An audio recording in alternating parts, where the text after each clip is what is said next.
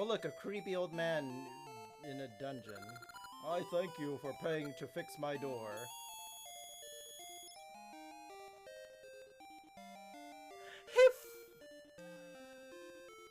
He fucking robbed me! Oh, there you go, life lesson! Don't burn down someone's door, they're gonna charge you. Never trust old people. Wow. That's my purse! I don't know you! Don't do it again. Winner, winner, chicken. What say you, Mr. Dinner. Doctor? Parse fires, parse fires. Walk to the Steven, room, parse fires. I'm whoever you are. Mr. Doctor. Mr. Doctor, yes. By the way, do you think you can Level get up! my ears done? Can I schedule an appointment with you on Tuesday? Where are your ears? Oh! No, climb. Max! Oh shoot, wrong way. She's gonna wake up. No, I'm climbing. Level up! I'm climbing. Y'all saw that. Bullshit. Oh, that scared the shit out of me. I was Why did you stop? I'm gonna. Level up! This is so damn cute. I'm on some good drugs right now, but this is so damn cute. Bear Pair Gaming said, TTS Grunty's spell reveals a streamer so bright, casual_gaming's lair is a magical sight. With games like DQ and DK in their brew, this LGBTQIA+ witch's potion is true. They'll charm you with Pikmin, Odyssey 2, no spoilers, no backseat, just fun through and through. So hop on their broom for a jiggy good time. Grunty's cauldron of games is simply sublime. You are doing very badly. You got 1 point. A wild shiny appeared. You saw that, Ruin? Please. Hey, Ludo. Please. They're trying to murder me. The man suffered the most damage, I think. They're just telling me to stop now. You really were hunting for that beast man, weren't you? You're like, can I take him home now? I got one. Get a load of Yeah, this. sorry, Mega Man, you lose. Oh, ooh. Why did I do that? Oh. I'm panicking. Oh, okay. Danny, stay on the damn platform. Oh my god. I lost the baby. Okay. This is fine. No, it's not. Oh, suck it up. Oh, you sucked me too! What the hell? The baby. First time I was angry about that. You're playing Splatoon and dying? Oh no. Look, Toad can barely reach the steering wheel. That's dangerous driving. Why are they Run! She's a ghost and a bitch! Drive the bus. Because they're royalty. They don't need to... Driving is so pedestrian. It's harder Mega Daddy. Oh, another portion's gone. Oh. She's getting faster as her ass is getting smaller. I like how the robot sort of skedaddled forwards. Look at someone's attacking my ass. Ooh, right in there. She got ready. She's like, Shut up, stop making me laugh right now. This is the orgy. I heard orgy. Wow, Jesse. The orgy. I'm like, things got exciting. Hey, Mario's... Look at that. Part of Mario's hat was disappearing for a second. That looked... Yeah. What the... Did you guys see his face right now? That was so weird. Look, it's happening again. What's going on? What's wrong with Mario's face? That was perfect. Oh my god. Look at it. That's horrible. That's... I've never noticed. Is this a glitch? What's going... It's every time I walk past the slide. What the hell is wrong with his face? Running jump to pass that goal.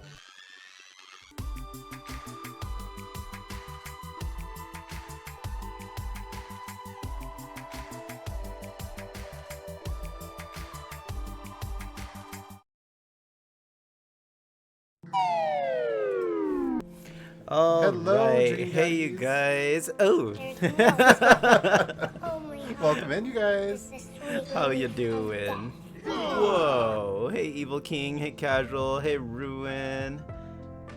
How you guys doing? Let's get you some stars here. Some on-time stars. Thank you for being here with us today. Sorry we were a little late. I had everything set up. I went to go eat something real quick, and then I came back and my camera was suddenly off. And I'm like, okay, that was on like a little while ago. So I restarted, that didn't fix it. So I just unplugged it and replugged it in and it worked. So I'm like, okay, whatever. A little Anyway. technical difficulty Yeah. before starting. No biggie though. We're here. We're Hey. alive. We're well. How are you guys? Mass Evil King, bombs. welcome in. Hey, Ruin, Evil King. welcome. Who else made it today? What was the other command? Let's see. What is that? Rolled a cat? Let's see. Oh, that's roll the crit. Oh, And okay. then- I saw a cat. I mean, you can roll a cat too. I don't know. Hairball. Let's see. Welcome in, guys. I mean, it is really a Twitch stream without tech. Is it really a Twitch stream without tech issues? Exactly. Exactly. It's part of the process. Yeah, it's part of the charm of streaming. So yeah, we've been honestly looking forward to playing this some more. We've been thinking about our dream daddies all week. We were this close to streaming it over the weekend because we wanted to like just get right back on it. But I think something came up. We ended up doing something. But yeah, like that's how addicted we are. So we're having fun with this playthrough. We're having fun playing the field. So Just like my old days. Oh, I know, huh? Maybe that's why. Maybe it makes us relive our youth. I don't know. Plus, I know it can't end with being left on red. That part, these daddies can't deny. These daddies can't like. You can't leave you have on read. gameplay without them interacting. Imagine with us. though if there was a dating simulator where they just leave you on read and you're like, oh, okay. Well, then again, Robert kind of left us on red for like a few hours. For a second, I'm like, which Robert?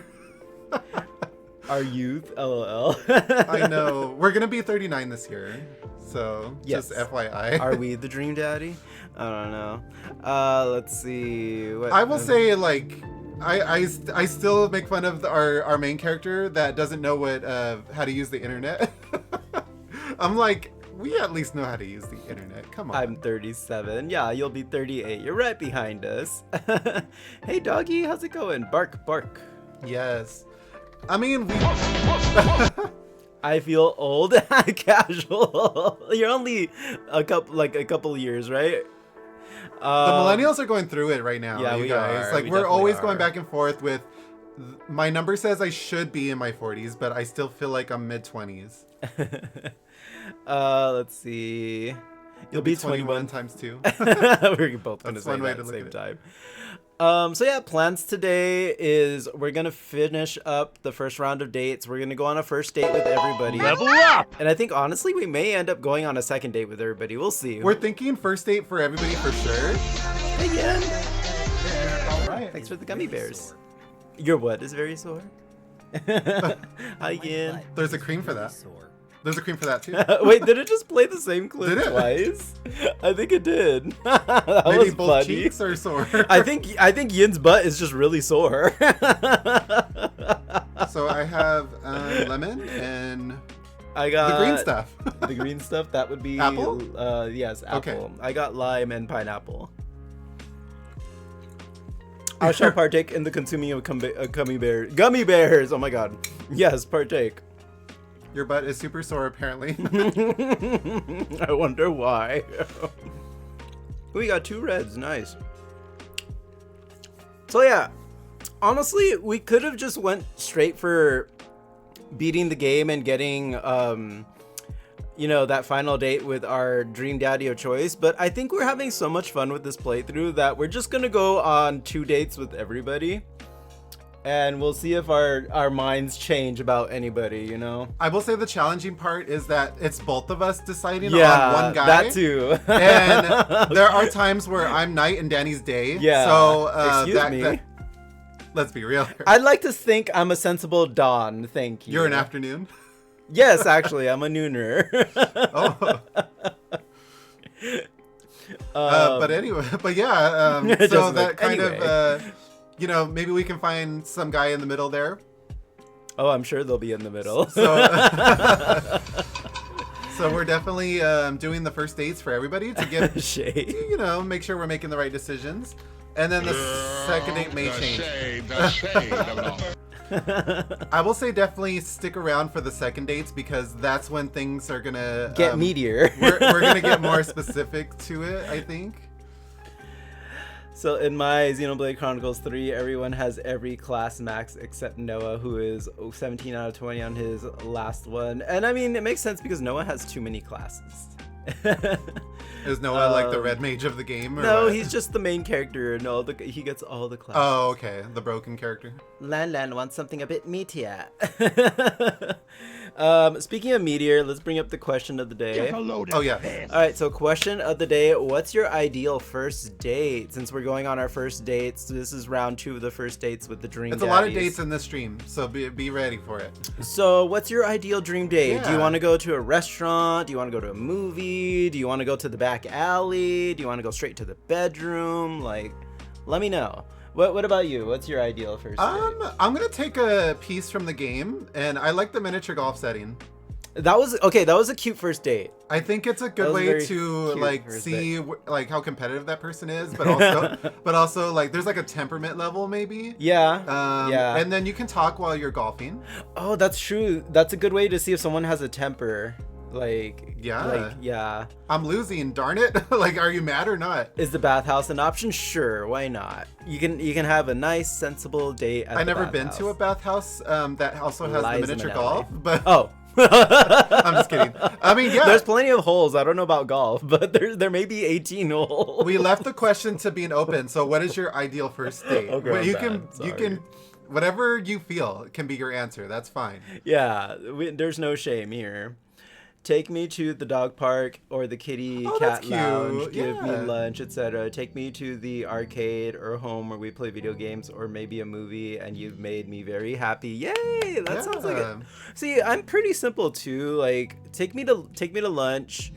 I'm very much a foodie bear. Take me out to lunch. You know, we'll play video games or we'll just chat for hours. You know, and then cuddle. I like cuddling. I want to say movies so badly, but I feel like you just can't talk to them during the movie. Like, if you're both into the movie, you're both quiet. So, you know, you're not going to really get to know each other. After you can, you know, maybe take them out to food after, but I feel like movies might not be it for me personally. Sounds like Casual and Yin are on the same page. Bear Pair Gaming, people bringing people together since when did we first start streaming? Everybody say love. Yeah, everybody say now. Let say the that. music play. Speaking of letting the music play, let's do this.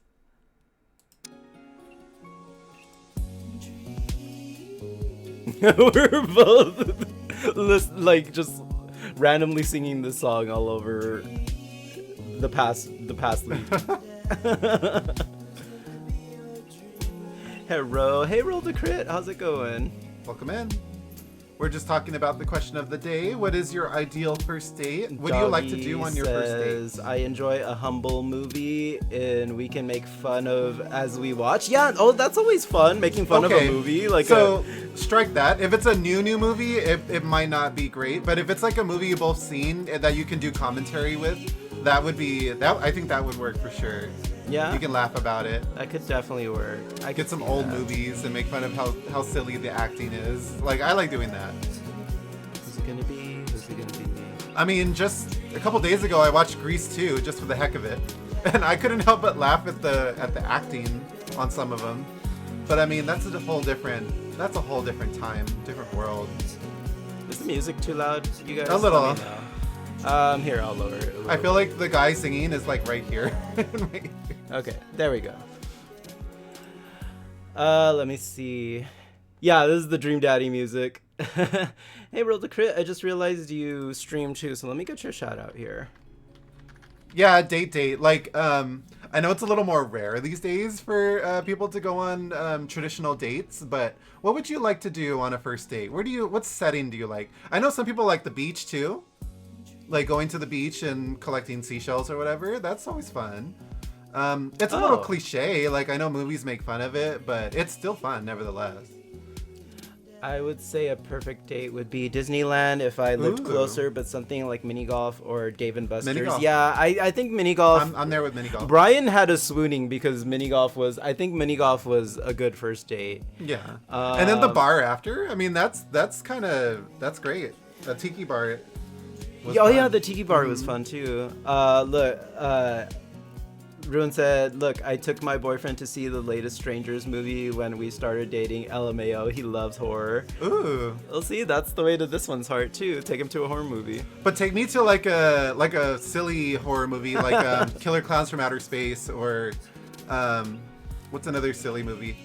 Krampus was pretty silly. Rolled said ball gags and rope. Wait, date? A date? Oh, Okay. bookstore. Straight to it. Bookstore and coffee. Okay, so like for a Oh, date okay. date. There's that someone sounds- like that on here. Yeah, we haven't dated There's a them coffee yet. daddy we haven't dated yet. Yeah. I spend too much money at the bookstore. Is the bookstore still running? Let's see. Question of the day. I prefer an arcade where I get to gauge Ooh. competitive nature. Love a competitive date. Oh, so okay. So you're like Brian. You like being very competitive on your date. Okay. I like the arcade answer. My sister is literally leaving for Disney for a few days. LL. That's why I'm house sitting. Oh, okay. That makes sense then. We saw Terrifier 3 on our date. Oh my god. I still haven't seen that yet. I'm terrified of seeing the Terrifier movies. Night of the Cats, but that's not out yet. Night of the Cats. Haven't heard of that one. Yeah, I've heard the Terrifier series is super gory, Ruin. From It's what this one was what telling me. Terrifier is known for. It's I don't like gory. It's like modern gore. I like horror just fine. Like I like suspense, I like thrill, but I don't like thriller, but I don't like gore. I think gore is like in its own subcategory. Like it's horror gore. So like Saw is kind of like that, but Human Centipede is very much like that. And Terrifier is now there. It's like slasher dismemberment. So it's kind of unique in that way. The last first date I went on was to a coffee shop and we realized it was not going to work because of that. Oh, were they not like vibing with that idea? I mean that too. Sometimes like the first date you get to feel someone out or sometimes you feel them. Anyway, but like yeah, you get to see what they're kind of about, you know? He got hot coffee slander. Oh no. Oh. You're like, hot coffee? In this household we have iced coffee. Well, see, that's another difference between me and Danny. He prefers iced coffee. I prefer hot coffee. It could be negative in the negative degrees outside, and I'll be having an iced coffee still. I just like the warmth and relaxation that hot coffee gives you. Well, Ruin did say he likes the hot coffee when he's cold. Yeah. Yeah, same. I think gays and iced coffee go hand to hand, like peanut butter and jelly, or I don't know, I mean, pumpkins and pie. okay, but I think hot coffee too is nice for warmth and comfort, and just sets the mood for a relaxing time. We do iced coffee in this house. Night of the Cats from the trailer looks like the Night of the Living Dead, but instead of zombies, it's cats. And when people have skin contact with them, they turn into cats. Oh my god, this sounds like... I know there's an older movie that sounds like that. The This sound- Sleepwalkers or something like that? No. It Where they sounds get like... like cat scratched and they turn into a cat. It sounds like a horror version of the musical Cats or something, which already is pretty terrifying. That's just creepy. A hot peppermint chocolate coffee during the winter is not... Ooh, yes, peppermint. That's a good pick. Yum, yum. But usually I want cold and sweet. Same. I don't want to taste the caffeine. I just want to taste the sweetness. I'm slowly transitioning into black coffee because I know it's probably better for me, but I need a hint of sweetness. Like, yeah. For now. I'm trying to like work my way into black coffee. Bear Pair Gaming asks the magic pair, do the gays love the iced coffee? That's not fair. At least put hot coffee in there too. Does the gays like iced coffee or hot coffee? Try asking Thank again. you. Okay, fine, bitch. She agrees. I'm pretty sure I have permission to do so. Wait, excuse me. You don't like coffee or tea, casual? How about boba? Wait, entire tap dancing time. Well, I mean, boba's usually in tea. Dancing time, stepping minute. all the Don't time. you slander cats. I have a keto iced mocha latte right now. Ooh. You don't like coffee or tea? Wow, rude. How about smoothies? For the tea. Thank you. Thank you. Oh my god, thank you. Ooh, you like taro as well, Ruin? That's my Taro's favorite. good. Whenever I like try a new boba place, I ask for taro. That's my deciding flavor of that place. I'm like, give me your taro. Yay! Oh, that's cool. Also, I just realized, give me 1 sec here, guys. I gotta turn this.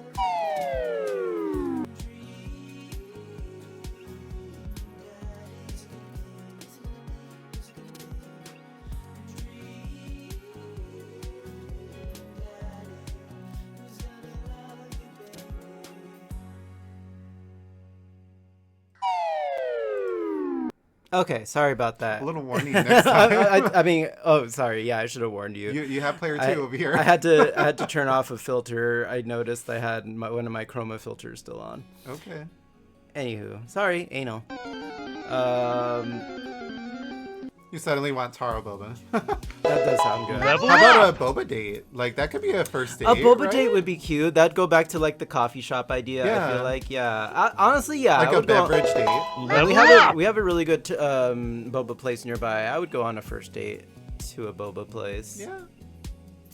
How about like the zoo? Like, does anyone go to the zoo anymore? Like that's a thing. Or SeaWorld. Boba and sushi. Ooh, that's a good combo. Dang. I went to a boba place for the first time a couple of weeks ago and had a strawberry dragon fruit thing. It was good, but no tea involved. Okay, so yeah, sometimes they have like smoothie versions, casual or like decaffeinated options. You left the zoo, but so much walking for a first date. Oh, yeah. That is a lot. Yeah, I agree. That could be a lot of walking. And you know what? Places with a lot of walking can sneak up on you. So like when you're trying to get to know the person and you realize, I've been walking for like 2 miles. Or 3 miles. My previous boyfriend took me to Busch Gardens. I'm assuming that's a like garden type area nearby. Oh, that sounds neat. I don't want you to see me sweat until at least the third date, yeah. or you know. Or some other I time. mean, lots of gays sweat on the first date. I like going to zoos if they got big tortoise. Oh yeah, those Ooh, are cute. nice. Yeah, the tortoise and parrots too. I like seeing the parrots. Imagine a first kiss in front of the tortoise, and the tortoise just like goes back into its shell. It's like these gays, they're trying to kiss in front of me. I always like those areas where you're kind of surrounded by water, like it's like an aquatic scene, and you're just kind of like walking through. Stuff like that is just it's a nice picture area. Like you can take nice pictures there, and you can see the fish doing their thing.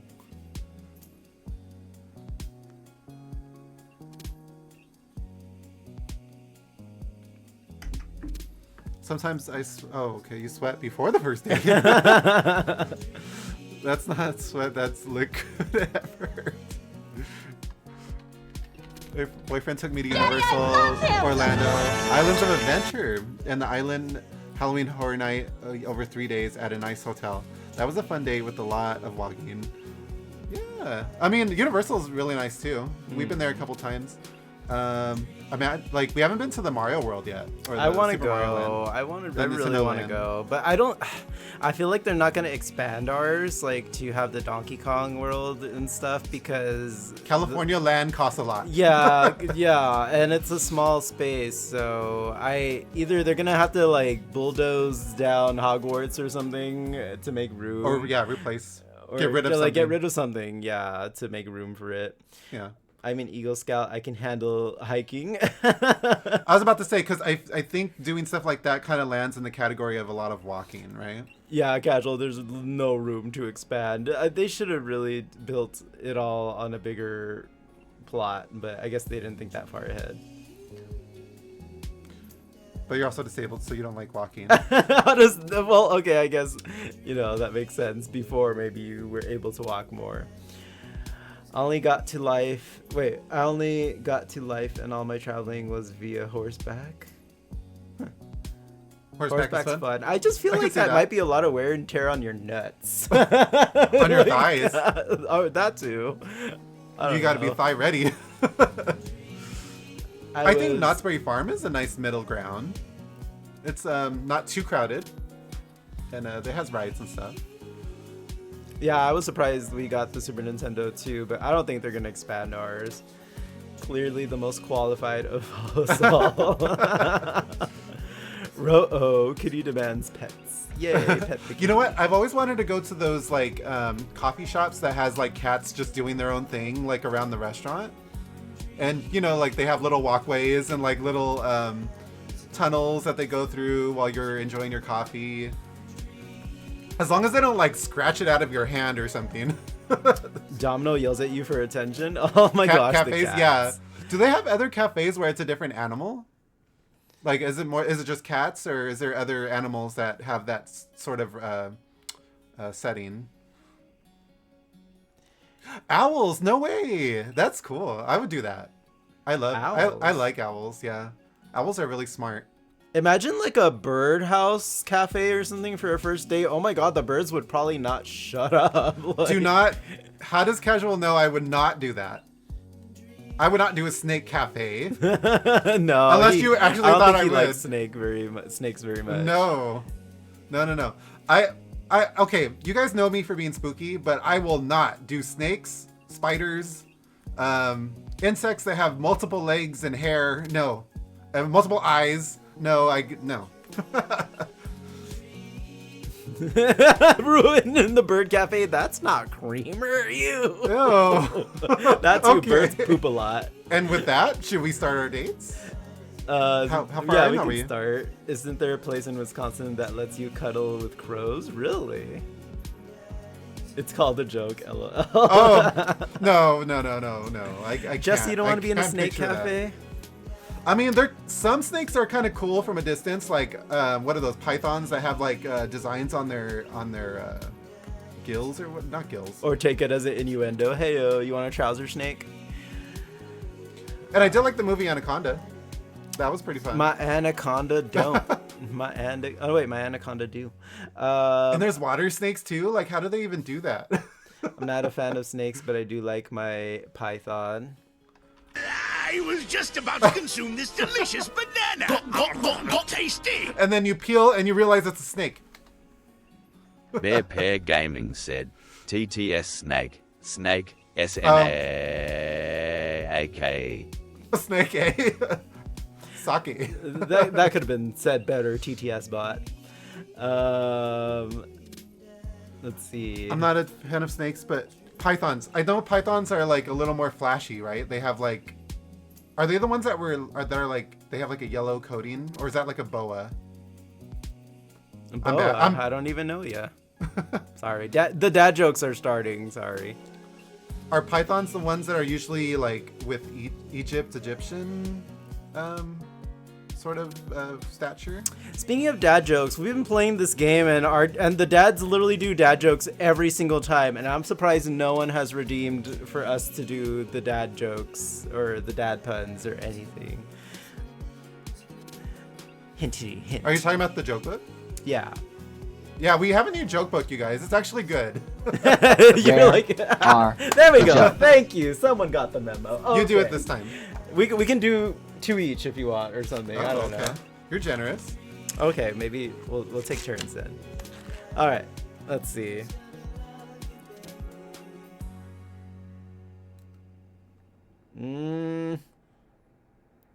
Oh, I get it. I don't like that one. I like this one. Let me do this one. Okay, sure, go ahead. Why didn't Cinderella make the basketball team? I didn't even look, so I don't know. Okay, good. She ran away from the ball. That one's good. I like that one. That's so stupid! That's so stupid!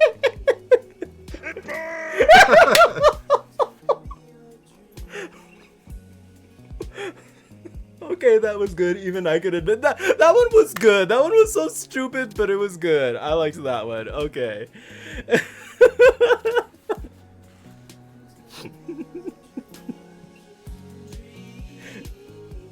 Okay. You found one? They're not like... Some of them are puns and some of them are jokes.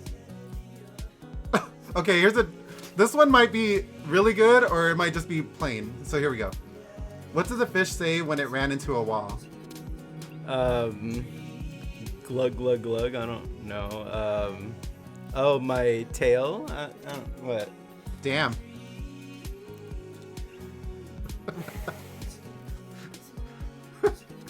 That's a dad joke, right? Okay, let me do one. You can't hog the book. Let's see. Okay.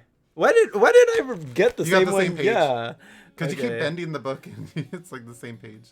Oh, I like this one. Okay. What does a thesaurus eat for breakfast?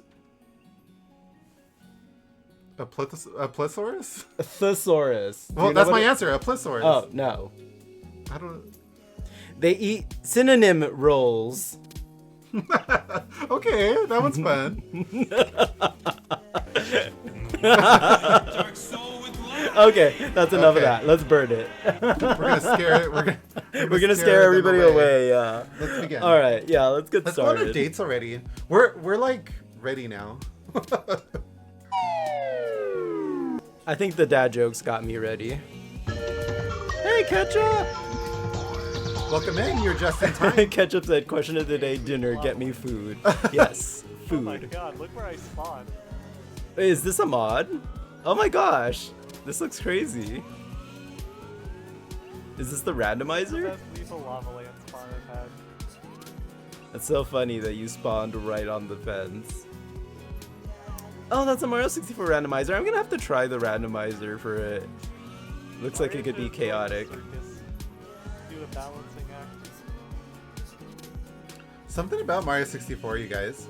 Let's It never gets see old. what Frosty Tool says about our friend Ketchup. Grunty's spell reveals stupid Ketchup's tale. A gamer who's LGBTQIA+ and won't fail. From Kirby Superstar to Balatros Chill, their cauldron of games gives Grunty a thrill. Iron Chads, Randos, Seeds, and Rusty Stars. Rusty Stars. This streamer's a jiggy no matter how far. That was cute. All right, we're just gonna get started here. We just did some very questionable dad jokes right now. Let's put the volume up a little bit. Okay. All right, continue.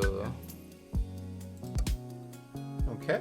So, previously on Dream Daddy, we did our first dates with Craig, Brian, Robert, and that was it. That's it. Yeah, we only did So 3, so hopefully we can do the last 4 today. We are planning to date all of them on the first date. Second date, we're not completely sure. We might just go with the ones we like after the first dates. Good luck and have fun dating Joseph. Oh God. So, okay, yeah. Good thing you brought him up because we were talking and we think with the ones that we are least interested in, we are not gonna not gonna reload say a scum, save. yeah. We're not gonna hope that things go right. We're just gonna gonna go with let our it- gut answers and just see where it takes us. Yeah. Just to make it a little more fair, because we are gonna go through all of them, so we are giving them a chance. All right, so we've got Matt, Damien, Hugo, and Joseph left. Who do you want to go on a date with next?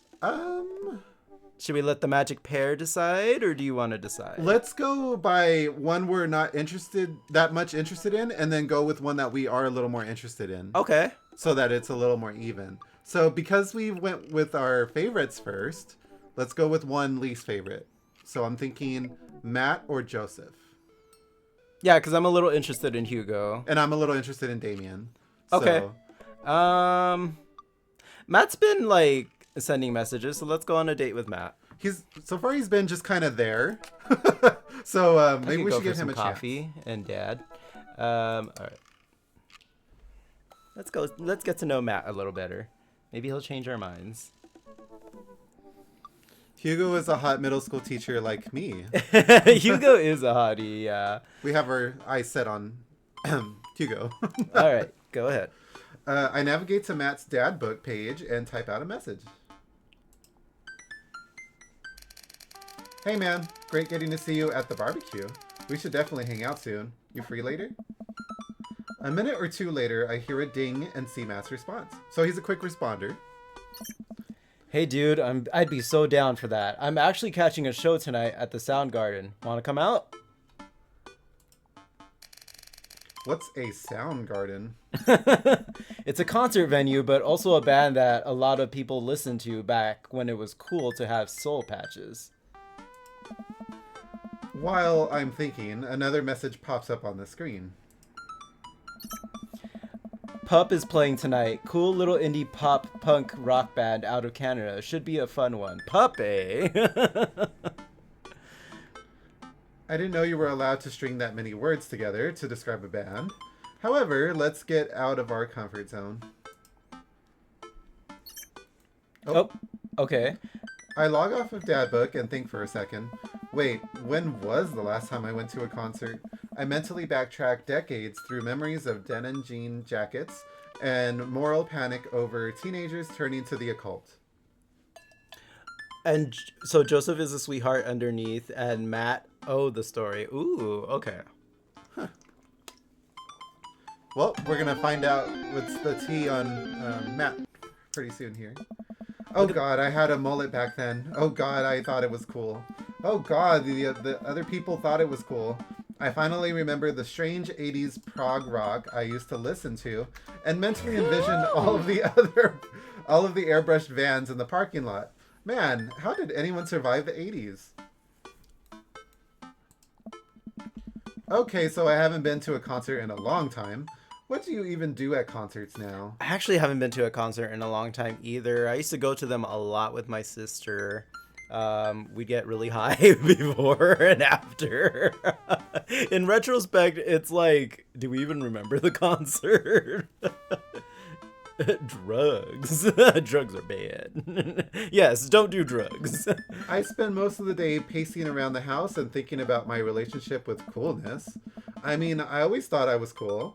At least relative to a bunch of other dads my age.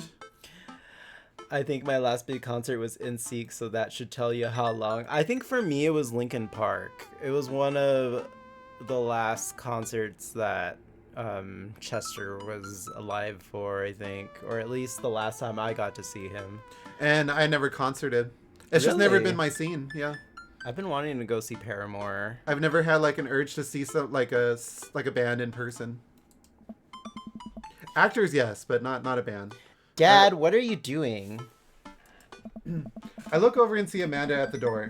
Just getting home from school. First concert with Celine. Ooh. It's a good first concert. Anyway, what's up? Amanda, how do I be cool? Let me put on a pot of coffee first. This is going to be a long night. No, seriously. Matt invited me to a concert, and I don't think I've been to one since you were born. Oh, God. So, is our character, like, Gen X or Millennial? I don't know. Gen X. No, he's not that young. Well, because he said he went to the concert in the 80s. Oh, wait, is Gen X before us? Yeah. Oh, okay. No idea. That's a good question. Ketchup said, I've been to some local concerts, but that's it. I guess if you count those, yeah, we've been to some. Like, usually there's just a band playing, like, at an event we go to. I guess you wouldn't say that's a concert. I don't know. You think Manny is Victorian? Oh my gosh, he'd get along with Damien then. Aww. Yeah, you have. Yeah, you have. You took me to one when I was 12, remember? I'm suddenly overwhelmed by the memory of a sea of screaming preteens. Oh God. I tried so hard to forget. The one where I had to camp out with you in line so that you could get a good spot, and then you cried and screamed the whole time? Dad, it was so much more than that. I'm not even ashamed to say it. Oh, you're not ashamed? You seemed pretty ashamed when I found all those drawings you made of those dancing boys kissing in your Trapper Keeper. Wait, Trapper Keeper. Were the dancing boys kissing each other? You had a Trapper Keeper? Aw. They held all your stuff. They did. I had all a your Goosebumps one. secrets, all your juicy secrets. Yeah, well, you didn't even find the good stuff. Yeah. Anyway, you should be all set for the concert if you remember that. Just bring a big glittery sign and cry a lot and you'll fit right in. Well, it's at a smaller place, and I think Matt mentioned that they're a punk band. Like DIY gutter punk? Trash? Straight edge? Come on, Dad, give me something to work with here. Are they post-punk, proto-punk, C-punk, Jeremy punk? Let's go back to C-punk. Where's Jeremy Punk? Or what's Jeremy Punk? I made that Why one is up Jeremy to see if I made that one up to see if I could get away with it. They're not positive hardcore, are they? He said that they're Canadian punk. Oh yeah, you'll be fine. Why am I picturing Sex Bomb now? I get that. I'm getting that from this so far. A little bit of Scott Pilgrim versus the World, a little bit. Does the idea of Canadian punk seem contradictory to you? I don't see friendship and politeness as core tenets of the punk scene. So is that like a stereotype of Canadians that they're all polite and like friendly and stuff? Like, I mean, I don't see a problem with that. next time Raph pops in, we should ask. Let's see. I think I'm with my main character on this one. I'm kind of confused too. So many labels. Well, punk is kind of a big genre. That might not be as dangerous as you think it is. That's a stereotype of Canada? Okay. I feel like that's not a bad stereotype though. It became so much more than just counterculture rebellion. What I'm trying to say is just enjoy the music. That's it? I mean, yeah, it's not like you're gonna jump into the mosh pit or anything. Oh my gosh, imagine our dad in the mosh pit.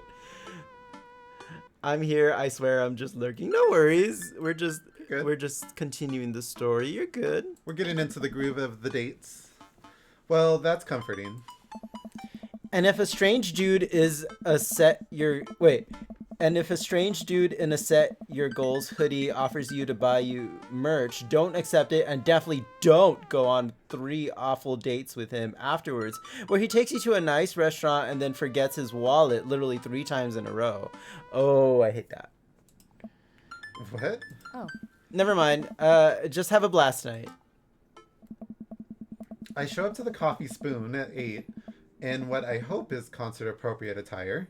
I see Matt out in front, locking the door to the shop. Ketchup says the Texas stereotype I hear a lot is that we ride horses. I don't think that one's bad either. Yeah. I get like Texans are tough. Like like they wear tough attire, like boots and belts. Hey, you made it. Ready for tonight? All right. So we're going to go with our instincts on this Oh, guy. so we're being legit on these. Yeah, okay. with this one, with him. All right. Well, our options are, well, it's been a while. Yes, of course, I definitely know what I'm talking about. Or ready. I was born ready. I think, well, it's been a while could go wrong. Like, that could be like, oh, like, you're saying, like, where you been? Like, you know, like, people get busy. We could be sarcastic and say, ready, I was born ready. That could be like, yeah, because we're still kind of feeling him out, so I'm not sure. Yes, of course, I definitely know what I'm talking about. That seems pointed to me. Yeah, coffee shops closing at 8, offensive. I heard there are only steers and queers in Texas. Sisters. So gay minotaurs. All right, what should we pick? It's between the first and the third for me. I was thinking that too, between the first and the third. I think well, it's been a while is like feeling him out. Yeah, I guess that. Yeah, I could be feeling. Ready, him out. I was born ready is a bold, like sarcastic thing to say. Like if you're wanting to be humorous with him. Yeah, it could be like trying to be humorous with him. Yeah. All right, final say. What will it be? Well, it's been a while.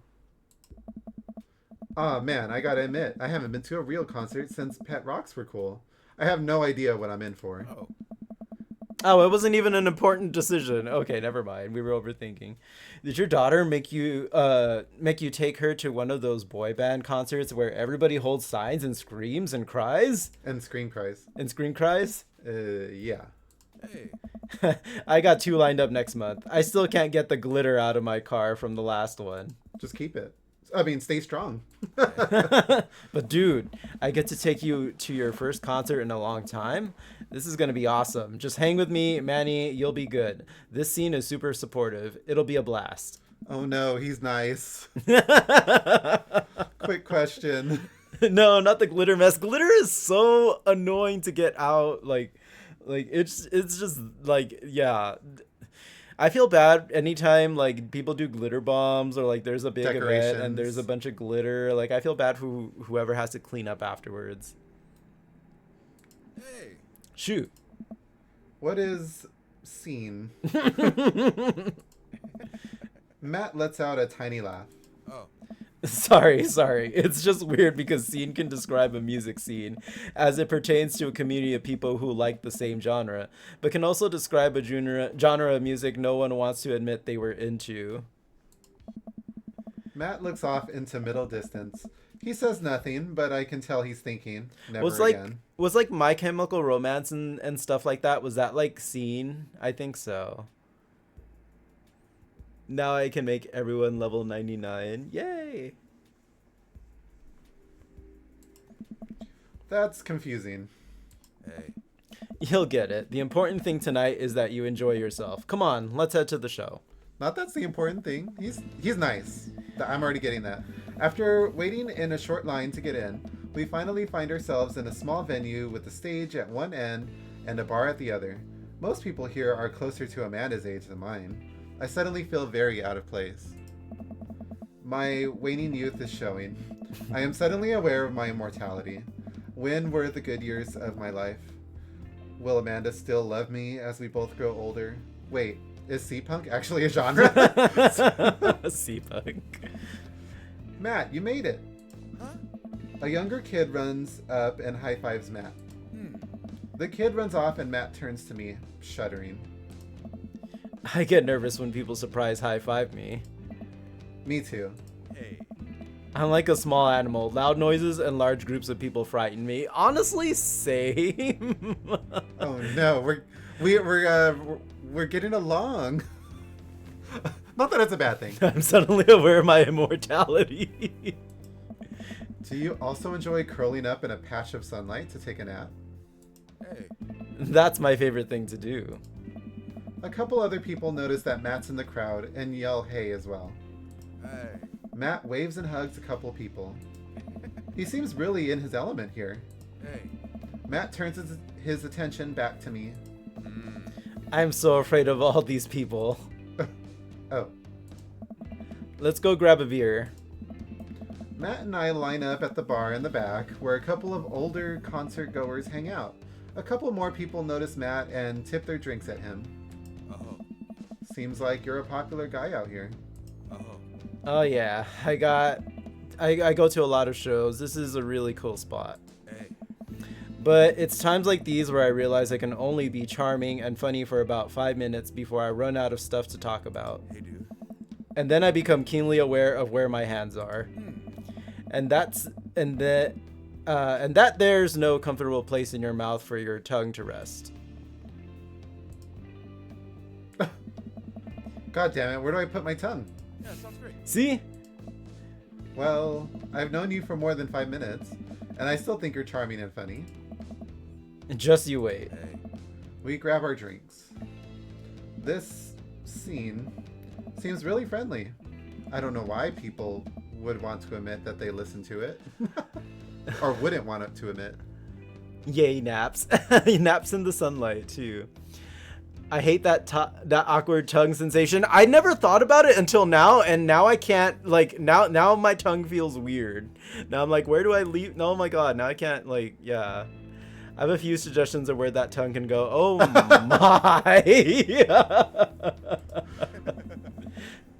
Let's check out the merch. I think Matt was laughing in Casual's direction. Matt and I walk over to a small booth in a corner of the room. where a crusty-looking teenager Not crusty. guards a selection of shirts and records.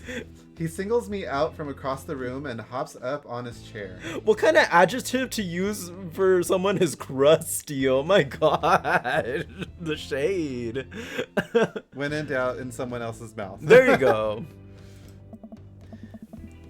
Hi, tongue goes in me. Oh my god. Hey, Rav.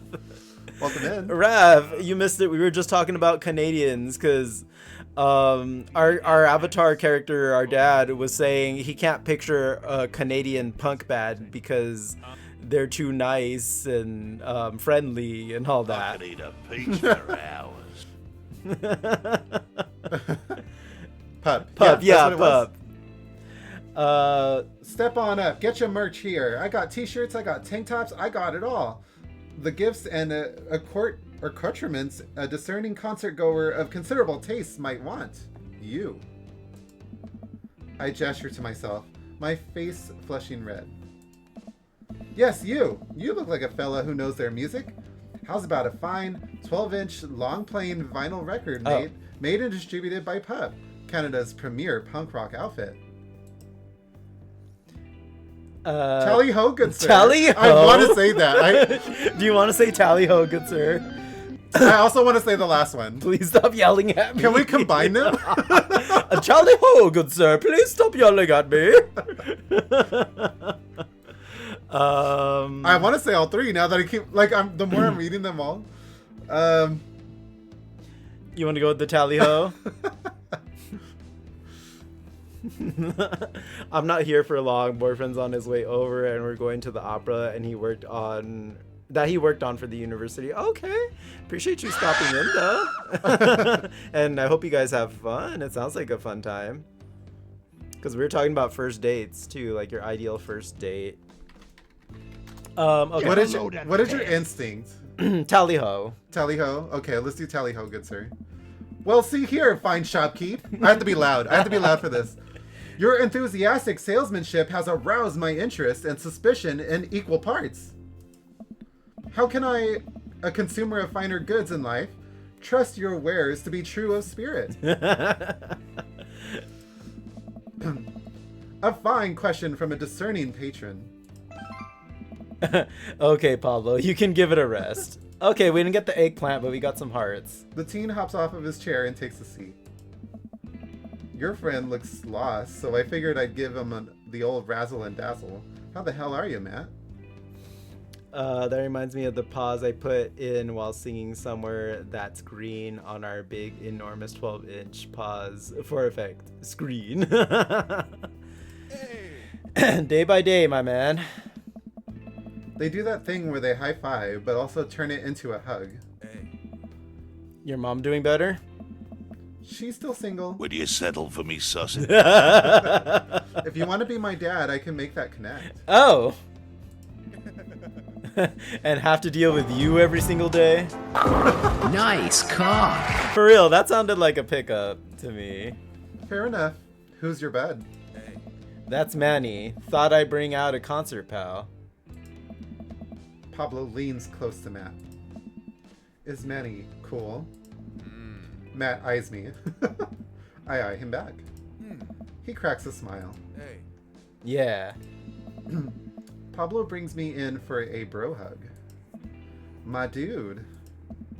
I'm not sure what to say, but give the courtesy 2 pats on the back, as is customary in our society for people you don't know super well, but still want to be friendly to. Casual said, please, with the way he's dressed, he really wants to say, be my daddy. Matt lied for you. Hey. Pablo's a total card. Kid plays the hell out of a bass. Yeah, man. When are we starting our Witch House band? Hey. You know I'm out of the game. It's a shame. You know, a vacant veal would have slayed. Veil. Okay. Not veal. Oh. That's a totally different thing, Jesse. Oops. I kept looking at the crosses. It'll slay once you start actually making music instead of just printing a bunch of band shirts. I actually said veal, wow. The bro hug with the triple pat that says "I'm not gay" was our Jen's version of no homo. We got the sickest logo. While Matt and Pablo talk, I check out the merch. These shirts are really nice. Hey. Looks like the opener's coming on. Let's get a spot up close. Hey. Matt and I walk over to the stage where a crowd begins to form. The band walks on stage and pick up a variety of strange instruments. Is that a harpsichord? Harpsichord. Harpsichord. The lead singer addresses the crowd. He has a mandolin slung behind his back. Hey, what's up, everybody? Oh, sorry. No, it's a new person. Hey, what's up, everybody? We're Jonathan Jones and the Speak Easy Choir. He's like, is this thing on? My name's Daniel. Oh, God. Let's start the show. Oh, perfect. Oh, no. These guys. What? Without time to respond, the band starts playing the most catastrophic noise I've ever heard. Or cacophonous noise I've ever heard. What is this? What is this? What is this? Matt doesn't say anything. He just hands me earplugs. What is this noise? This sounds like one of those Halloween sound effect music. Oh, for real? Like the soundtracks in the background. Uh-huh. This sounds like a Butthole Surfers style band. Oh no! I just hear people dying. Cacophonous. Okay.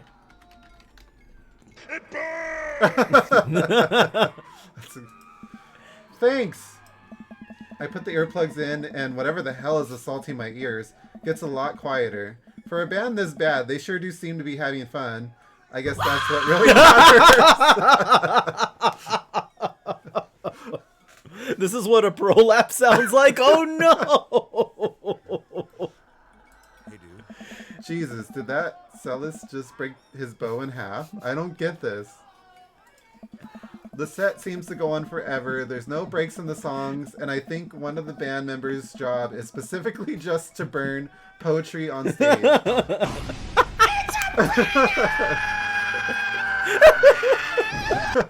I just turn to Matt and try to start a conversation. So you go to a lot of concerts out here, huh? What? Drop it. No, Ask I don't know. again, drop it. Let's ask again. Okay. So you go to a lot of concerts out here, huh? Yeah, I don't think a concert's a good place for a first date. It gets too loud. Go back to the bar. What? Ask again or drop it? I mean, we'll try one more time, I guess. So you... Yeah. Matt turns his back. Wait, Matt turns back his attention to the show. He can't hear me, so I just stop and try to enjoy the music. What did the I can't get over the screaming in the background.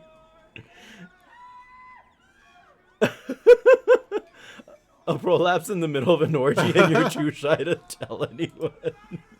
Oh. Okay, no, this is impossible.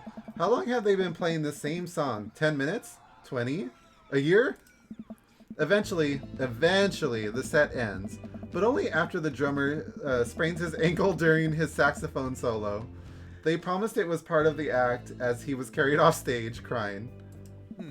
Matt and I both pull our earplugs out. What the hell? This just took a turn. Man, that was something. I promise Pup is much better. I just have a lot of questions that I know I'll never get the answers to. Hey. Oh yeah, he sprains his ankle at every show. They were being real about that. Imagine spraining your ankle at every show. Let's grab another beer. Not a beer. I want a margarita. Margarita. Yeah. Matt and I work our way out of the crowd and back to the bar. More and more people file into the concert space as it gets closer to the main act. It's getting kind of crowded in here. Boy, you don't need to convince me that Pup is better. We grab our beers and I try to follow Matt back to our spot. But there are so many people that I'm having a hard time keeping up. As I work my way through the throngs of excited concert goers, I realize I've lost Matt entirely. I stop and look around, seeing nothing but a sea of hip 20-somethings. I'm lost. How am I ever going to find Matt here? Where's the exit? All right, looks like we're coming up on our first ad in a couple of minutes. Are there even exits? What if I'm trapped in this building forever? Am I going to see my daughter ever again? What if that terrible band gets back on stage? What if... Aw, our dad's panicking. Suddenly a hand reaches out to grab me. It's Matt. Oh. Almost lost you, buddy. Phew, I got really nervous for a second there. Hey. You and me both, dude. He takes my hand and leads me back towards the stage. I can feel myself blushing a little. We finally settle back into our spot and wait for the band to start. I'll be back! Alright, we'll see you in a bit. Tis time. Alright, casual. Thank you for the lurkies. Let me just fix myself here too. Fix myself. Oh, okay. Busy place, huh? Hey. Yeah, Pup really brings out a crowd. So you go to concerts a lot? Hey. Oh yeah, it's one of my absolute favorite things in the world. I think it's one thing to listen to music and connect with it, but when you're in a room full of people connecting with the music just the same way that you are, that's magic. I suddenly have the urge to pee.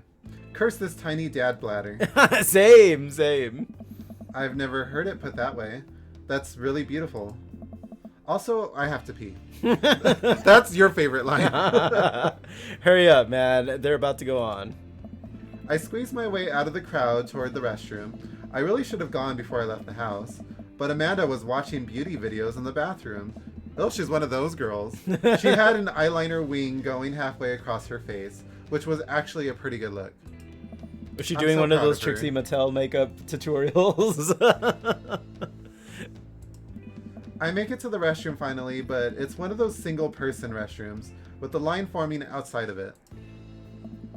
As soon as I finish my business, the band starts. Crap. The people that were initially milling around the venue all crowd up against the stage as Pup plays their first song. How am I ever going to find Matt now? Don't skip the corners. Oh, it's a game. It's a mini game? Everyone's rushing to the main stage to watch Pup play. I'm sure Matt will be up there too. I gotta get there without being trampled by all these rowdy youths. Oh gosh, why does this look like Minecraft or something? Why are we wearing heels? Don't they look like heels? Kinda. Ketchup said this next part is great. Okay. Avoid those youths? Can we collect the heart? I see a heart. Oh, don't touch him. Oh, you hit him. oh. It's like Frogger, kinda. Kinda. This is the part of the game where you should have been hearing a licensed tune. We worked really hard Oh, move! to Oh. lock it Oh, down no. for No. Get the hearts, get the hearts. you. Even Okay, this is a little hard to control. whitelist the song for YouTube and Twitch. Oh, it's because I have the streamer safe mode on. Broken, what a bitch. Oh, that stupid guy's in it youth. for you. No. So we added the song that you're listening to right now. Get those Don't hearts. you think it's better than risking content ID? To you streamers and let's players, I have one decree. Please check out the band called Pup and their song DVP. Ow. No. That's right, the band's called No. Pup and their song Damn you it. missed one. DVP. Oh, Okay, this is kind of hard to you're all control. up in there now. Video is tight, Okay, maybe it's steal easier it if I do from this. me. Oh, maybe that's the way it was It's intended. like footage of NES and SNES games with the lyrics added into them. It's really cool, but it's kind of hard to explain right now, but you'll get it, I promise. You should really go check it out. Okay. Let's advertise. So we added the song that you're listening to right now. Oh dear. Oh dear. Think it's better No. Oh, not in it. No. Casual Oh. underscore gaming said, TTS Rocket Space Report. The chat's a wild galaxy today. I got an egg. Ruinarchs conjuring gay minotaurs in Texas Ox Rainbow. While Bear Pair Gaming celebrates jump catch victories. Casual_gaming's tongue-in-cheek suggestions spark laughter, tears of joy. And the arcade bear preps for an opera date face mask. Oh. Ideal first dates and 12-inch screens, a ponded TV sparkling heart. As we orbit around the cosmos, a dream daddy love and cheeky banter. Bear heart and arrow hashtag Bear Cave Chronicles. Thanks, Cash. This copyrighted music, or this not copyrighted music, is pretty funny. Right now, don't you think it's better than risking Oh, I didn't even read that. Oh, babe. I watched Pup Set by My Lonesome, out next to a bunch of hit 20-somethings. I can tell they're judging my clothes, and I want so badly to grab them by the shoulders and explain the usefulness of utility pockets, but I try to focus on the concert. Man, I wish Matt were here. The show finally ends, and I wait for Matt outside. After a minute or two, Matt spots me. Hey. Dude, I wonder if I could have controlled that with the arrows on my keyboard, because that might have been easier. You sure are a sight for sore eyes. Sorry I lost you back there. Hey. It's all good. Wasn't it a great show? Totally. Would have been more fun with you, though. Let's see. We've got a Gorbis. Let me check if I have that real quick. Okay. Hey. Well, next time I guess we'll just have to hold hands the whole time so we don't lose each other, huh? If there is a next time. I laugh. Am I blushing? Hey. You hungry? Starving. Hungry for that sausage. Follow me. Matt and I walk to a tiny little diner with a cute neon sign. We tear into some bacon and eggs in a corner booth. Ooh, see, like... Will you settle for me, sausage? I already love that. Like, you can have breakfast at any time. Hey. So, there I am in the pit trying to explain to the face tattoo guy that I didn't mean to elbow him in the face tattoo. But he's already seeing red. Who's hungry for sausage? Oh, that's you. Not from the tattoo, which coincidentally was red. He's lumbering toward me, and there's nowhere to go. Hey. It's the end for me, right? Then out of nowhere, I get this idea. I just lean back and spread my arms, and just like that, I'm crowd surfing away from him in slow motion. You should have seen the look on his face. Oh. Can confirm hash browns and sausage gravy is good. Ooh, yeah. Yes. Biscuits and gravy, too. I have breakfast for dinner often when we go to restaurants. Bought him a beer afterward, and we were cool. We still follow each other on social media. He has beautiful kids. Glad you guys worked it out. Hey. Yeah, man. Just goes to show you that punk's not dead. It just drives a minivan and has to hire a babysitter. Ooh. So, how did you get to see all of these amazing concerts? Hey. Oh, I used to tour in a band. We were small, but it got us to travel all around the States. Whoa. Yeah, I mean, we were poor and we had to scrape a lot together just to survive, but I wouldn't trade those experiences for anything. Hey. But yeah, that's how I knew a bunch of these people at the show. Music like this builds an amazing community, especially in a town like this. Just a lot of positive energy and good vibes. I got that feeling. Plenty of friendly people, especially that Pablo kid. Oh. Oh man, everybody loves Pablo. His mom's been raising him on her own, and you can tell that it's been tough on both of them. I know he looks up to me, so I try to help him out whenever I can. That's really nice of you. Oh. Thanks. Us single parents just really have to look out for each other. How's Carmencita? She says she wants to learn the drums. Oh boy. Oh. It'll be loud and I'll need to take a lot of aspirin, but I'll manage. Can't really blame her. I'm suddenly very grateful that all of my daughter's hobbies are super quiet. Photography, collaging, whatever it is she does on the internet. Thanks, Amanda. I'm trying to be supportive of Carmenista's rebellious phase, but I guess that kind of defeats the purpose of it, doesn't it? I think it would be a good daddy/daughter activity to find something to rebel against together. Oh. Like what? Fashion, consumerism, big budget remakes of foreign films. Fashion? But is it fashion? But is it fashion? Consumerism could be good too. Yeah. I could see rebelling against all three of these things. I would go the big budget remakes, but foreign films, probably not. Like live action or something. Okay, so leaning towards fashion or consumerism? Yeah. I think consumerism. Okay. Why do we gotta get up early the day after Thanksgiving and line up to buy things? Why can't we, like, share things?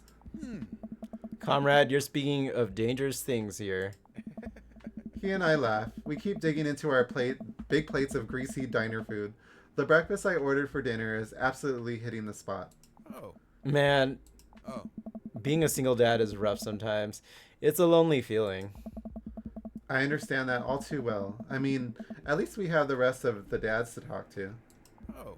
Yeah, I don't know. I get really nervous sometimes talking to people.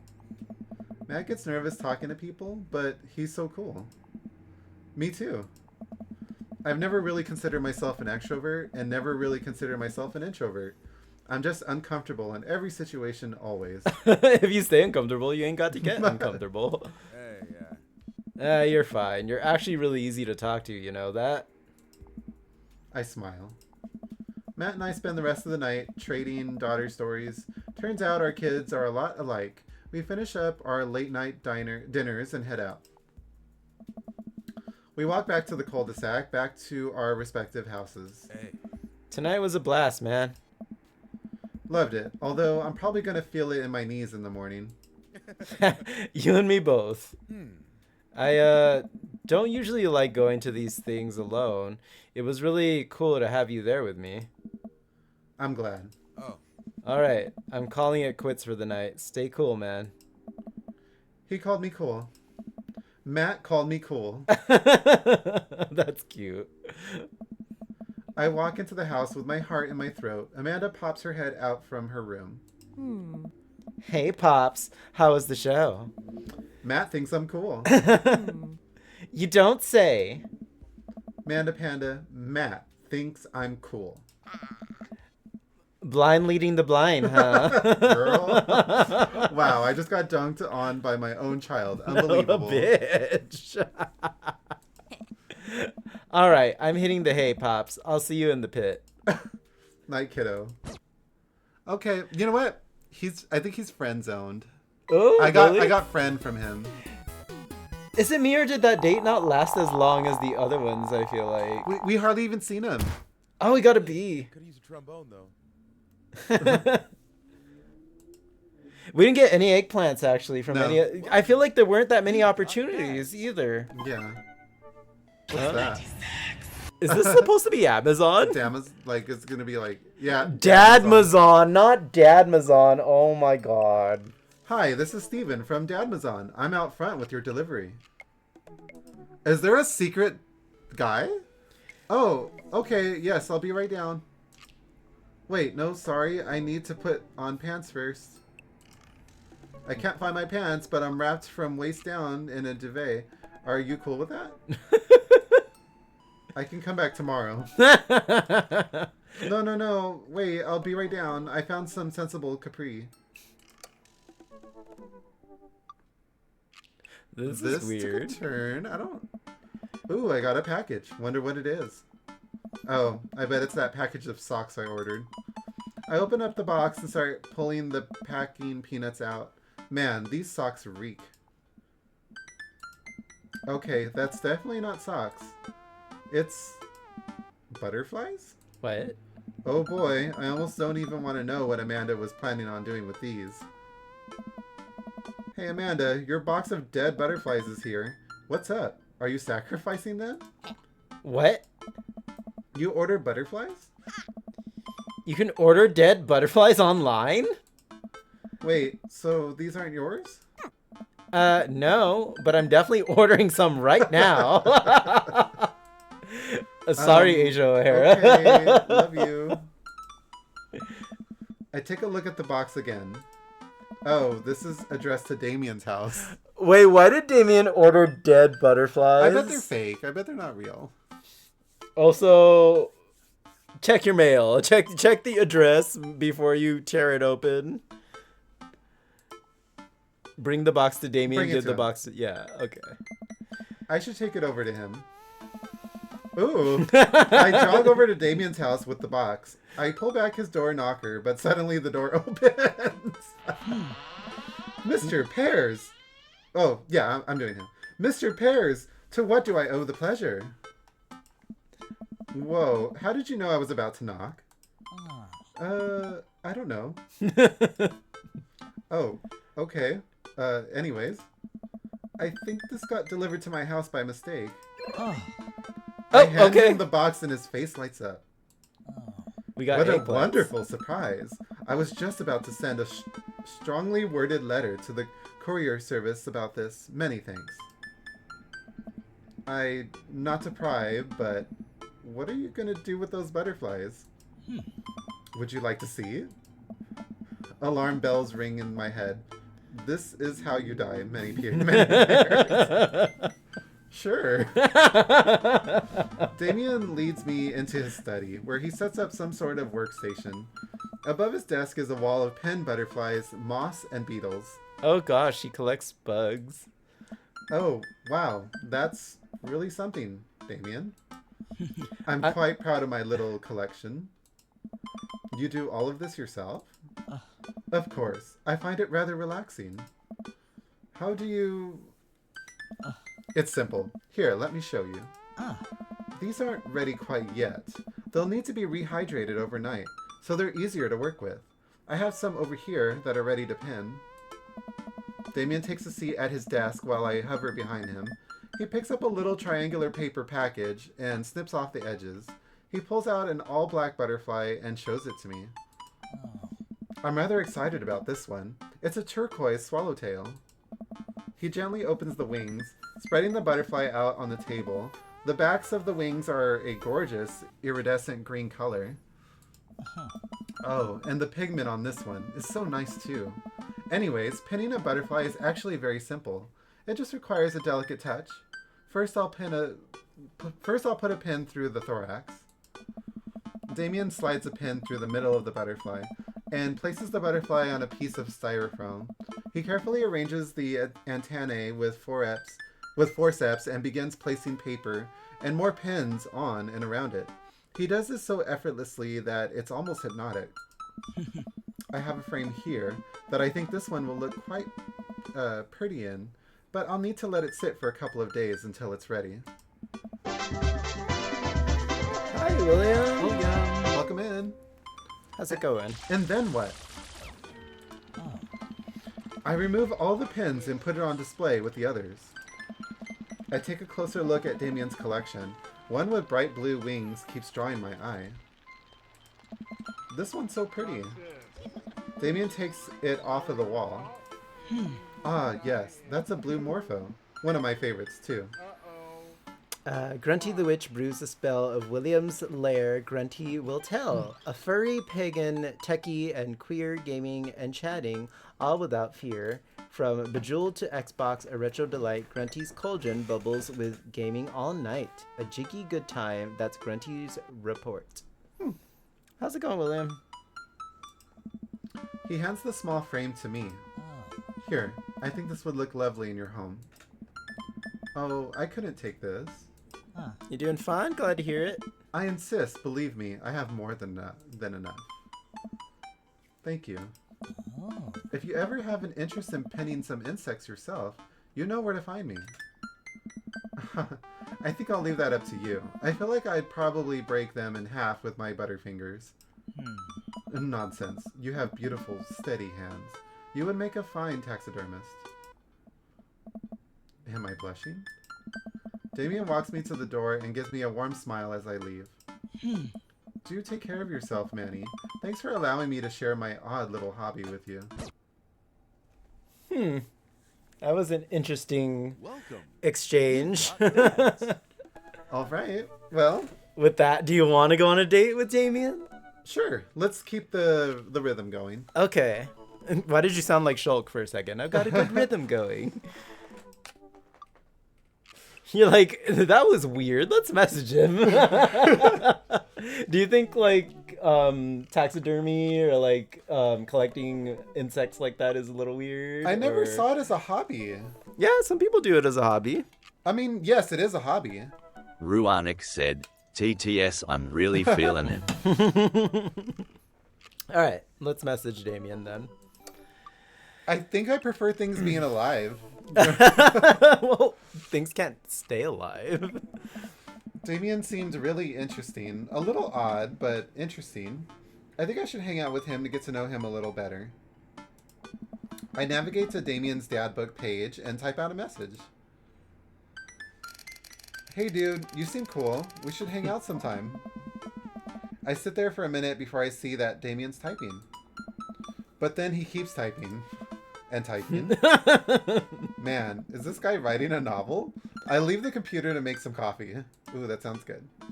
And he's still typing. I sip my coffee and the computer finally dings. Manny. I must confess my excitement to be receiving your kind letter, for, as you see, I do find myself available to enjoy your company. I must ask for your forgiveness, however, as I believe our first meeting did not paint me in a gentlemanly manner as I would have liked.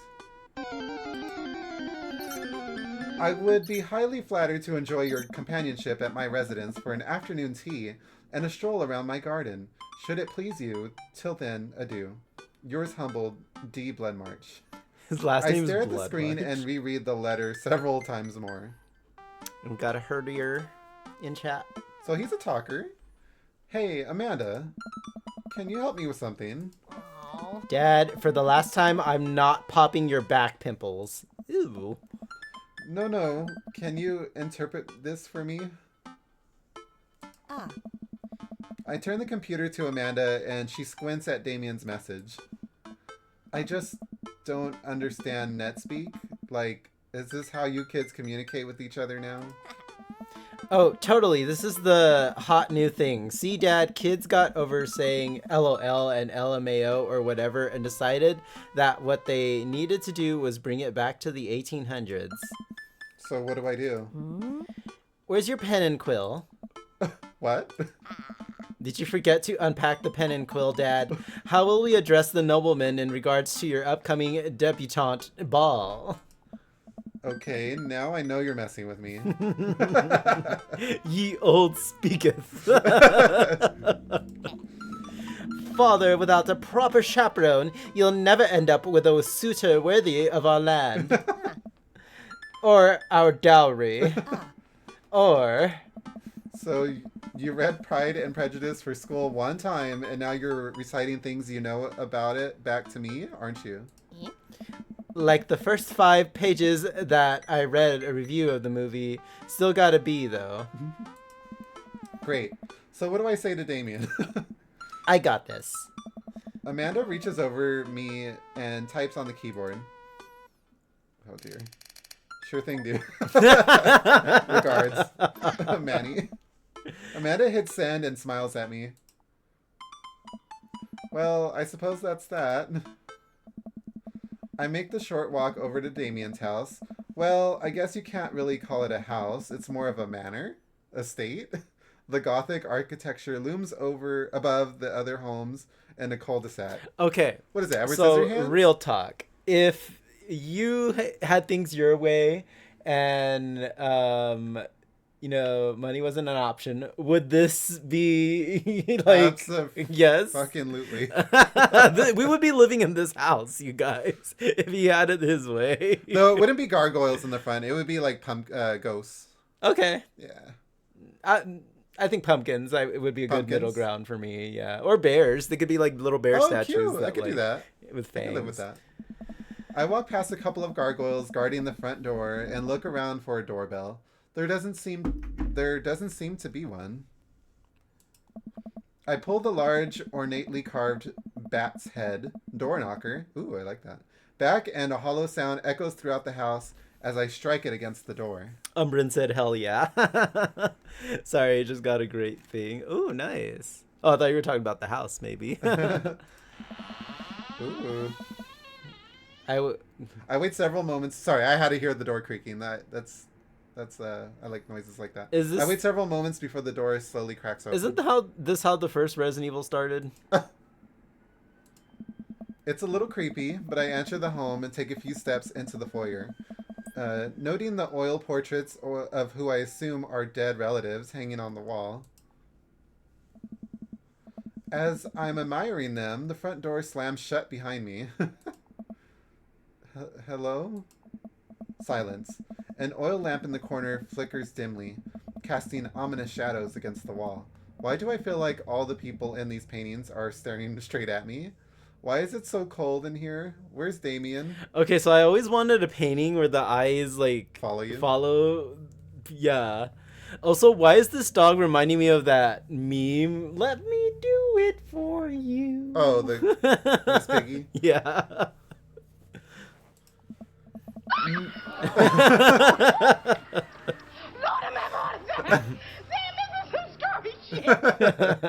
Manny, pleasure to have you in my home. Ooh, I do love the little assortment of sandwiches here, though. I look up and see Damien standing at the top of a majestic staircase with a walking candle holder. What's with the door slamming shut? Oh, sorry. There was a draft. And the door creaking open when I knocked? I accidentally left the door unlocked. And the creepy oil paintings? I like oil paintings. Right. This is literally from Dracula. This is the setting of Dracula. Yeah, this is like there's like the main character kind of visits Dracula and he sees the castle. He goes in and it's giving that. Right. Oh. Please let me show you around. Okay. Damien leads me around his house, showcasing his parlor, sitting room, auxiliary sitting room, and a parlor again for some reason. This is one of the older homes on the block. Yes, but nowhere near as old as the architecture might suggest. Through extensive renovations, I have been able to craft a residence that is both historically accurate to the Victorian period and equipped with the amenities of any modern dwelling. We walk past a door covered in bumper stickers, caution tape, and a black parade poster. Did they listen to My Chemical Romance in the Victorian era? That's my son's room. You know how the rebellious teenage years are. Onward, onward, there's more to see. We reach a door at the end of the hall that Damien opens with a flourish. And this is the library. The library's open. Sunlight streams from the floor to ceiling arched windows. The walls are lined with packed bookshelves, and even more books are scattered over the period appropriate furniture. Damien is clearly really proud of this room. Alright, we've got look out the window, look at the butterflies, pick up a book, or that's enough of the tour. All of them. I have a feeling it's going to be all of them. Oh, okay. I walk to the window and am greeted by a beautiful view of Damien's backyard. It showcases a beautiful view of the rest of the cul-de-sac. Hey, I can see Craig on his lawn. He's doing push-ups with his daughters on his back. Aww. Damn. He sees me and waves happily, doing push-ups with one hand now. Oh my. Damn. Did you know that Victorians spent at least 20 hours a week gazing longingly out of full-length windows? Wait, really? No, but Victorians did appreciate telling a good joke. Look at the butterflies. I walk up to the glass display of pinned bugs on the wall. It's pretty impressive. Excuse me. Nice bugs. I pinned them all myself. Maybe I could show you how sometime. You already did. Oh, we got ahead of that. I guess. I'm concerned I would stick the pin through my finger. The pinner's gambit. Is that a thing? No. Pick up a book. Oh. You know, Manny, in the Victorian era, there was some controversy surrounding reading. Many people thought the more tawdry novels would encourage youths into a life of crime and would cause too much of a distraction from work and school. I pull out a book at random and examine the worn cover. Opening it, I turned to a random page and read aloud. Ah. Naruto struggled against the chains that Sasuke had bound him. Oh, Sasuke bound him with. Shirtless and out of breath, he looked up at Sasuke. Sasuke smirked, unbuttoning his ninja pants. What? Is this a Naruto yaoi comic? What is going on? Oh my. Okay, I think that's enough. Damien snaps the book shut and puts it back onto the shelf. Gay Naruto fanfic? Apparently. That's a rare book from my private collection. Oh. Please, will you join me for tea? Damien's basically your younger sister. I follow Damien to his sitting room, where finger foods have already been set out upon a beautiful tiered silver tray. I take a seat on one of the high-backed chairs as Damien pours and serves me some tea. We're about to gossip. I can't believe we're having a high tea. I never thought I'd get to do this. And Damien smiles to himself. What? Oh. It's a common misconception that high tea refers to the wealth or class of the people enjoying it, when in fact the high refers to both the later time of day that the working class had to enjoy tea and the height of the tables on which they're served. Oh. My dear friend, we're currently enjoying afternoon tea. That's informative. Damien takes a seat next to me and serves me a tiny sandwich. Your home's really impressive. Are there a lot of goths in Maple Bay? I like your cape. Do you want me to save or? Yeah. Okay. All right. So. I like your cape. Well, I was about to say he seems to be pretty like proud of his home. Yeah, that's so. too. I think complimenting his home would probably get us somewhere. It's definitely between the first one and the third one. Yeah. I think me personally, I would say I like your cape. No capes. But I think the first one he would. I think he so would too. eggplant. I think the first one. Oh, we got eggplants. See? Okay. Yeah. I'm not wrong. It seems like you've really put a lot of work into this place. Huh. Thank you. No one's ever complimented my home before. Jesse, when someone compliments Story of my his- life. Hell, I can barely get matching salt and pepper shakers in my place. And look at what you've done. I'm kind of jealous. That's very generous of you to say. Hi, how's it What's going, up? Evil? Welcome in. How you doing? How you been? We're playing some Dream Daddy. What got you so interested in goth stuff? How delightful. Well, when I was a young boy, my father... Did he take you into the city? Huh. Sorry? That's a My Chemical Romance song. Did you guys see a marching band? Oh my god, yeah, that's a My Chemical Romance song. I'm afraid I don't understand. You're serious? Of course. But it's, you know, the song. Amanda made me listen to it. Seriously. I'd love to see a marching band. Nevertheless, I've always had a love for art, history, and fashion. What started off as a small hobby of collecting taxidermied animals grew into a sort of an obsession. It's a privilege to be able to appreciate the lives and culture of those who came before us, I think. Ruin said Damien's favorite video game is Animal Crossing, I bet. I could see that.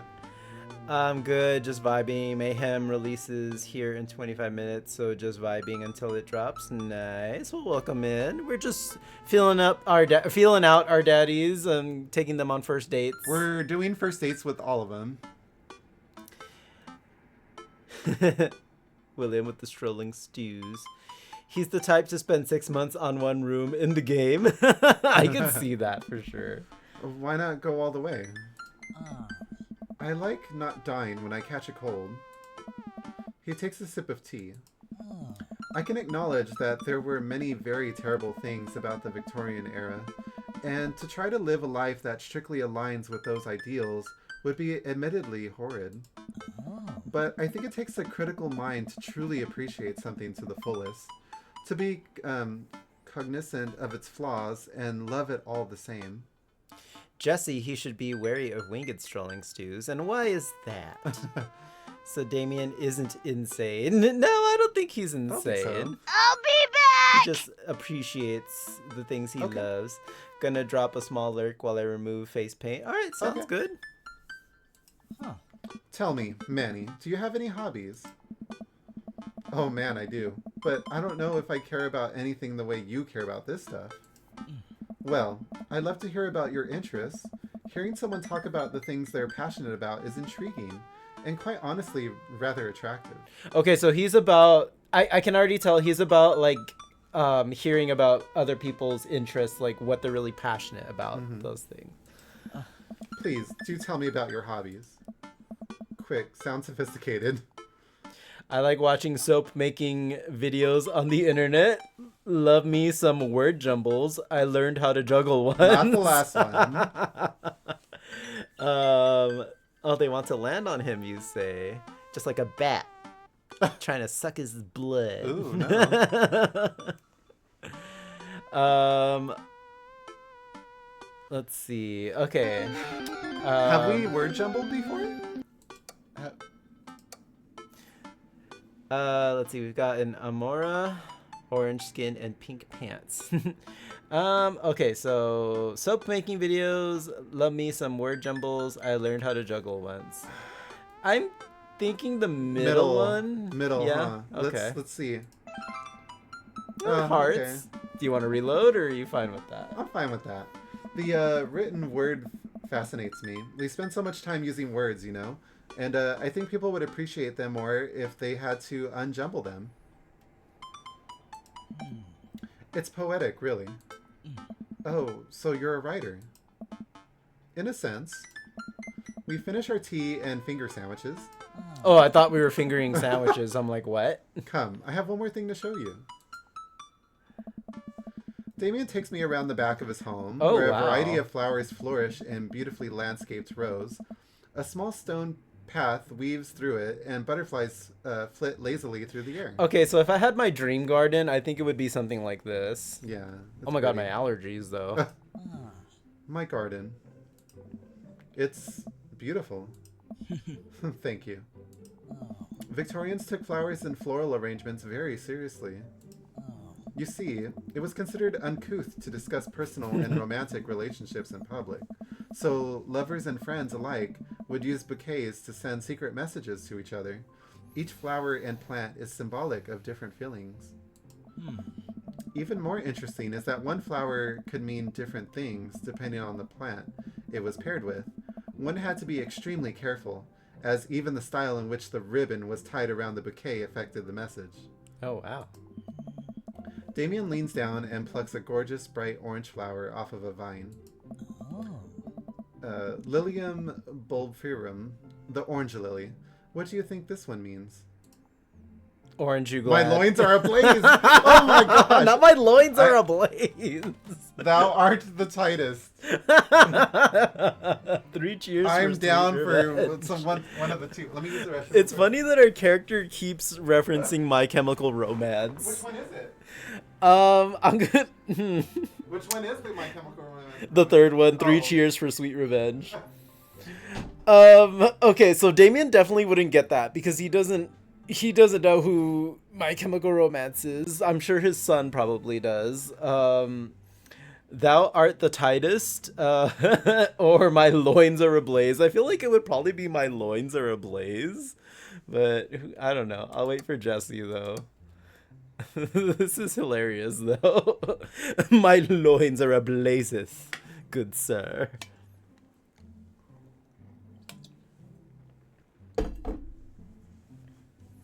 Also, I might have to cover up a little because it's getting chilly and I feel a little tingle in my throat.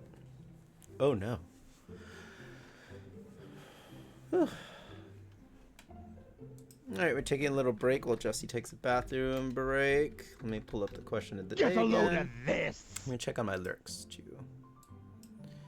Alrighty.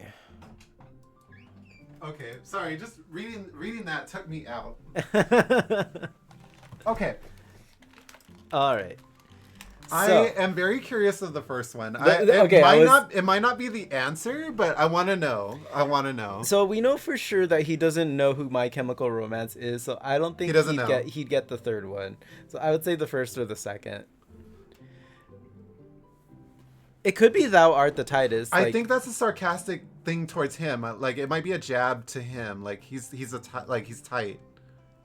I don't know. I think he likes humor. Save. Level up! Can you save? I saved, but I'll save again. Hey, Crimson. Hey, and welcome in. Okay, my loins are ablaze. He might like the humor. No? The orange lily is actually symbolic of pure hatred. Ooh, well. And that's precisely why floral arrangements is so challenging. What's your favorite type of flower? I do like snapdragons. I have snapdragons and sunflowers right now, but you know they're still growing. Okay, well, I'm down for snapdragons. Yeah, let's do snapdragons. Because they're cute, and you can do that thing where you squeeze them so it looks like they're talking. What a lovely choice. I'll have to remember that when I. Oh, sorry. I'll have to remember that when I put together a bouquet for you. Are you satisfied with that, or do you want to go back? Let's go back. I think we're fine with the flower, but I want to go back and see what the second one was. Yeah. Jesse must really like Damien then. I have a feeling you'll be the same with Hugo. So. Thou art the Titus. Oh, okay. Okay. The orange lily is actually symbolic of pure hatred. Well. And that's precisely why floral arrangement is so challenging. I'm surprised he liked that answer.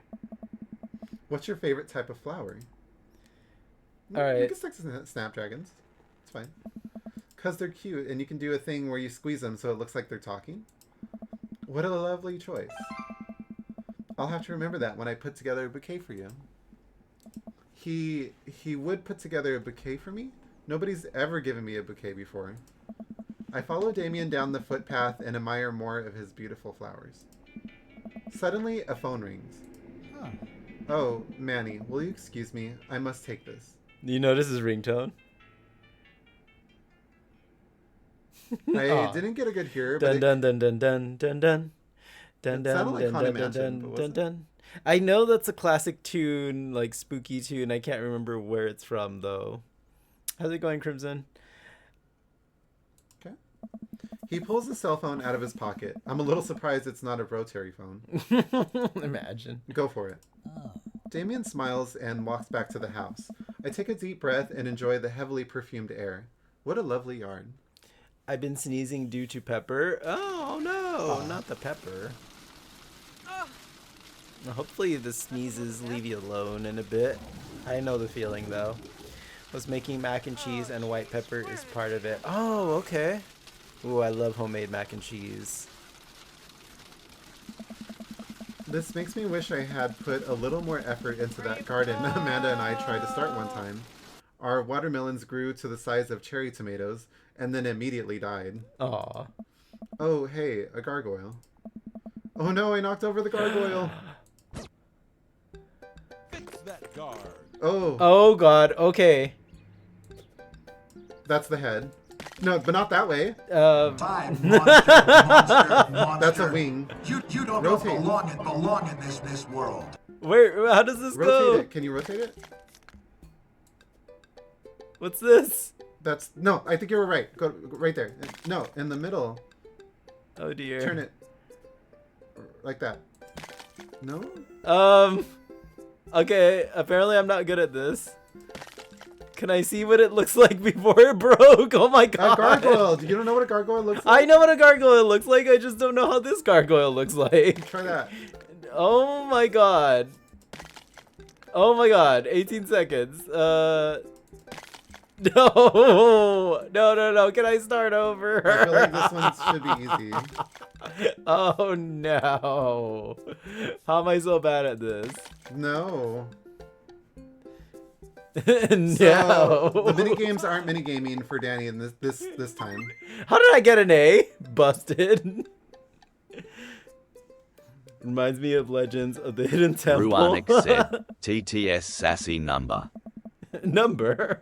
Crap. I can't figure this out. Uh-oh, here comes Damien. He looks upset. Hope it's not about the Should I guard. read? I don't think it's gonna matter. My sincerest apologies to have kept you waiting. There's an urgent matter that I must attend to, so... Manny, did you break my gargoyle? Oh no, he didn't like that. All I did was lean on it. What? I just had it installed last week. No matter. I suppose it will give me a chance to work on my masonry skills. Now, if you'll excuse me, I'm afraid I must take my leave. I can reload it if you want. Do it. Let me do the road. Let me do that Okay, minigame. why don't you do the mini game?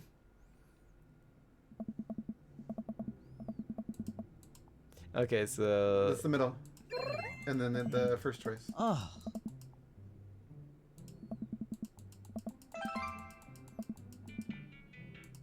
all right, I'll say. So how do you here. rotate it? Like what You just click on it and you just like move the mouse left and right to rotate it. Like it's pretty simple.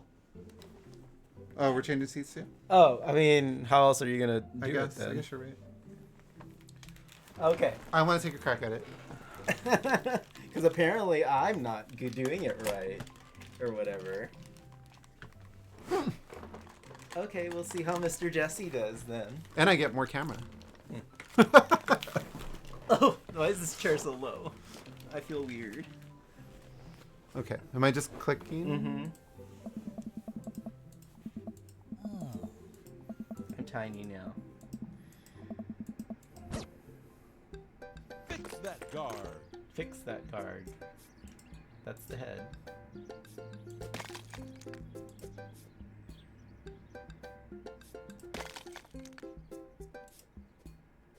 Oh, you can move it up and down, I think. Yep, okay. That's probably what... There you go, okay.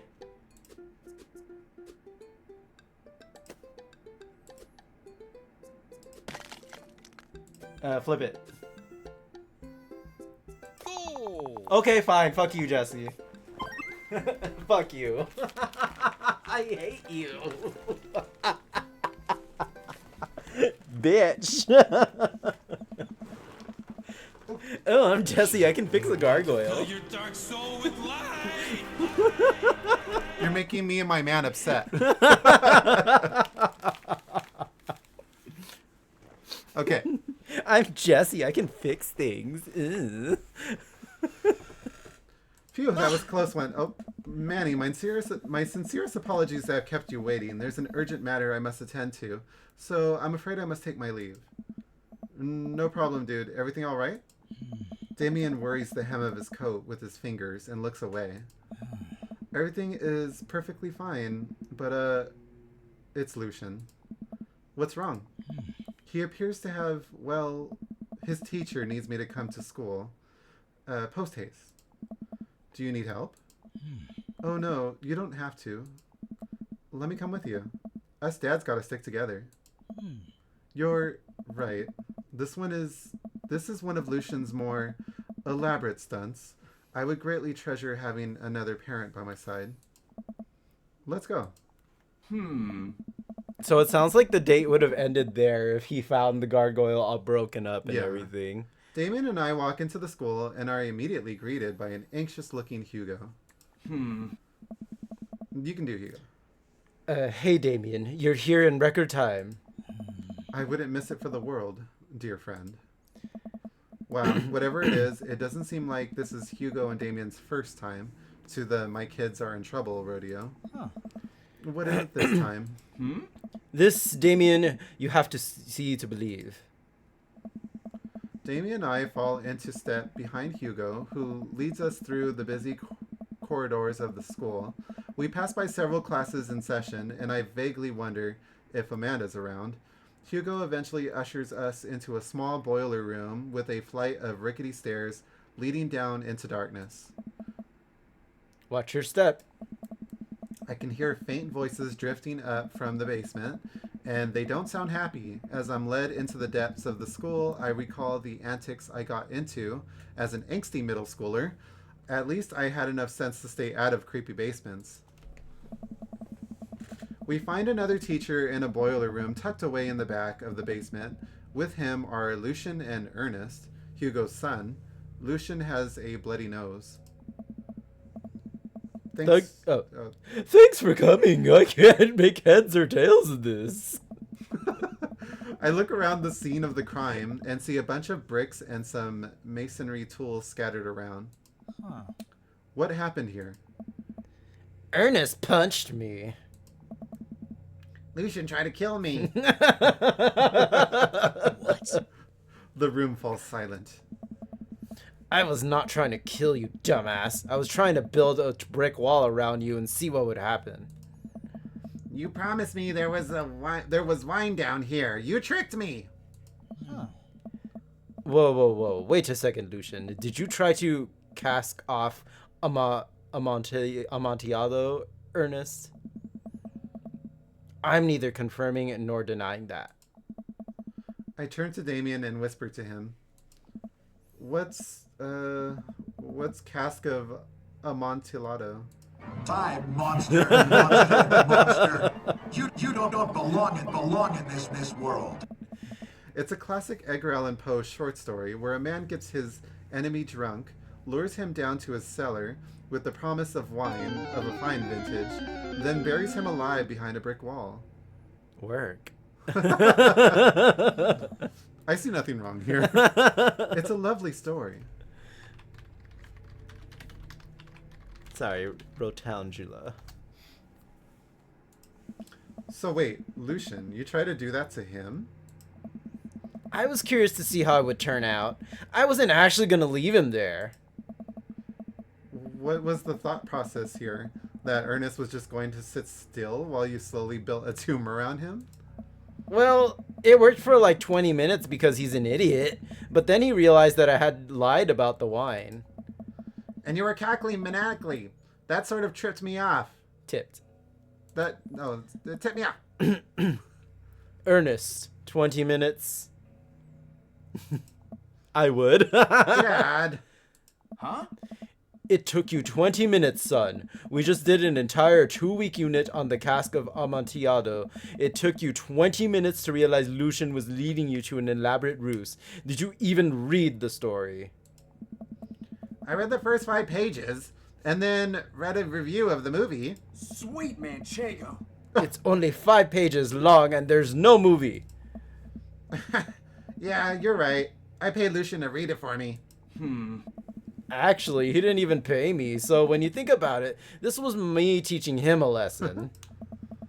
Damien and Hugo both have their heads in their heads. Lucian would have been your friend, Ruin. In their hands. You guys are always telling me to engage in literature, and I did. I don't see a problem here. Honestly, I could see Ruin doing this as a kid. All right. The teacher. Oh, all right. I'm filling this under what the hell? Don't do whatever that was again. You two are both suspended for a week. Ernest and Lucian high five. The teacher starts to stomp up the stairs. I would be the one cheering Lucian on in the background. Hugo, I'll cover your class. Take your son home. Mr. Bloodmarch, you too. Thank you for your mediation. Oh, you'd be the one cheering, not actually doing it. We all head up the stairs and out of the school in tense silence. Lucian, Damien, and I all pile into my car and begin the drive home. Lucian immediately puts his hood up and stares out the window angrily. I'm not going to therapy again. I know, son. It's entirely up to you whether or not you want to go. but I care about you and I can see that you're struggling. So if you do decide that you would like to speak to a professional about your feelings, we can do that too. Maybe you can spend this next week looking for a summer job.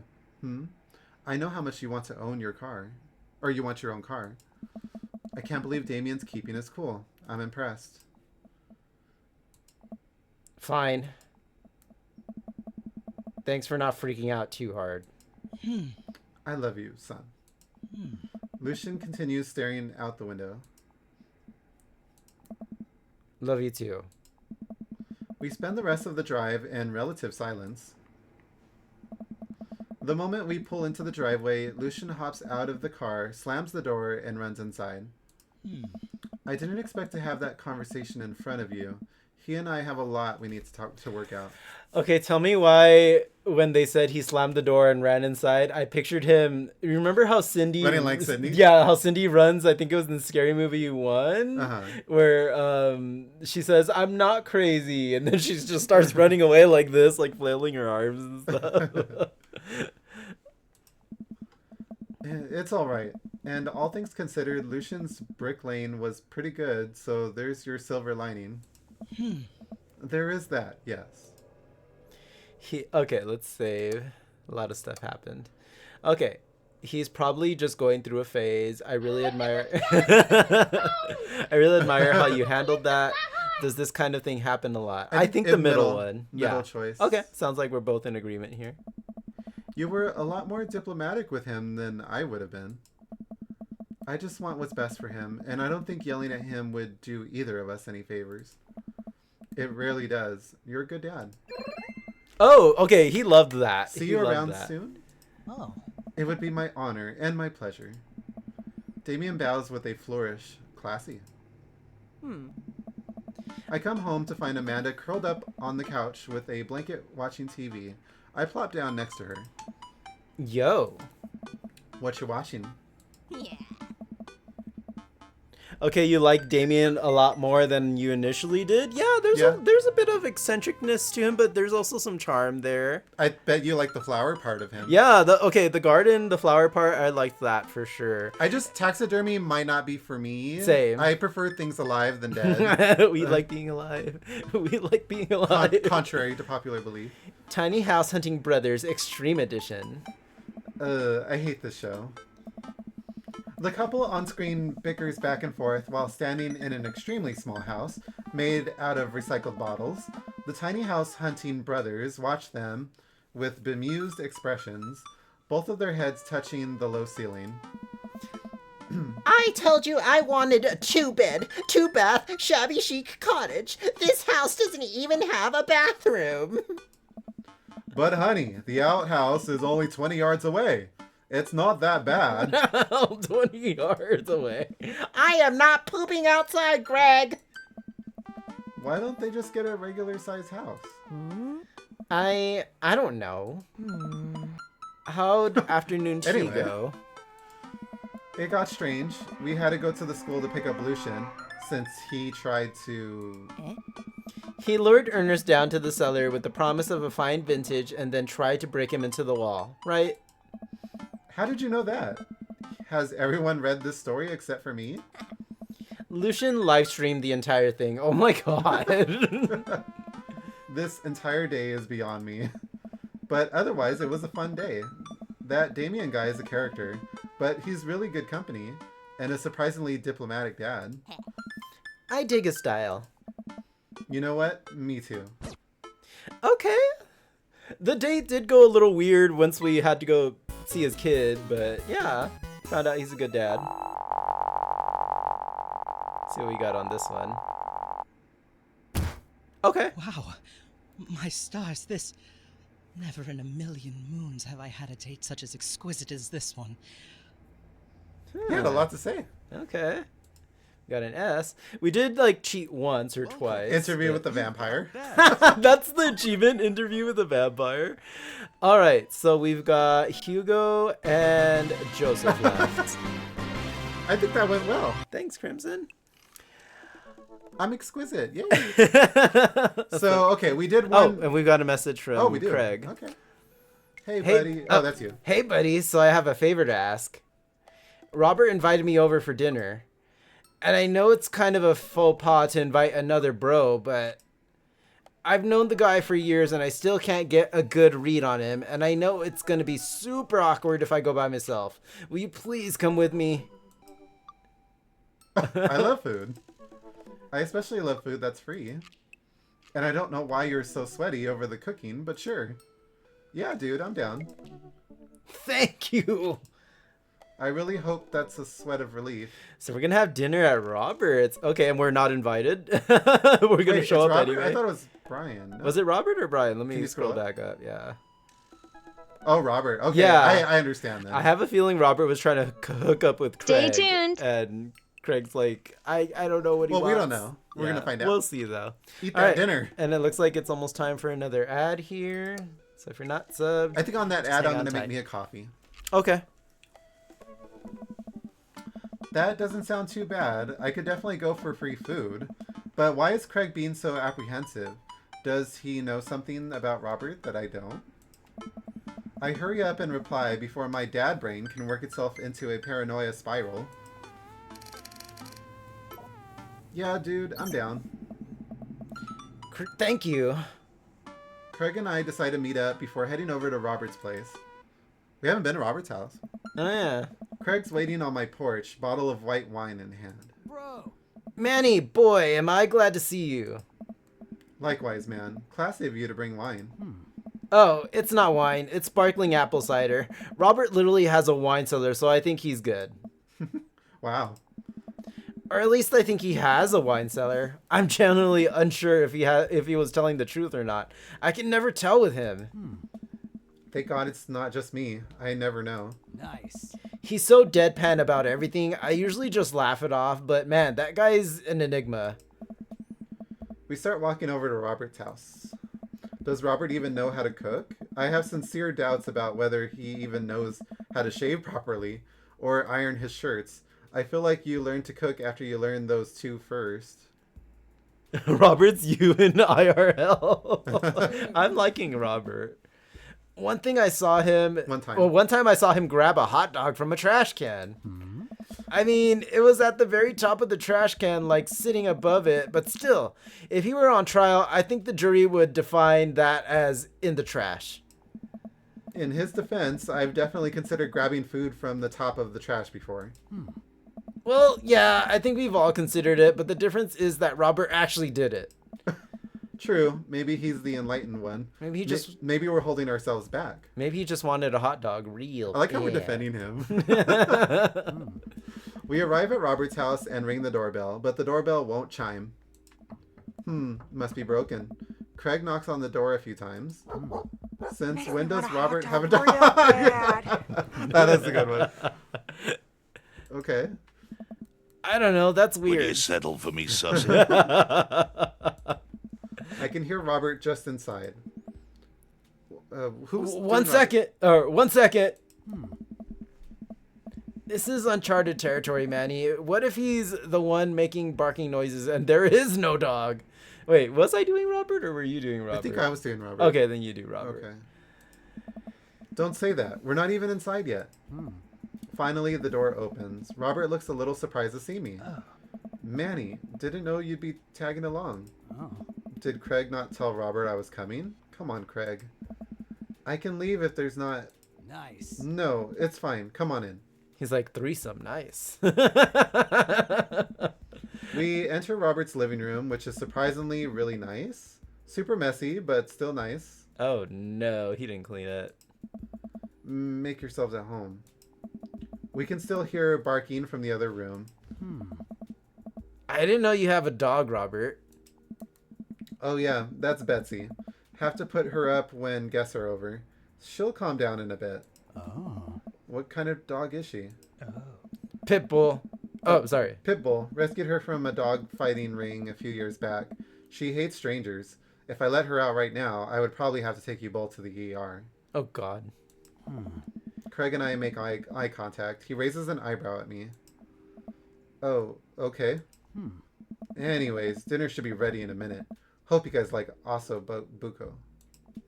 Robert leaves the room, presumably to the kitchen. Craig leans in and whispers. All right, we've got the ad going. You want to go make your coffee? Yeah. Yeah, Jesse's going to step out to make his coffee real quick. Let's see. Space Report. Chats on a wild ride in Bear Prairie Gaming's Dream Daddy Galaxy.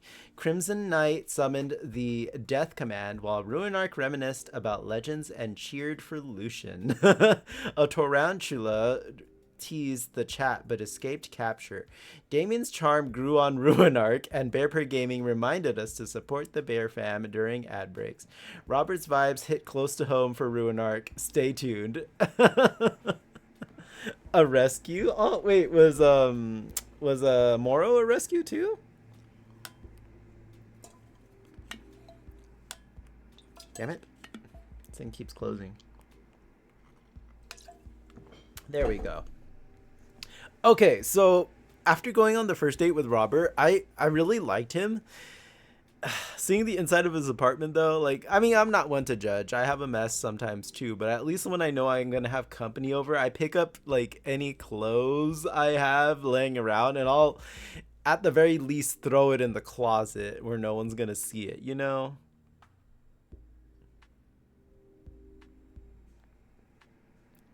I mean, it looks like a bunch of shirts and a hat anyway.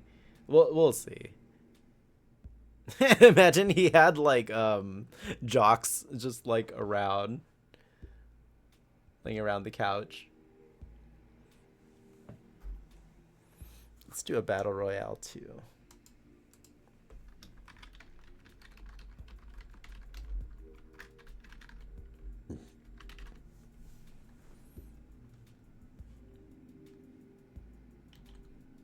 Will the mass bomb command work if we have a... No, I don't think it will. Alright, let me check on my lurks. Ooh, and a Pokemon.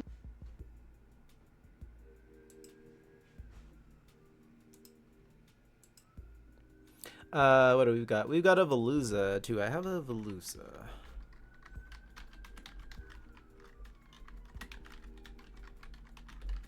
Seems like I do. Okay.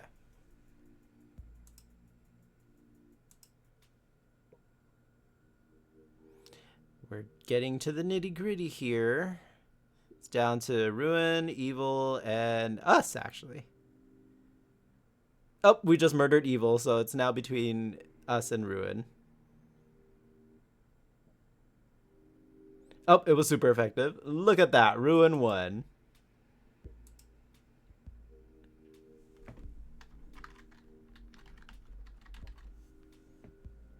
Good job, Ruin.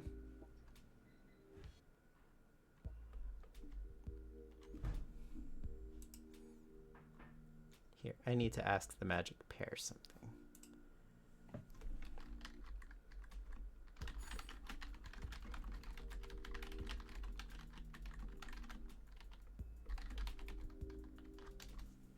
Bear Pair Gaming asks the magic pair, will Manny have a threesome with Craig and Robert?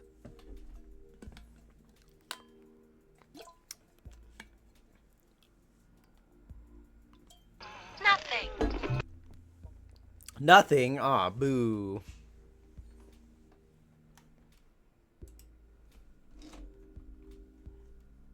She can't always be right, right?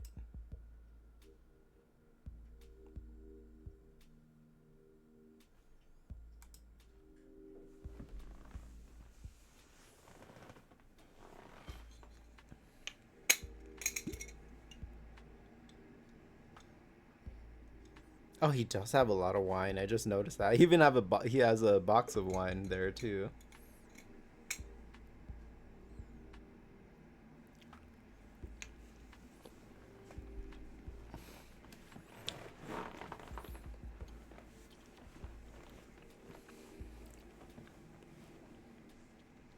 Shh, I snuck some gummy bears. Don't tell him.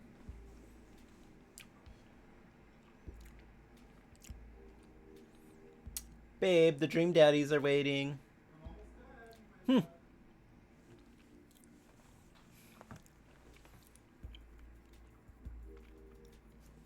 I want to get to the juicy bits.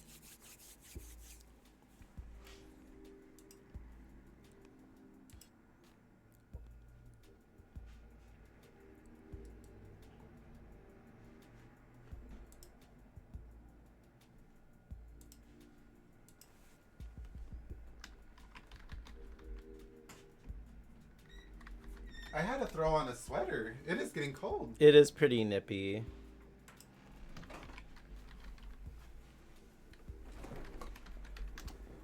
I'm telling you guys, Californians do not like the cold. No, we do not.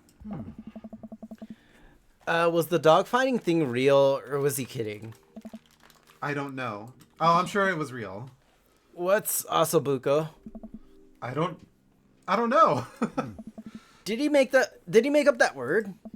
Until I have Asobuko in front of me, we can only assume so. We sit in silence for a second, taking in Robert's living room. Are we about to get sawed? Now we're about to get sawed. I like how we didn't get that feeling with Damien, but we get the feeling with Robert. That's kind of funny to me. Nah, I usually wake up in those situations. We voluntarily walked into this one. Robert finally walks into the room, carrying 3 paper plates of steaming food like a waiter. I don't have a dinner table. Don't trust him. So we're eating here. What? Also, I don't have real people plates. Hope that's okay. Robert sets plates in front of us on the coffee table. I still can't tell what it is. It looks like meat. Maybe. Lots of sauce. I can make out some vegetables. I think that might be rice, but it could also be pasta. Guess there's only one way to find out. I take a bite. Hey! Oh my god. I take another bite. The medley of flavors in this dish is amazing. The meat is so tender and the risotto, I think that's what it is so creamy. Robert, this is really incredible. You cooked this? Mm-hmm. I fished it out of a dumpster behind the restaurant. Or at least I think it was a restaurant. Oh no! He's kidding. At least I hope he is anyway. Oh no. What's real anymore? Can you believe people just throw this stuff away? Okay, I need to... This is making me laugh. I almost gag. I'm kidding. I look over at Craig, who looks wary but still has his mouth full. He gives Robert a thumbs up. Glad you like it. Where'd you learn how to cook like this? Worked at a restaurant in Spain for a hot sec. Is he messing with us? I decide to play along. This is my type of humor. Yeah, that's kind of what I was vibing with Robert with too. He throws me off. He throws me off so many times. Yeah. Is that good? Yeah. It's good. You lived in Spain? After I dropped out of college, I went backpacking through Europe. Crashing on couches, sleeping in hostels, wherever. Totally broke. Worked a couple of odd jobs wherever I could to scrape together some cash. Hey. One night I'm eating dinner at this little restaurant just outside of Madrid. I go to pay and realize I spent the last of my money on booze the night before. Hey. I'm in the middle of ditching when the manager catches me and puts me to work in the kitchen. Oh. Long story short, they ended up liking me so much they offered me a job. Why not, right? Started living with some distant relatives on my mom's side. Hey. Over the course of 2 years, I worked my way up from busboy to sous chef. Learned a lot. Craig and I wait for the punchline. What night watchman did he swindle to get back to the States? Who did he con in a game of poker in the back room of a speakeasy for safe passage in the crew quarters of a cargo ship? Oh. Anyway, I still love to cook. I don't know what's real anymore, but this food's so good I kind of don't care. That's amazing. It really is. To be totally honest, I wasn't exactly expecting gourmet cooking here, especially not served on paper plates. I don't care about presentation. If the food is good, it should speak for itself. I agree. Yeah, that's true. The aso buko is screaming for itself. Oh. And paper plates are just as good as regular plates if you double them up. Hey, is it bad if I ask for seconds? Mm-hmm. Help yourself. But save room for dessert. I made lemon berry Severin. Ooh, okay. Robert's back on my good side. He can cook and bake. Like, all right. Oh. He's a whore with a heart of gold. Well, aren't you just full of... Craig looks over at me. Hey. Surprises. Robert winks. You bet I am. Oh. You can come over for dinner anytime. Hey. Craig. I'm gonna go get seconds. Me too. After consuming way more ossobuco than my body could handle, and then really ensuring a later food coma with a generous serving of whatever Severian was, Craig and I decide to head out. Thanks for coming. I'm making an attempt to be more social. Well, we're always happy to stop by if you want company. Especially if there's ossobuco involved.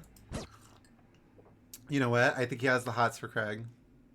Welcome. Because he kind of said, "Silence, you're always welcome here," Well, and then he said Craig, huh? He initially only invited Craig. Craig asked us to join, so we're the third wheel. Hi, bros. How Hello, you doing? welcome in.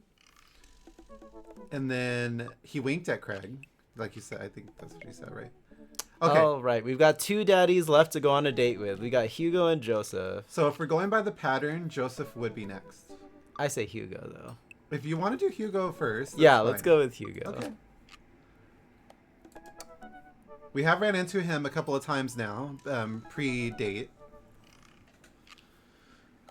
My ideal date is me, myself, and I getting tacos. Hey, Ooh, tacos? Love that answer. Okay, I kind of want tacos tonight now. Some self-care is also a nice date. Yeah. I navigate to Hugo's dad book page and type out a message. Hey Hugo, great seeing you at the barbecue. Want to hang out sometime? I wait a few minutes before the computer dings. I'm so glad you messaged me, and I definitely want to hang out sometime. But I have a favor to ask. Our class is going on a field trip to the aquarium today, and one of our chaperones called in sick. Is there any possible way you could come by and what? Uh-oh. Replace and them. replace them. I completely understand if you don't want to or can't make it, but I'm gonna be honest with you here. It's the middle school class. I need as much help as I can get. I understand. I think about it for a moment. Man, that's a lot of screaming kids that I'd be accountable for. And they're in middle school, arguably the worst age to be. You know, I just had a thought. Do schools take kids to like fire stations anymore or police stations? You know, like I think I remember going to a fire station. I've done that kid. once. Yeah. I don't know if they still do it today. Probably not, but who knows? Rose said, "Hey, you didn't say it had to be with someone on a date." That's very true. Yeah, that's true. I love your creativeness of it, or like how real that answer I want is. some tacos, man. Amanda silently trudges into the kitchen and pours herself a bowl of cereal. Morning, Amanda. Morning, Pops. Hey, how was middle school for you? Bad, but nobody likes middle school. It's 3 years of bad acne, crying, and being generally terrible. Everyone sucks. No self-awareness. It's just a bunch of hormonal teenagers locked in a gross old building for 40 hours a week, doing long division and starting fights over, I don't know, pizza day, top 40s pop. Middle schoolers should be avoided at all costs. Nowadays, kids are taken to... What? Oh my god. Oh no. Oh, I hope not. That'd be no. terrible. You can agree with the acne part? Oh, yeah. Actually, I never had bad acne outbreaks until I was way older. Okay, Robert. I feel like that would be a Robert joke, right? What? Oh, what Ruin said? That does kind of sound like something Robert would say. Oh, Robert, you're such a card. What was your middle school experience like? I knew it. Like in my head, I was like, does our character even remember? I don't remember. I didn't like it. Who cares what Amanda thinks? That's true. I didn't like it. I thought it was fine. You don't remember? No. I thought it was fine. There was nothing really out of the ordinary for me. I had friends who, oh no, they all wronged me in some way, shape, or form. They were terrible to me. And wait, I was terrible to them too. It's all rushing back to me. Middle school was awful. I had repressed it for so long. Dad, did we just have a breakthrough? You know what? When I was in middle school, Pokemon just came out. It was Gen Gen 1. Same. Pokemon had just come out. Near me, we had a vote for changing Tamiyamami Trail to Gulf of America Road. Thankfully, it didn't pass. That's so silly, though. Like, people annoy me. People with power who abuse it annoy me. But the same center is trying to get Gulf of America taught in school. That's so stupid. Okay. You see, middle schoolers are reprehensible. Wait, why are you asking me about middle school? Oh, Mr. Vega requested my help to chaperone his middle school class to the aquarium. Just wanted to know what I was in for. Oh, it equals Tampa, Miami. It was named in the 1920s. See, like, don't fuck with it. You get to go to the aquarium? Are you kidding me? The last field trip I got to go on was to the clam chowder factory. They didn't even give us clam chowder. They gave us square pizza at a clam chowder factory. Oh, is that why you won't eat clam chowder anymore? No, it's because Bobby Wellington threw up in one of the vats. Huh? His name is Wellingham. Oh, Wellingham. Oh, I'm sorry. It's because it's Bobby Wellingham threw up in one of the vats of clam chowder, and I'm the only one who saw it happen. I live for that last name. I don't know why. It haunts me. Right, let's leave that story firmly in the past. Anyway, you should just do it. Mr. Vega sounds like he could really use the help. Plus, you get to hang out with cool fish. I would chaperone. I feel like I could do that. Amanda, I get kind of weird about aquariums. The ocean makes me nervous. What? Are you worried that a whale is going to pop out and touch the tank and swallow you whole? Don't you put fear in my heart. Well, do they have penguins there? Yes, they have penguins there. Yeah. Then it's settled. Penguins outweigh fear of ocean. Oh. Babe loves penguins. I sit back down at the computer and let Hugo know that I'm available. He tells me to meet him at the aquarium and gives me the address. Wait, you're not going to go with the bus? Is the bus still I running? thought chaperones, like, go on the bus with them. I arrive at the aquarium to find that the school buses have been beating me there. I read that as peasants. Preteens huddle around their teachers in small groups. Peasants huddle around their teachers. Yelling at each other and goofing off. Every teacher looks like they're at their wit's end. Hugo jogs up to me, looking frazzled. I'm so glad you're here. Hugo. I don't know. It's been a debacle all morning. We're shorthanded and most of the kids won't stop screaming, as I'm sure you know is the case with all middle schoolers. I lived through Amanda at 12. I'm all too familiar. Great. Well, it's you and me chaperoning a group of 10 kids. They're over here. Hugo walks me over to a gaggle of preteens who are all sitting on the ground, playing with their phones. They're not kicking each other like some of the other groups, so we're off to a good start. I got in one fight in middle school afterwards. Bullies were afraid to get physical with me, and they learned I would defend myself very quickly. That's good. You gotta show them right away. I was bullied a little bit too because I had child asthma, and all the jocks didn't like that about me, so they would make fun of me. Rose, you had three and one them. Always happened in gym. Yeah, for some reason it was always gym where people would be like, or the kids would be all like, "Hey, let's fight," or stupid, acting stupid. I would just sit like on the bleachers with other kids that had like health conditions, and we would talk about Final Fantasy VII. Oh. Can you guys put your phones away? All of the kids look up for a moment to stare at Hugo. They then go back to texting. I feel sorry for teachers these days because, you know, back in my day when I was a child, we didn't have phones. I have adult onset asthma. Oh, really?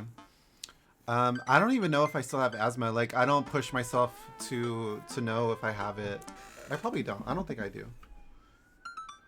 At least they're quiet. Too quiet. These guys are up to something. I can feel it. There's no way. They're too busy thinking about not getting food, stuck in their braces to pull any stunts. It's middle school, after all. Oh. We'll see. So immediately I get from him, he's very much into his job. I mean, teachers usually do, right? They care about their students. Yeah, they care about their students. The classes start filling into the aquarium, and Hugo hands out massive stapled packets of paper to each kid. These are due at the end of the field trip. Yes, this will be for a grade. No, you cannot borrow a pencil. The kids collectively groan and grab the sheets from Hugo. What's in the packet? Oh. Honestly, it's just busy work so that the teachers can have a moment's reprieve. Smart. I think one of the questions asked them to sit quietly for 10 minutes to think about the Great Barrier Reef. Most teachers are only teachers because they care, as the pace. Yeah. Yeah. I know. Yeah, I know feel about that. It's definitely a passion job. In my early 20s, I lived in an apartment that had poor management. I only lived there a year, but it was enough to cause my asthma problems. Oh. Oof, I'm sorry, Rose. Yeah, just make sure to always take care of yourself.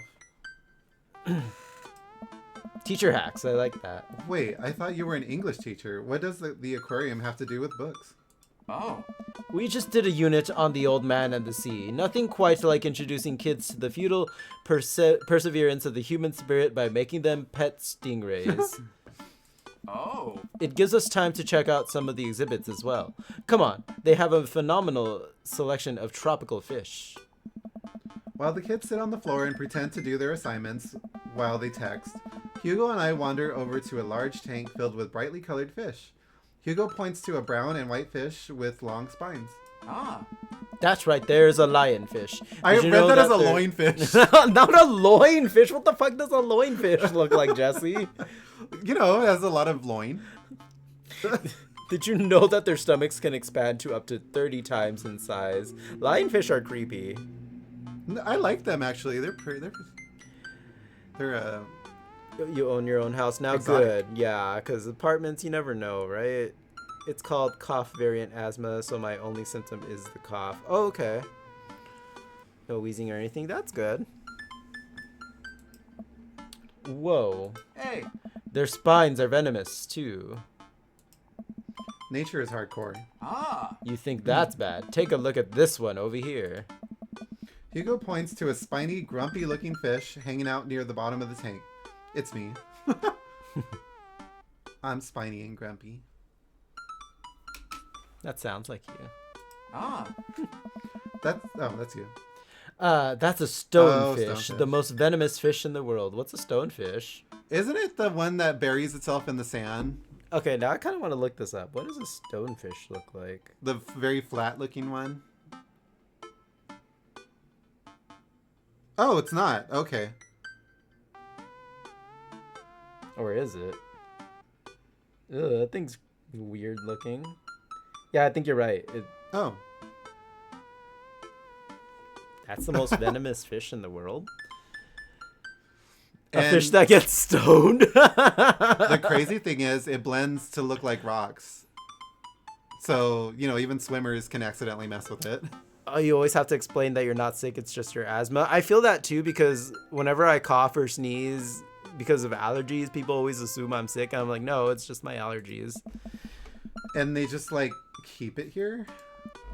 Oh, they're relatively harmless as long as you don't step on them.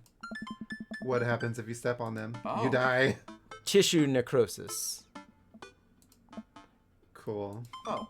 Nature is wild. Man, Hugo seems to know a lot about fish. I feel the overwhelming need to impress him. Hey, see that fish over there? That one?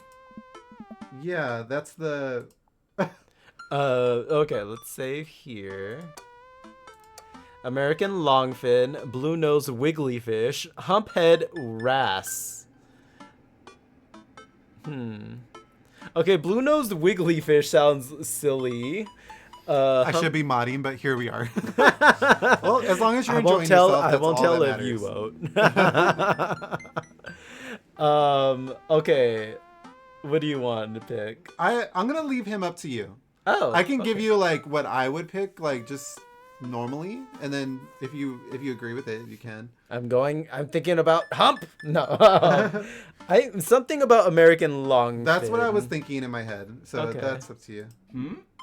Yeah. Oh, that's you. Did you know that? Paranormal fish trivia, psychiatric fish trivia, political fish trivia. Let's say paranormal fish trivia. This fish sleeps upside down, but contrary to popular belief, it's not an actual vampire. That's the vampire fish. Wait, are you serious? You know what? I think he's gonna like if he knows it's not true, I think he's gonna like it. Being a teacher and all. Yeah. Sirius has a heart attack? Absolutely not. This sucks because we're like, you know, I don't know too much about him already. Okay, I like being silly and stuff, so let's say Sirius has a heart attack. We're talking fish here. There's no time for jokes. Oh he no! didn't like it. That's a clownfish. All right. So it seems like he likes taking. All right. Let's try again.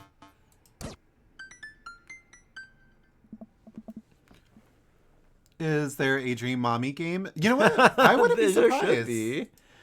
I would look into it. Yeah, maybe. Let's say Humphead Wrasse. Psychiatric fish trivia. This is the only species of fish known to develop clinical depression. Oh. I'm playing it for the gag here. Ah. I knew it. Okay. Level up! We lead the kids to another room. Sharks, sea turtles, eels, and other Hey, marine Sneaky life Bear. swim around in a massive floor-to-ceiling aquarium. The kids began trying to take selfies with the sharks. Grunty the Witch brews a spell of a bear streamer who's doing well. Sleepy Bear, a noob, they say, but in their lair they laugh and play. Phasmophobia's horror game made them scream, but that's the fame. Baldur's Gate 3 and redeems a jiggy mix in this bear's streams. You'll find your fix. A potion of fun, not too bizarre. Hey, welcome in. How you doing? Everything. Hugo leaves my side to separate two kids who started fighting over a Capri Sun. I walk around the room reading the tiny little blurbs about different fish swimming inside of the enclosure. After a while, I look around and see Hugo again. He's gazing up at the aquarium in childlike wonder. The ripples in the water cast blue, moving shadows across his face. For someone surrounded by angry, hormonal preteens, he looks completely peaceful. He looks really cute in this light. I hope he doesn't notice me staring. Wow. I walk over to join him. Beautiful, isn't it? Ooh. Okay, I think I'd rather stare at you is a little too forward, maybe. We can learn a great deal from Mother Ocean. Are those two sharks kissing? Okay, let me save again. So then, okay. What do you think? We can learn a great deal from Mother Ocean, maybe? Here's question of the day, too, since a bear just joined in. Get a load of this! Okay. What are you leaning towards? I'm leaning towards the second or the third one. Alright. So, your call.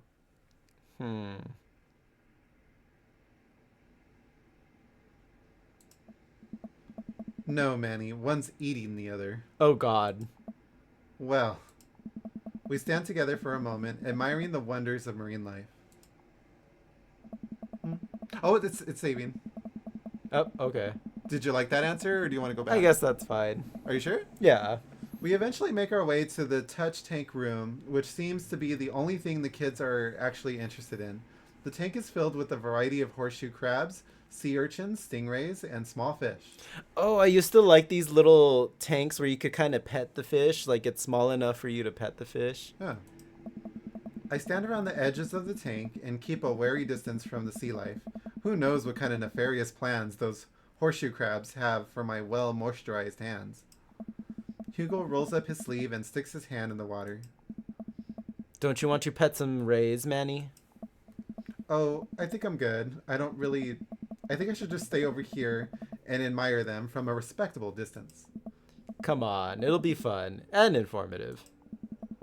Don't make fun of me, but I'm scared to touch them. I get weird when there's no glass separating us. I don't know what any of those things are, but I get the feeling they will probably bite me and my delicious hands if given the chance. Nothing in this tank can hurt you. The stingrays have had their barbs removed. The horseshoe crabs only eat little clams, and the sea anemone, and the anemones are Don't hurt perfectly yourself. safe to touch. Shush. Against my better judgment, I approach Anemone. the tank, slowly dipping my hand into the cold water. I touch a stingray as it glides past me. Tired as fuck. You just got home from a 13-hour shift. You got one more day of it. Oof, that's a long shift. I'm sorry. At least you got one more day, though.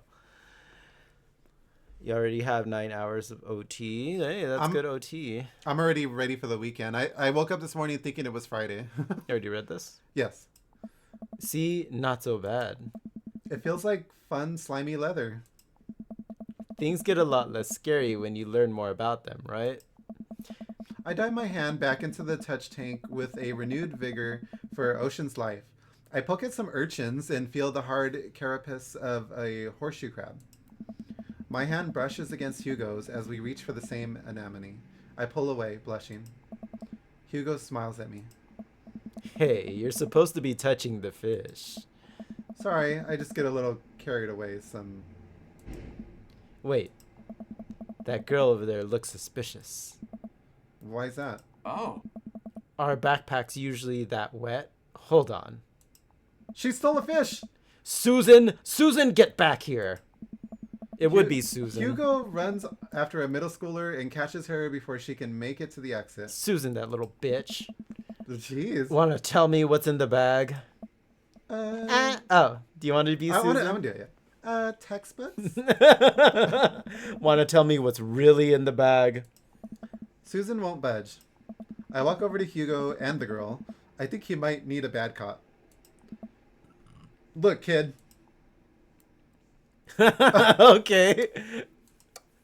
We don't have time for games here. That's an easy 5 to 10 in the clink. I'm not afraid to hit a child. Whoa. Okay, no, not the third one. Not the third one. Definitely not the third one. That's funny, though. Okay, a little bit, but... I like the middle one. Yeah. That's what I would pick. I think so. I had a bud go down for that once. He came out a changed man, said he missed the bars. You're not a teacher. You can't tell me what to do. Oh. Yes, well, I am. Can you please put the bag down? Next time, we won't say please. Susan glares at Hugo for a moment before dropping her book bag on the floor. It lands with a wet slap. We stare at it for a moment before it starts to move. Whoa. Hugo leans down and unzips the backpack. A horseshoe crab frantically scuttles out and across the floor. An employee swoops in, scoops it up, and places it back in the tank. She gives us a disapproving look. Jesus, Susan, what was your plan?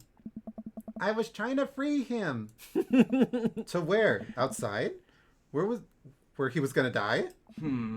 Susan, go back to your group. We'll discuss this later. Yeah, and hands where we can see him. Susan sulks off, leaving me alone with Hugo. He gives me a pat on the shoulder. Middle schoolers have sticky hands. I doubt that's the first time that's happened here. Or the last. In the next room, we see a variety of small tanks. Sea urchins, tiny fish, and a rainbow of beautiful underwater plant life surround us. Oh. Look over here. Hugo points. Is that a mistype? Hugo points to some seahorses. No, gathered. it says so. Hugo points some shoe horses. Oh, that is a typo. Yeah, it says Gathered Hugo at the points bottom of a so. Yeah, it's supposed to say Sue. Or two. Hugo points two. That would make more sense. One of them is in the middle of giving birth. Oh, no. I mean, Hey. I guess that's cool. That's actually the male seahorse. Sort of takes fatherhood to a new level, doesn't it? Hey kids, come check this out. There's a male seahorse giving birth. I think I remember when I went to an aquarium, I saw the male seahorse Males give giving birth. birth. Like, you just see a bunch of little So things many come out. coming. Yeah, it was a lot. Okay. A low murmur from the students. They just jump back on their phones. Oh. Fun fact, male seahorses can even give birth and then get pregnant in the same day. Oh my gosh. That's quick. I didn't know that. Man, we thought we had it hard. I wonder if they have to deal with their kids' awkward teenage years too. All, however many thousands of them. You seem to know a lot about marine life, Hugo. Yes. It's not really my specialty, but I do make a point to learn as much as possible whenever I can. I think that learning shouldn't end when you leave school. We should challenge ourselves to find out more about the things we don't understand every day of our lives.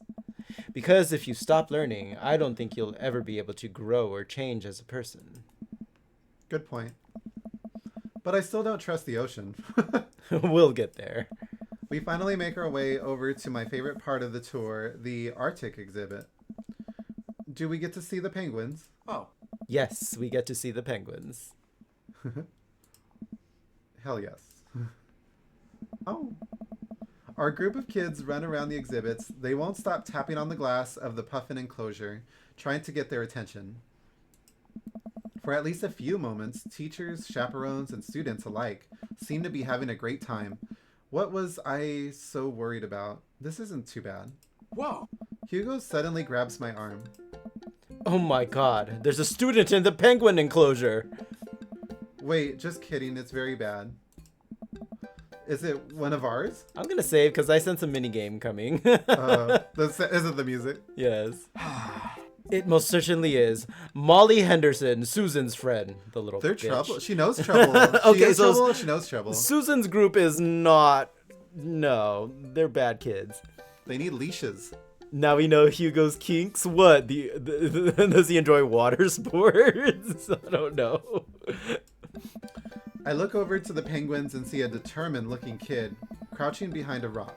She's hiding just out of sight of one of the employees. Over on the side of the enclosure, I see the door to the exhibit ajar. Was it unlocked this whole time? We gotta stop her before the staff sees and bans our school for life. Hugo looks around. I'll create a distraction. Hugo runs toward the puffin exhibit and addresses the entire room. Everybody, everybody, everybody, I have an announcement. The whole room turns towards Hugo. Here's a few facts I bet you didn't know about penguins. Everybody just stares at Hugo, confused. Well, this is my shot. I run into the enclosure and am greeted by a cold blast of air. Psst, hey! The girl whips around to look at me. Her nose is pink from the cold. You can't be in here. Neither can you!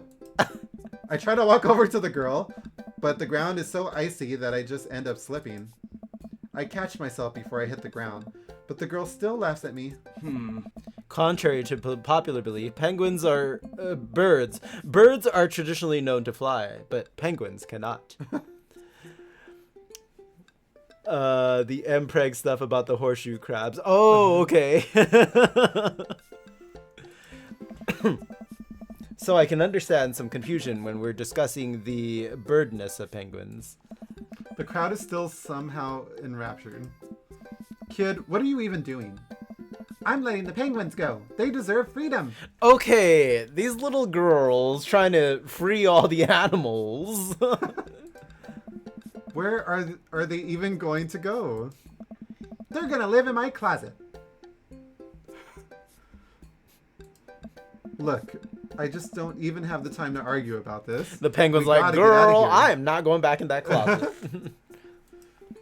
Not until I save a penguin. Little known fact is the penguins only live in cold climates. With some exceptions, so they don't all live in cold climates, if you're splitting hairs here. Did I mention that they don't fly? The crowd is starting to lose interest. I'm running out of time. Okay, let's save here. Lay down the law, try to relate to her, bribe her. Okay, I feel like if we try to lay down the law, the little shit is gonna say, you're not a teacher, or something. Try to relate to her. I don't know, how would we relate to some little girl? Oh, my name is Little Susan, and I'm a bitch, and I'm trying to... Well, how are we gonna bribe her? Do you have any chewing gum? I've got penguins at home. I don't know. I think the bribe could work. The relating to her could work. It's just, it might take longer to relate to her. I'm sensing a theme. Your closet isn't freedom. Your gay brother's in there. I think okay. lay down the law might be too harsh, and he might see that and be like, "Oh, that's kind of mean." I don't know. What do you think? Maybe try to relate to her could help. Like, you could be like, I understand you want to free the animals, but they're not, they can't go back home from where we are or something like that. Like, I don't know. Like, I agree. It's just that it might go towards like that's taking up a lot of time. I mean, we're taking up a lot of time by not deciding either. Okay. So, I'm gonna say relate maybe. I think back to the time I released all of the feeder mice from the pet store. It was a disaster. I was 6, but it was a disaster. Molly, life can be cruel. Money. Give me money. Oh, okay, never mind. She wants money. Option 4, shoot her. Ruin. I will give you $20 right now if you leave with me. Molly thinks for a second. Okay. We'll give it to me right now. I reach into my pocket and pull out everything I have, examining each bill. Okay, well, I have $12 and some change. Also, there's a button here. Is that enough? Pay me the other 8 later, and we have a deal. We move to shake on our arrangement before I suddenly realize there's a wave of penguins on their way out of the enclosure. We're gonna have to block these birds. Oh, there's your minigame. Oh, here we go. Block the bird. Oh. Oh. The hand. Talk to the hand. Oh. Bad birds. Oh. It's all your fault, Molly. Wait, is it Molly or who's the other girl? Penguin Wait, escape? where? I didn't see no penguin escape. Lies. Liza Minnelli.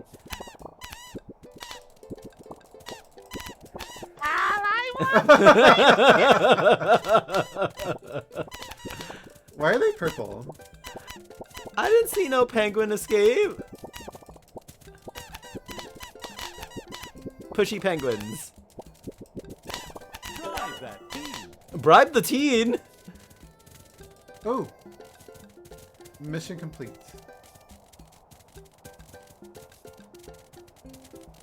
One. I didn't see that penguin go. Yeah. Bribery works. Okay. So, lesson learned. Bribery. Ruin. I need to add that as a command. Phew, glad that's over. Just in time, too. Looks like Hugo is wrapping up his diversion penguin speech. And that's why I think that penguins are one of the best animals in the world. A few people in the audience clap out of sense of duty. Everybody starts dispersing. Hugo spots us from across the way and runs over. Molly, what were you doing in there? I was liberating animals, Mr. Vega. You realize that the penguins can only survive in Arctic temperatures, right? You would have had a dead penguin on your hands. Well, it was the thought that counts. No, Molly, it wasn't. Molly turns to me. You owe me $8. Sweet manchego. What? I'll pay you later, kid. Molly runs off towards Susan. I suppose so that they can compare animal thief notes. You're not off the hook, Molly. Oh. Manny, did you just bribe a child? Oh no! Okay. I bribed a child. I don't know what she's talking about. You can't play by the rules when there's penguins on the line. I think the last one could be good. Okay. But it's up to you if you want to save or not. After It's Only Vega's career as a streamer, he became a teacher. Wait, really? I didn't know that. Oh, never mind. You're making a joke. Did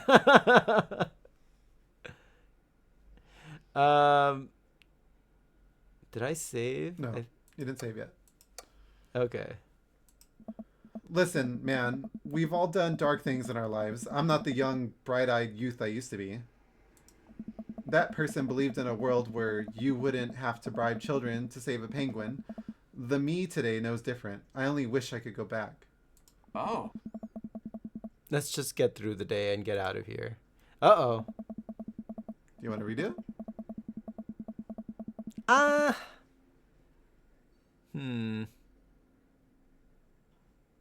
Okay, sure. Once, though.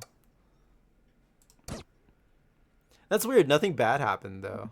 Oh, you gotta go back a little. There you go. Sweet Manchego. Maybe being honest. Yeah, maybe honesty. It was the only way to get her out of the exhibit. I'm not proud of what I've done. Oh, okay. I'm not proud. Oh, that's you. I'm not proud of it either, or my penguin facts lecture, but at least we got her out. Let's just get through the day and get out of here. Okay, that was better. With the day finally coming to a close, the whole field trip is ushered through the gift shop, and we make our way back to the school buses. Yeah, I figured you were joking. As we leave the aquarium and the kids load onto the buses, Hugo pulls me aside. Hey. Hey, Manny, thank you so much for helping me out today. You're a lifesaver. It was no problem. It was actually kind of fun. Oh. Let me take you out next time to make it up for you. You like cheese boards? Love cheese boards. I'm all about cheese boards. There's nothing on earth more satisfying than a cheese board. Okay, so we love cheese boards no matter what. Sure. Great. Ooh. Oh, that's you. Great. Our first eggplant with him. He must really love cheese. Great. Well, I got to make sure the kids don't steal anything else. See you around. I walk inside to find the house empty. I wonder where their panda's at. Before I know it, Amanda pops in through the front door. What you up to tonight? Just doing some homework. How was the aquarium? It was an adventure. Some kid tried to steal a penguin. We've all been there. I had to run in and grab her before any of the employees saw. You got to go to the penguin enclosure? Did you steal a penguin for us? Amanda, no penguins were stolen thanks to the valiant efforts of myself and Mr. Vega. I mean, teachers are cheesy. Where are the jokes? Oh, Ruin wants more cheesy dad jokes. Okay, let's do it. Okay. I'll start us off since Jesse started us off last time. Daniel, thank you for resubscribing. Let's see. That is Thank you so 34 much. months. All right. And I will get started on the triple. Are you having trouble opening those? Ooh, you're almost out. Luckily, I still have some in reserve. I have cherry and whatever white is. Thank you, Daniel. And I Thank got you. grape and pineapple. 34 months. Hi, gay. 34 months, is that right? Mm-hmm. Wow. Here's a super hug for you. No, some Marvel Rivals. Right. All right, bear hug. Welcome in, Daniel. How you doing? That was intense. Oh, I felt something crack.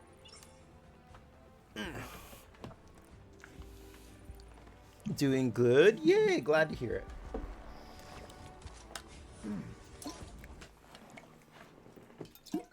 All right, you guys ready for some dad jokes or some puns? Let's do this.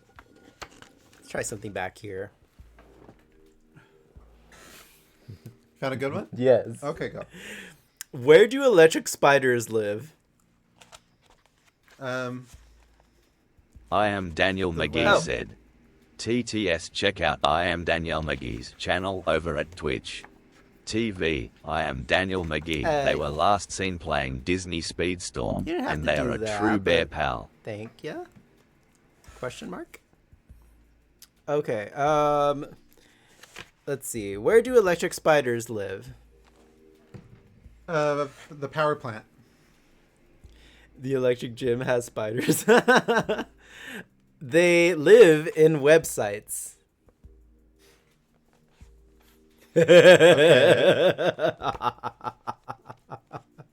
Iono has them. I love how sometimes I can't tell if it's the game or Daniel talking. All right. Let's see. People are making... Oh, no. I've read that one before. I know I have. Okay. Let's try another one. This one's so stupid. I love it, though. Okay.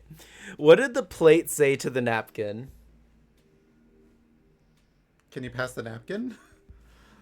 What? Dinner's on me.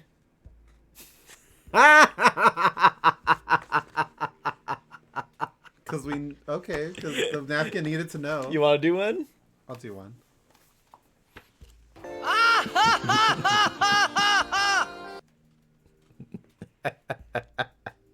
I liked that one. What did the triangle say to the circle?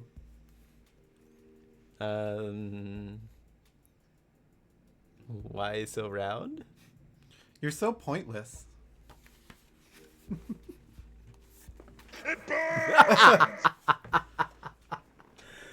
All right. Thanks for the dad jokes. Well, now that the dad jokes have commenced, let's return to Dream Daddy. Sorry. Thank you for that, by the way. And here's the question of the day. Get a load of this. Okay. Amanda, no penguins were stolen thanks to the valiant efforts of myself and Mr. Vega. It was nice getting to spend some time with Hugo, though. I'm surprised he helped complete a covert op. He's usually kind of a what? Kind of a stick in the mud. He's actually pretty cool. I had a good time with him. All right, too much adventure for me today. I'm gonna go rest my eyes. You mean take a nap? There's a difference. You'll learn when you become a father. Date complete. All right, we've got one more date, and then we've finished the first round of dates. Let's see what we got. That was exemplary. Yeah, a few of our last couple dates have been A rank, I've noticed. Welcome. Asiago Getter. All right. Oh, we've got something. A message from Dad Book. Manny, listen, this is you from the past. Whoa, how'd this happen?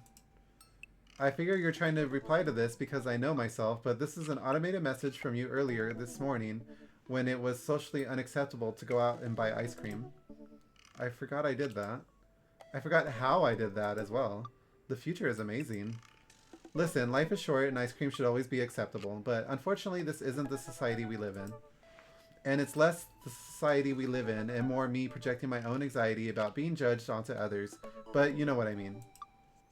By the time you're reading this, it is a certain time of day in which nobody will bat an eye at you for going out and buying ice cream. You know what to do. Be good to me. Be good, me. Buy that ice cream? Okay. Let's go buy ice cream. Let's see what this is all about. Time for Danny's favorite daddy. Not quite yet. We're getting ice cream You first. know what? Apparently. I've earned a treat. On the way home, I decided to stop off and grab some ice cream, which I fully plan to eat directly from the tub. I spend a lot of time trying to figure out just what type of ice cream I'd like to eat directly from the tub. Rocky Road? Pistachio? Oh, Amanda's probably going to want some too. Better get 2 tubs. She loves cookie dough ice cream, right? Hey, mister. I turn around to see Ernest leaning up against the... This little boy gets around. Leaning up against the wall of the convenience store. Ernest? You're cool, right? I'm cool. I'm so cool. No way. Middle one. I'm shocked you even have to ask, Dude Meister. Oh my god, I asked the wrong person. Could you just help me out? Help you out? There's no fire involved, is there? Just clouds. So if I give you $20, will you buy me e-liquid? Ernest, what's e-liquid? It's like, Gatorade, you know? Electrolyte liquid? I'd get it myself, but I'm banned from here, from trying to run a grift on the cashier. A classic fiddle game. You know the deal.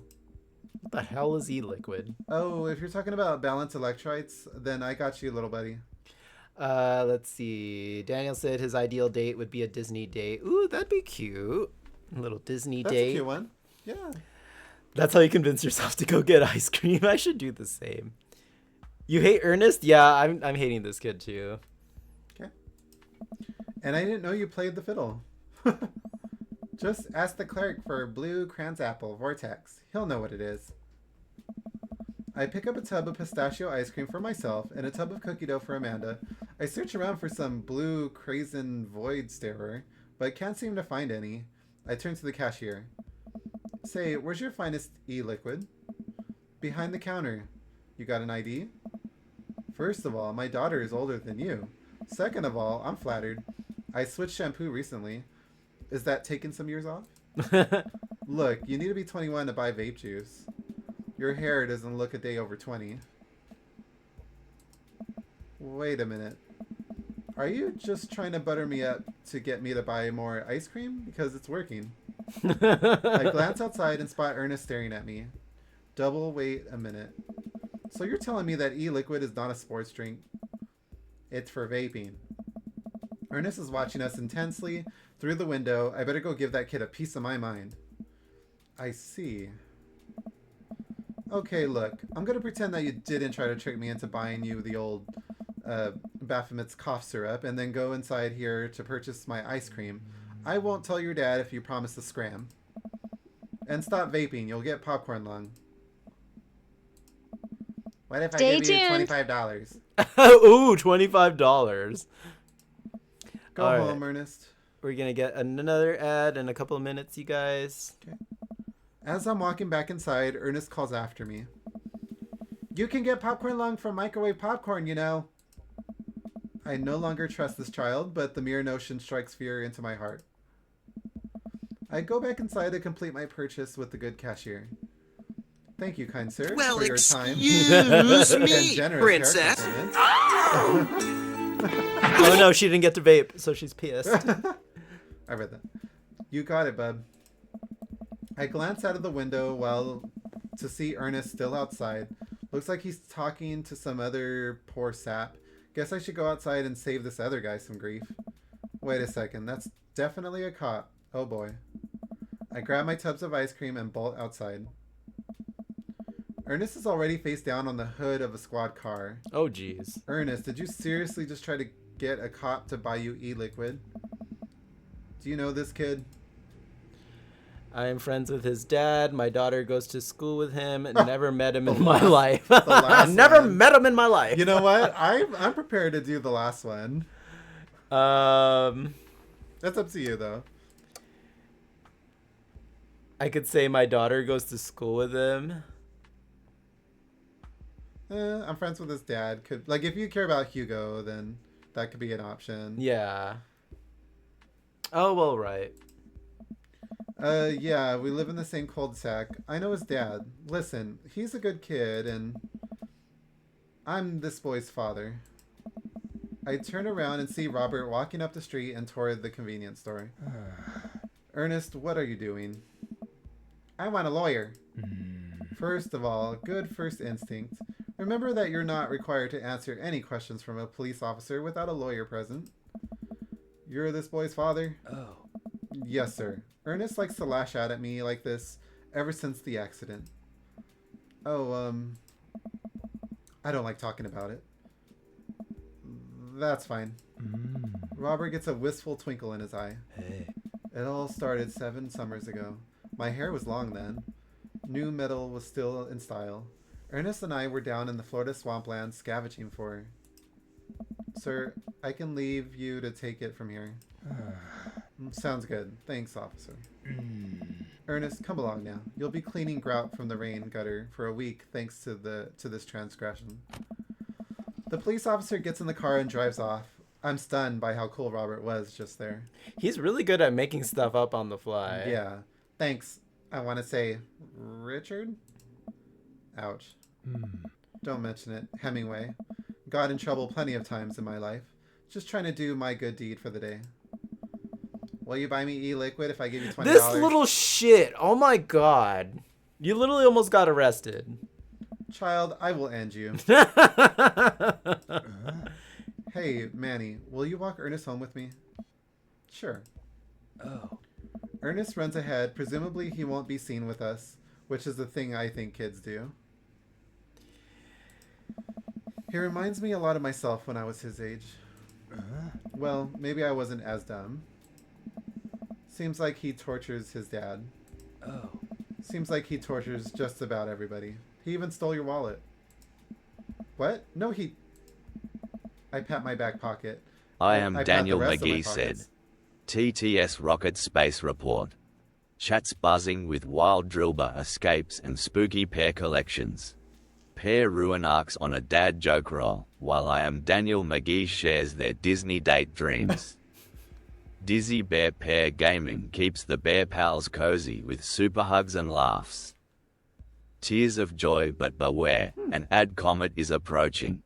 Subscribing can shield you from its rays. Glowing star, stay tuned for more daddy dating adventures. That was Hashtag cute. bear love. Oh, that was cute. Thank you for that. Oh. As I said, I hate Ernest. Yeah, Ernest's a little shit. Honestly. I'm legit curious what the answer would have been for, I don't know, this child. He stole my wallet. Oh. Why are you doing this to yourself? What? Robert points at my tubs of ice cream. One of them's for Amanda. Oh. I have no qualms with the quantity of ice cream you purchased. It's a perfectly respectable amount of ice cream. It's the quality I'm talking about. You work hard, Manny. You're a good dad. Don't you think you deserve top shelf ice cream? But these were on sale. If you're gonna treat yourself, go big or go home. Real vanilla bean, real pistachio, you deserve it. We arrive at the cul-de-sac and Ernest runs into his home. Oh. That boy is the reason why we don't have prizes in cereal anymore. I like Robert. Catch you around, Manny. Robert tosses me a wallet. I catch it with a surprised look on my face. I stole it back. Keep it in your front pocket or use a chain like back in your ska days. Smell you later. See ya, Robert. I go back inside my home, ready to spend the rest of the night with 2 tubs of ice cream and also Amanda. Smell you later. I don't even think I've ever said that phrase. Ruin said Robert stole it in the first place. Ernest should be arrested. He almost was. Well, okay, we have one more date to do. All one more right. first date. Our favorite daddy. Yay. He wanted his hands on you. Ooh, woo. All right, here we go. We're going to go on a date with Joseph. I honestly hope we're pleasantly surprised because it's not a good first impression. Smell you later. His family's a little weird, but Joseph seems cool. I should take him up on his offer to hang out. Wait, how do I hang out with a priest? I didn't go to church. Should I be Jesus-y? No, okay, this could be awkward. I imagine Joseph's family staring at me as I fumble through some sort of prayer attempt. Maybe not too Jesus-y. A light smattering of Jesus? I wonder if Robert has an Evie? Why would he have... well, no, I don't get it. Will he want me to pray? Is he going to pray at me? Do I have to pray at him? Talking to Joseph, huh? Oh, that's you. Amanda, how many times have I told you not to sneak up on me like that? I selectively ignore it every time you do, Pops. Amanda looks over my shoulder at the screen. Scroll up. Oh, Robert's actually Gary Oak. Well, then he'll have so that's what happened to him. That's hilarious. That explains a lot. Okay. Joseph can't read your mind, you know. If you want to talk, just message him. But I've never been friends with a priest before. What do I talk about? My favorite Bible passages? Ice cream socials? Just get on your Khakis? knees and say, oh God, oh God. First of all, he's youth minister with a tattoo, not a priest. There's a difference? You're overthinking it, Dad. Listen, just put it like this. Hello, neighbor. Thanks again for the invite to the barbecue. I'd love to hang out soon if you're not too busy. Ruanik said, TTS Robert was widowed when Pikachu ate red. Fine, fine, fine. Give me the keyboard. I got this. Amanda focuses on the keys. Hi, Joseph. It was great meeting you and your family. I'm still new around here, so if you'd like, I'd love to hang out and get to know you. See ya. You'll The see his smiley fighting is a nice style in a touch. second. and Hey, it's- Mike. Have you kissed any dads choice. yet? I think Craig kissed us on the cheek On or the the forehead. forehead. Let's Oh, do the that. forehead. Yeah. And Did Robert kiss us? No, I don't think so, huh? No. No. See, this is it. We've done all. This is gonna be the final first date. Yeah. For all of them. Wobbles. So nothing too I am spicy. Daniel yet. McGee said. TTS He's in not even fighting, Grunty's he's Cauldron, flailing. a potion brews, Broom Mikeke 352 streams are quite the Wait, what? views.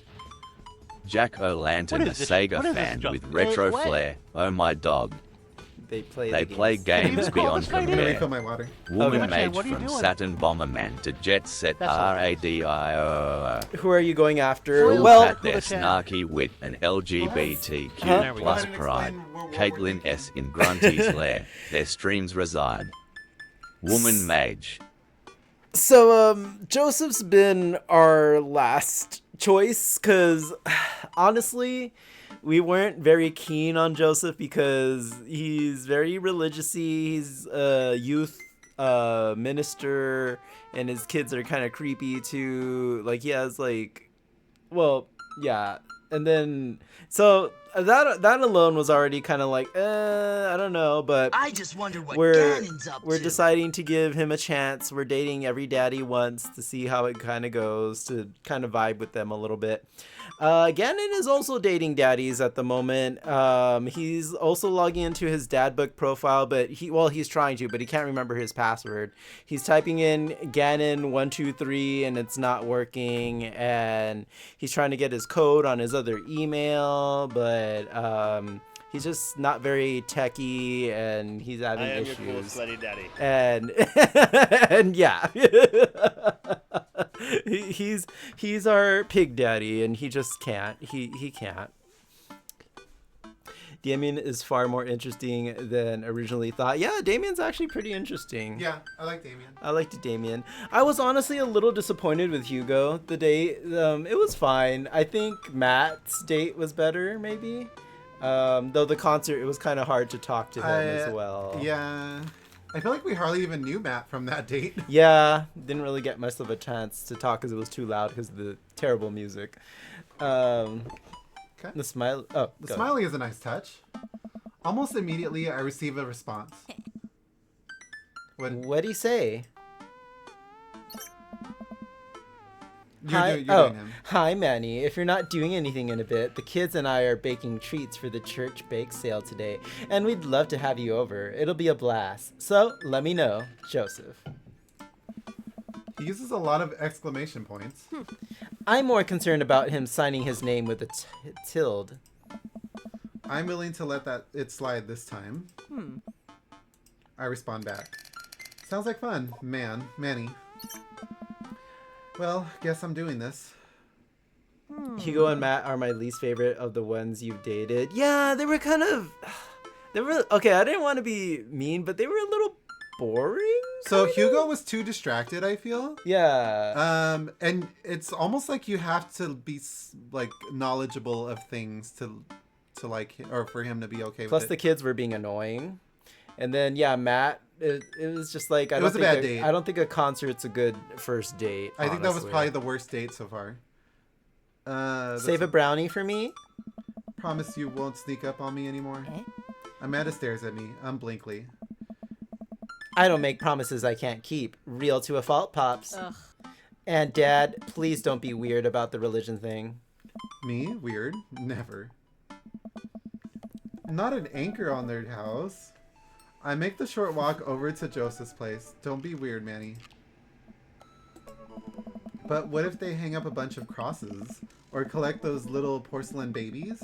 What if they're all praying? Do they pray before dinner? During dinner? Over the porcelain babies? The door begins to creak open, a shadowy figure obscured on the other side. That's probably Who's there? Manny? Oh. The door opens the rest of the way. It's Joseph's eldest. What's his name? What's his name? Hey. Hey, Christian, Chris. I want to say it was Chris, right? It's not Krish. No, it's not Krish. I know they were all like It's either Chris or religious Christian. names. Yeah, it's either Chris or Christian. I want to say it's Chris. Let's save here. Are we? So are we? How much do we care? Yeah, actually, all right. We'll do it authentically for this date. So, all right. I'm gonna say it's Chris. You too? Yeah. Hi again. I'm Manny. I know what your name is. Oh yeah, we met at the barbecue. How's the Please don't say it. Jesus? Oh my God! How's the Jesus today? Chris blinks slowly. Maybe he didn't hear that. You're weird. Is your dad... Before I finish, Chris walks into an adjacent room, leaving me in the front of the open doorway. Home? This was a great first impression. How's the Jesus? Patricia. For a moment, I wonder if I should just go in, further subjecting Joseph's family to my whining attitude and artful charisma. Oh, winning. Mercifully, Joseph, he peeks his head around the corner. Oh. Manny, you made it. Joseph approaches with his arms wide. I'm so glad you could come by. Are you ready to bake? I am not. I'm as ready as I'll ever be. That's the kind of semi-confidence I like to see in a baking assistant. Come on in. Hey. Joseph leads me into a bright, spacious home full of nautical knickknacks. This isn't what I imagined at all. It's actually pretty charming. Hey. I believe you've met Chris, who left you outside. Well, you were right on that front. Chris. Huh? Are you going to apologize? Oh, right, sorry. I try to make eye contact with Chris, but he keeps looking away. He must be really shy. It's alright. Next time, just be a little more inviting to our guests, okay? Sure. Chris seems to relish the chance to escape the conversation and quickly vanishes into his room. Joseph turns to me apologetically. Don't take it personally. Chris likes to keep to himself. I mean, we didn't start off on the best foot in the world. Plus, being the eldest in a big family can't be easy. Oh. We try to cut him a little slack when we can. Where we can. Where we can. Ah, and here are the twins, Christian and Christy. Say hello to Manny.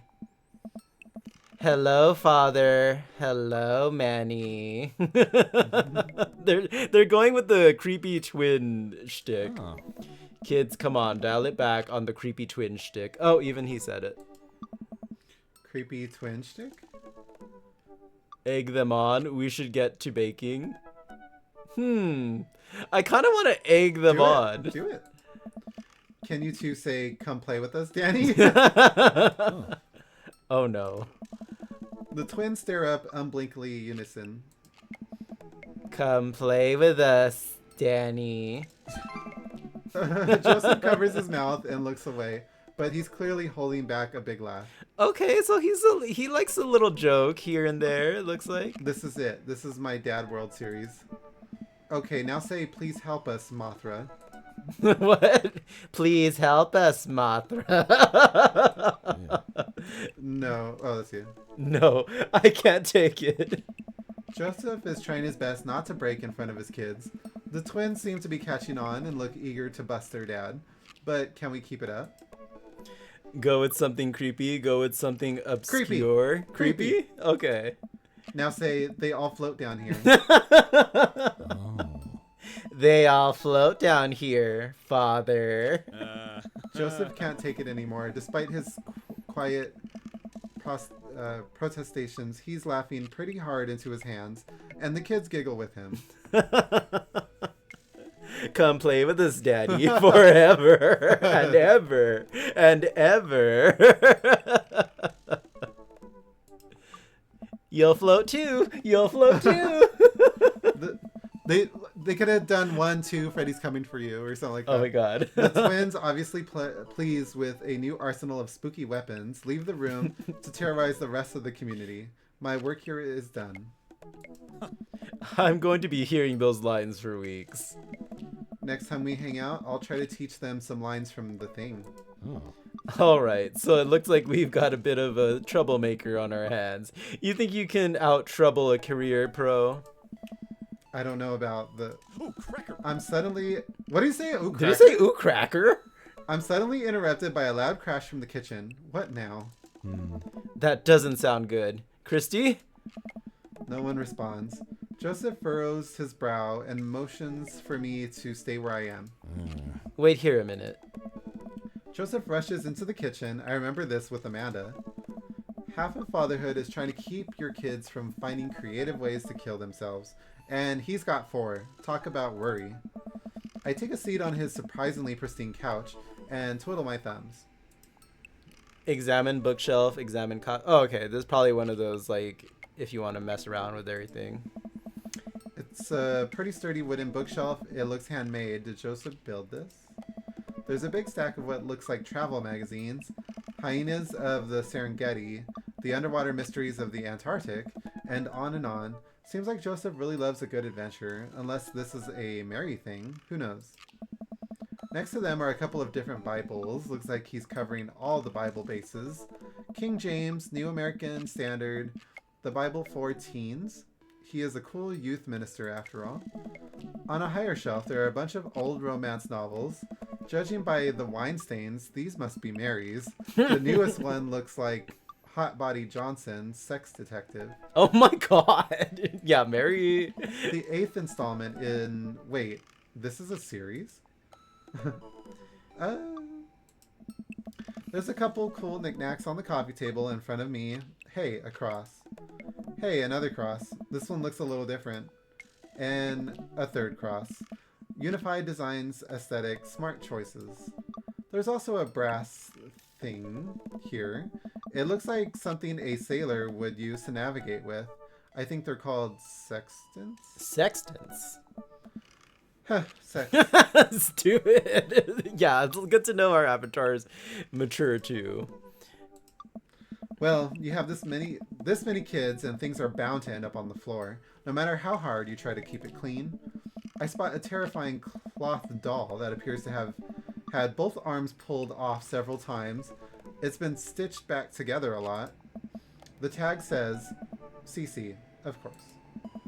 I set that down and spot a houseplant. Hey, little guy.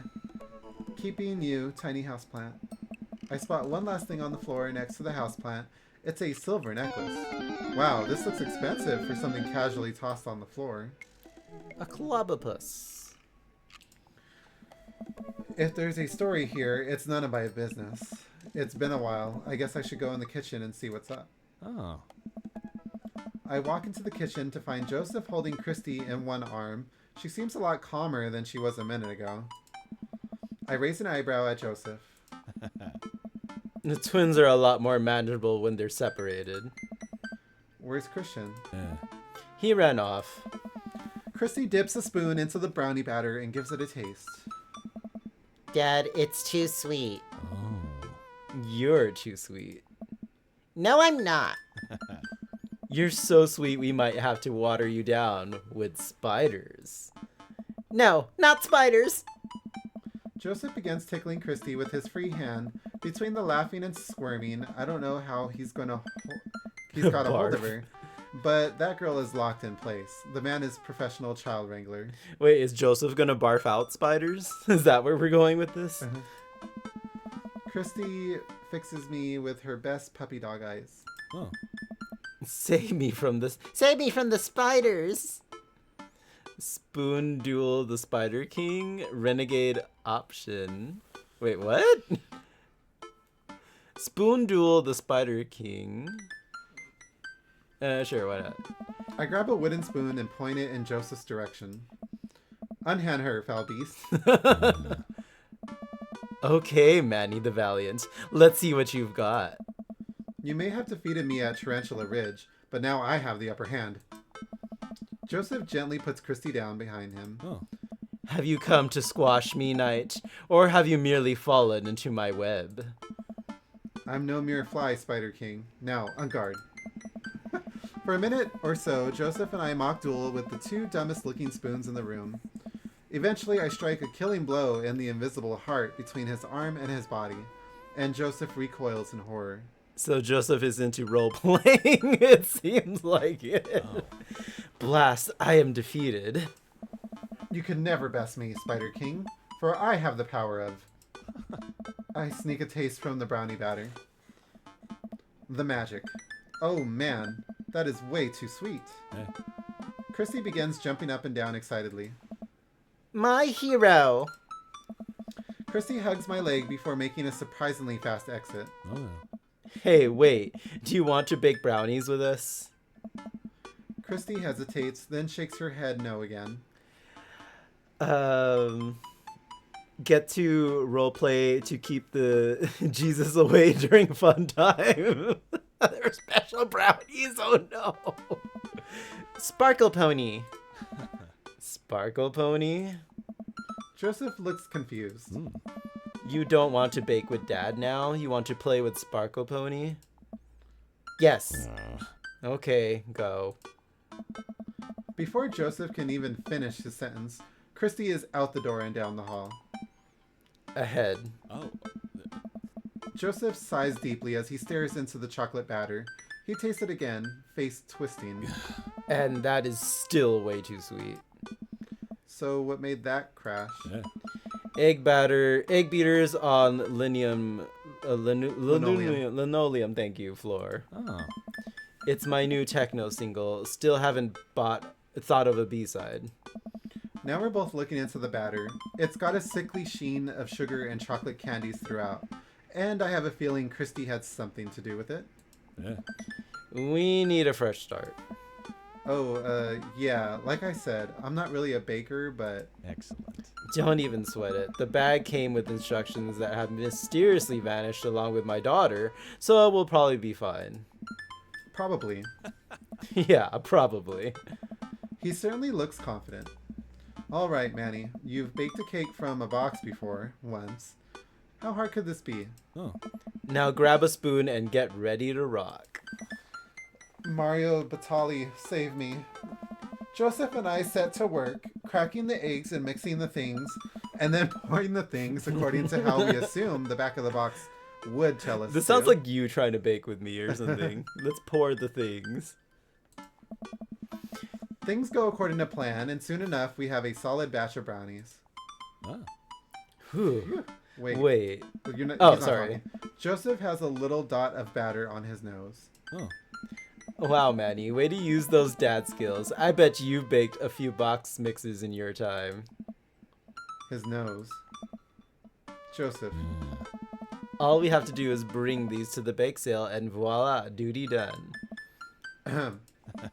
Now help me find Christy. Keep your eye out for a pony that sparkles. Joseph, hold still. What? Thumb in position and got it. Yeah. Joseph's eyes go wide as I gently wipe the chocolate off of his nose. Is he blushing? Thanks. No problem. In less than a second, I've licked the batter off my finger. It's really good batter. Yeah. We should find Christy. Yes, we should do that. Manny. Oh, he's getting urges. Yeah, okay. Joseph quickly composes himself. Alright, she can't be far. You take the delta position and I'll watch your 6. Do you even know what that means? Wink. Alpha Tango Sparkle. Roger. Joseph starts making his way down the hall and calls back to me. Take the brownies and the rest of the stuff I baked earlier today while I get Christy. We'll meet you out by the car. Oh.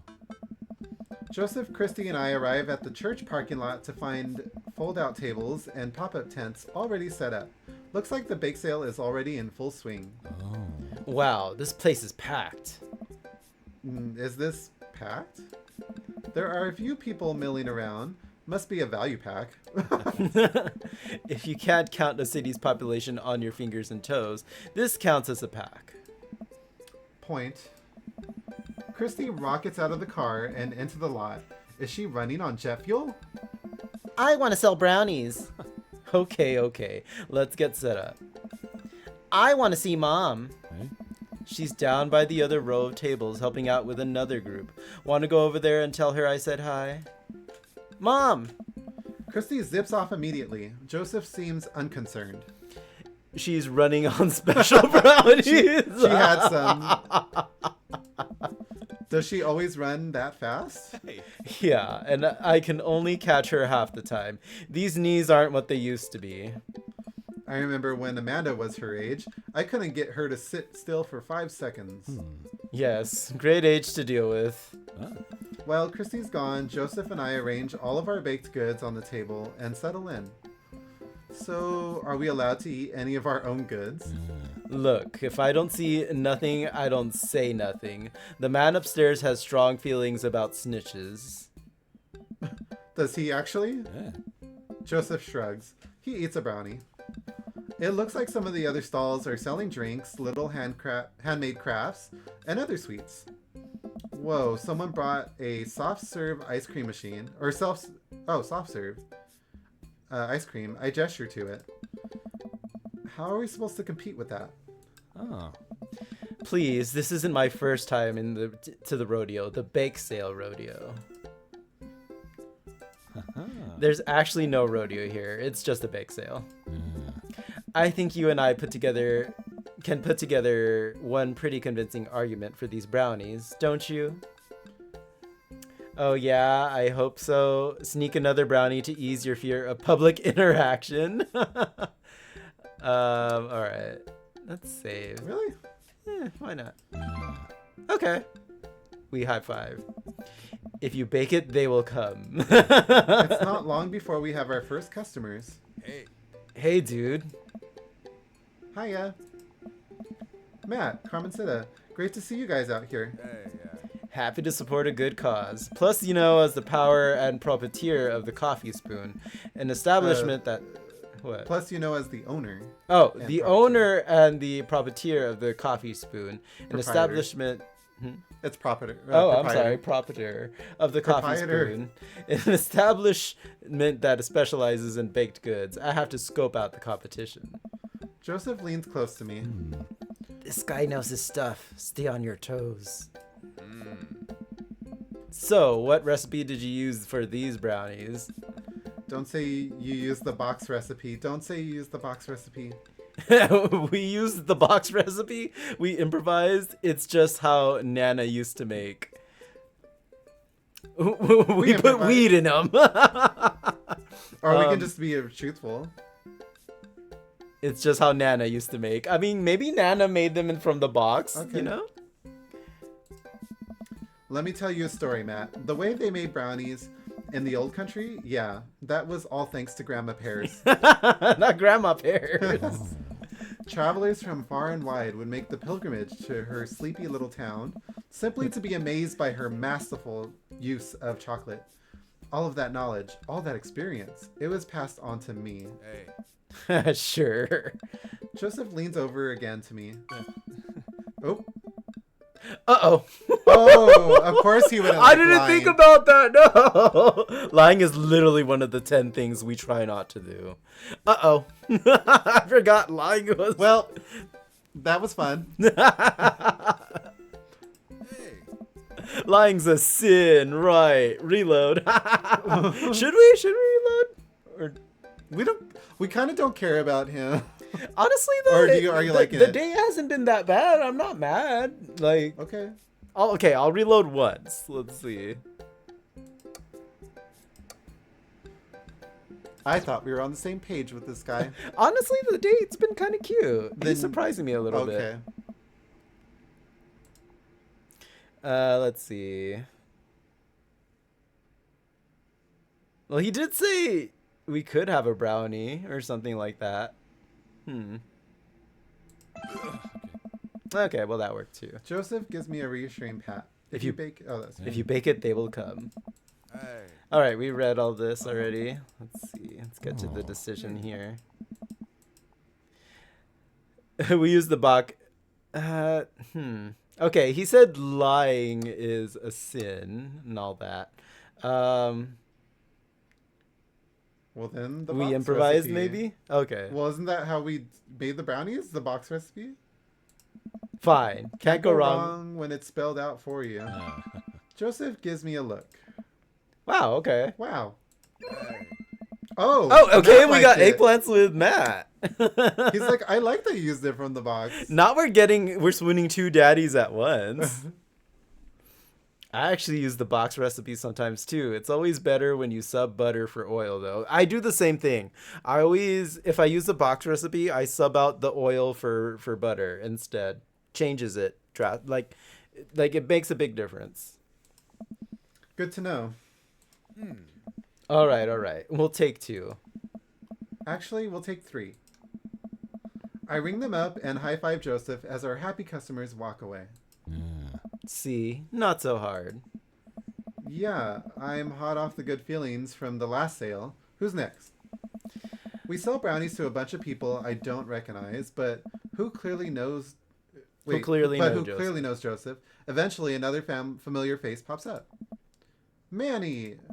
Oh, it's the big old bear Brian. Oh, are we gonna have a chance to get like extra hearts with all of them? Okay, maybe this date won't be so bad, especially if we can get extra hearts with our other daddies. Huh.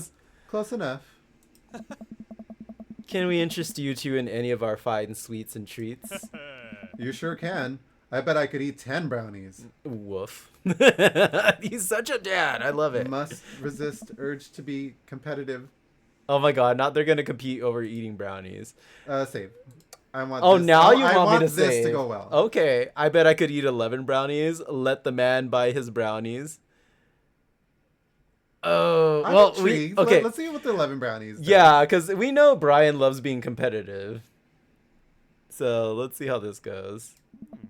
They used to call me Brian Hollow Legs, harding back when I was in the competitive circuit. Think you could go brownie for brownie with me? 12 brownies. He's so competitive, right? Oh, okay. I'll take that. You know what? I'm okay with this. Sorry, Joseph, but we got hearts with Daddy Brian. I will gladly do the exchange. Yeah, sorry. Oh, you didn't read that. Brian and I stare at each other down. Huh, you're right. I'll just take 1 for myself and 1 for Daisy here. Coming right up. You excited for youth group movie night, Daisy? Yeah, what's the movie? Oh. It's a surprise. Joseph leans over to me. It's the Fast and the Furious. Really? If you think about it, there's some heavy religious undertones. Joseph hands a baggie to Daisy. Let's see. Ooh, we've got a Floette. I love Floette. Bring it back. Hey, where are you going? I just need a second. Okay.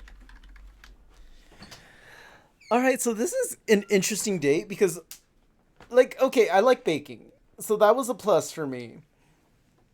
And then we're able to get hearts with the other daddies we went on dates with, so I'm not mad about that.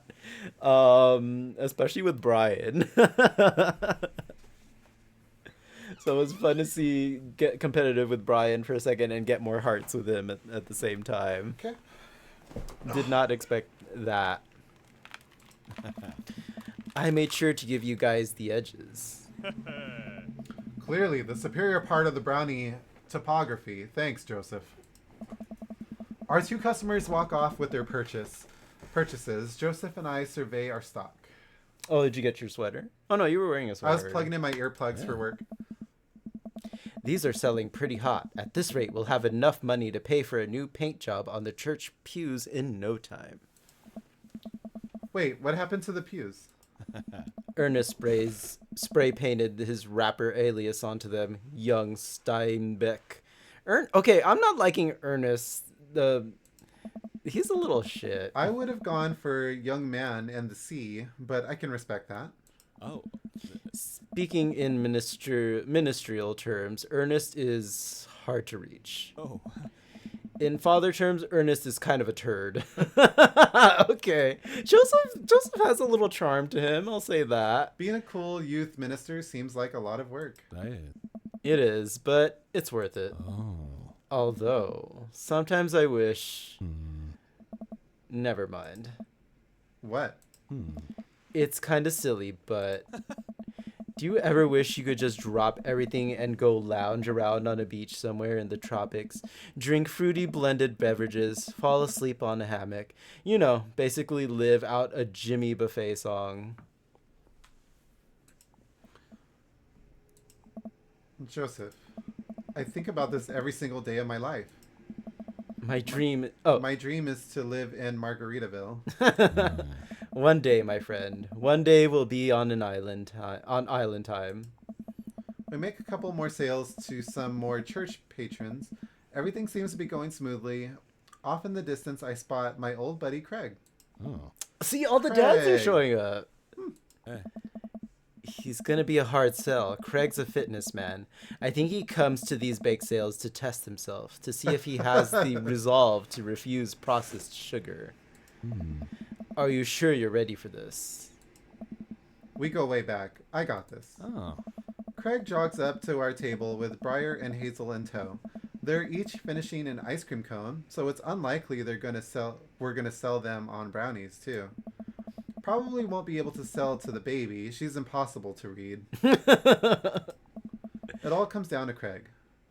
Oh. Hey, bros. Hi. Oh, well, go ahead. Hi, Uncle Joseph. Hi, Amanda's dad. Would you be interested in one of our delicious homemade brownies? I don't know. All right, let's save here because this involves Craig, who we're also kind of swooning over. Remember that one time you can't I think spell... it's the first one. Yeah, okay, you can't spell diet without die? Tempt him. Oh my... What does you can't spell diet without die mean? I think the first one, yeah. Hey, Craig, when we were freshmen, remember how our next-door neighbors pranked us by switching out our laundry detergent with dish soap and how the washing machine exploded with suds? And then we decided to get back at them by baking brownies for them, but sprinkling high-intensity hot sauce into the mix, and then we watched them cry after eating it. Oh. I would feel bad we had to clean up the laundry room ourselves. Anyway, these brownies are like that, but without the hot sauce. Maybe you should get one more, for old time's sake. Oh. Craig thinks for a second. Well, the girls just want a game. You know what? We'll take one for each of us. Even River? I'll eat hers. You got yourself a deal. Oh, wow, we got eggplants with Joseph. Okay.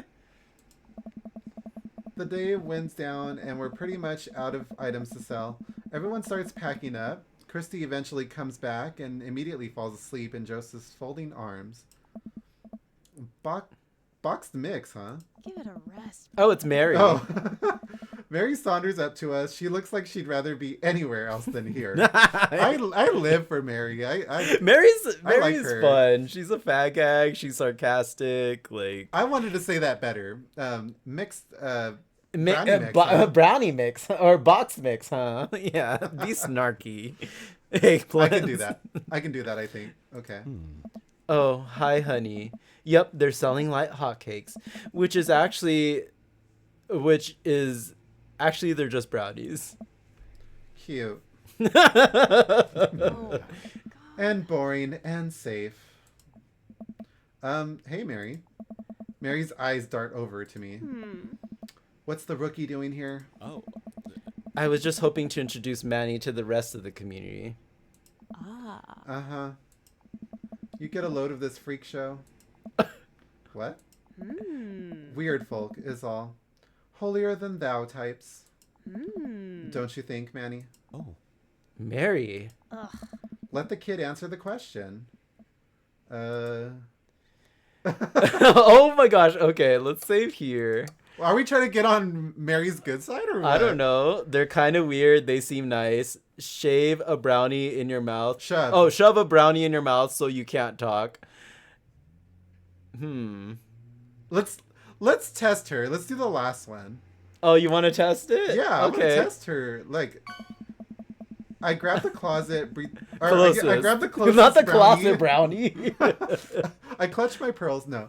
I grab the closest brownie and shove it in my mouth, and then point to my mouth as the universal sign for can't talk, mouth is full. Quick thinking, Manny. This one's a keeper, huh? Okay, no, that's not No? the decision Okay. I was gonna make. Oh, okay. That was fun though.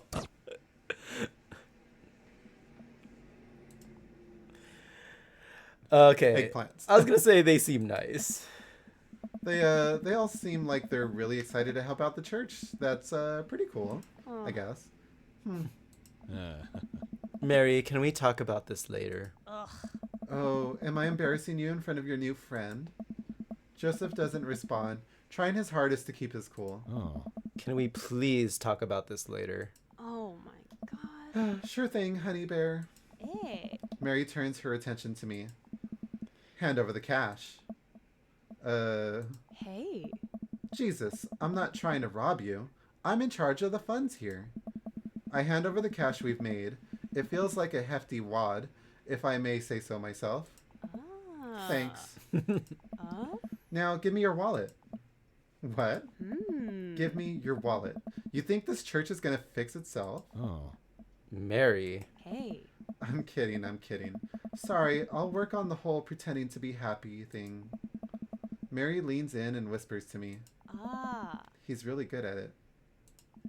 Mary walks off without saying goodbye. Yeesh. Okay, there's something going on. Like, okay, definitely. I don't know if it's a beard situation, but like, definitely there's something. There's something about Mary. Yes. Not to be.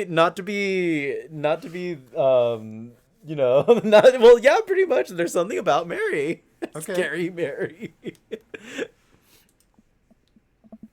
I'm really sorry about that.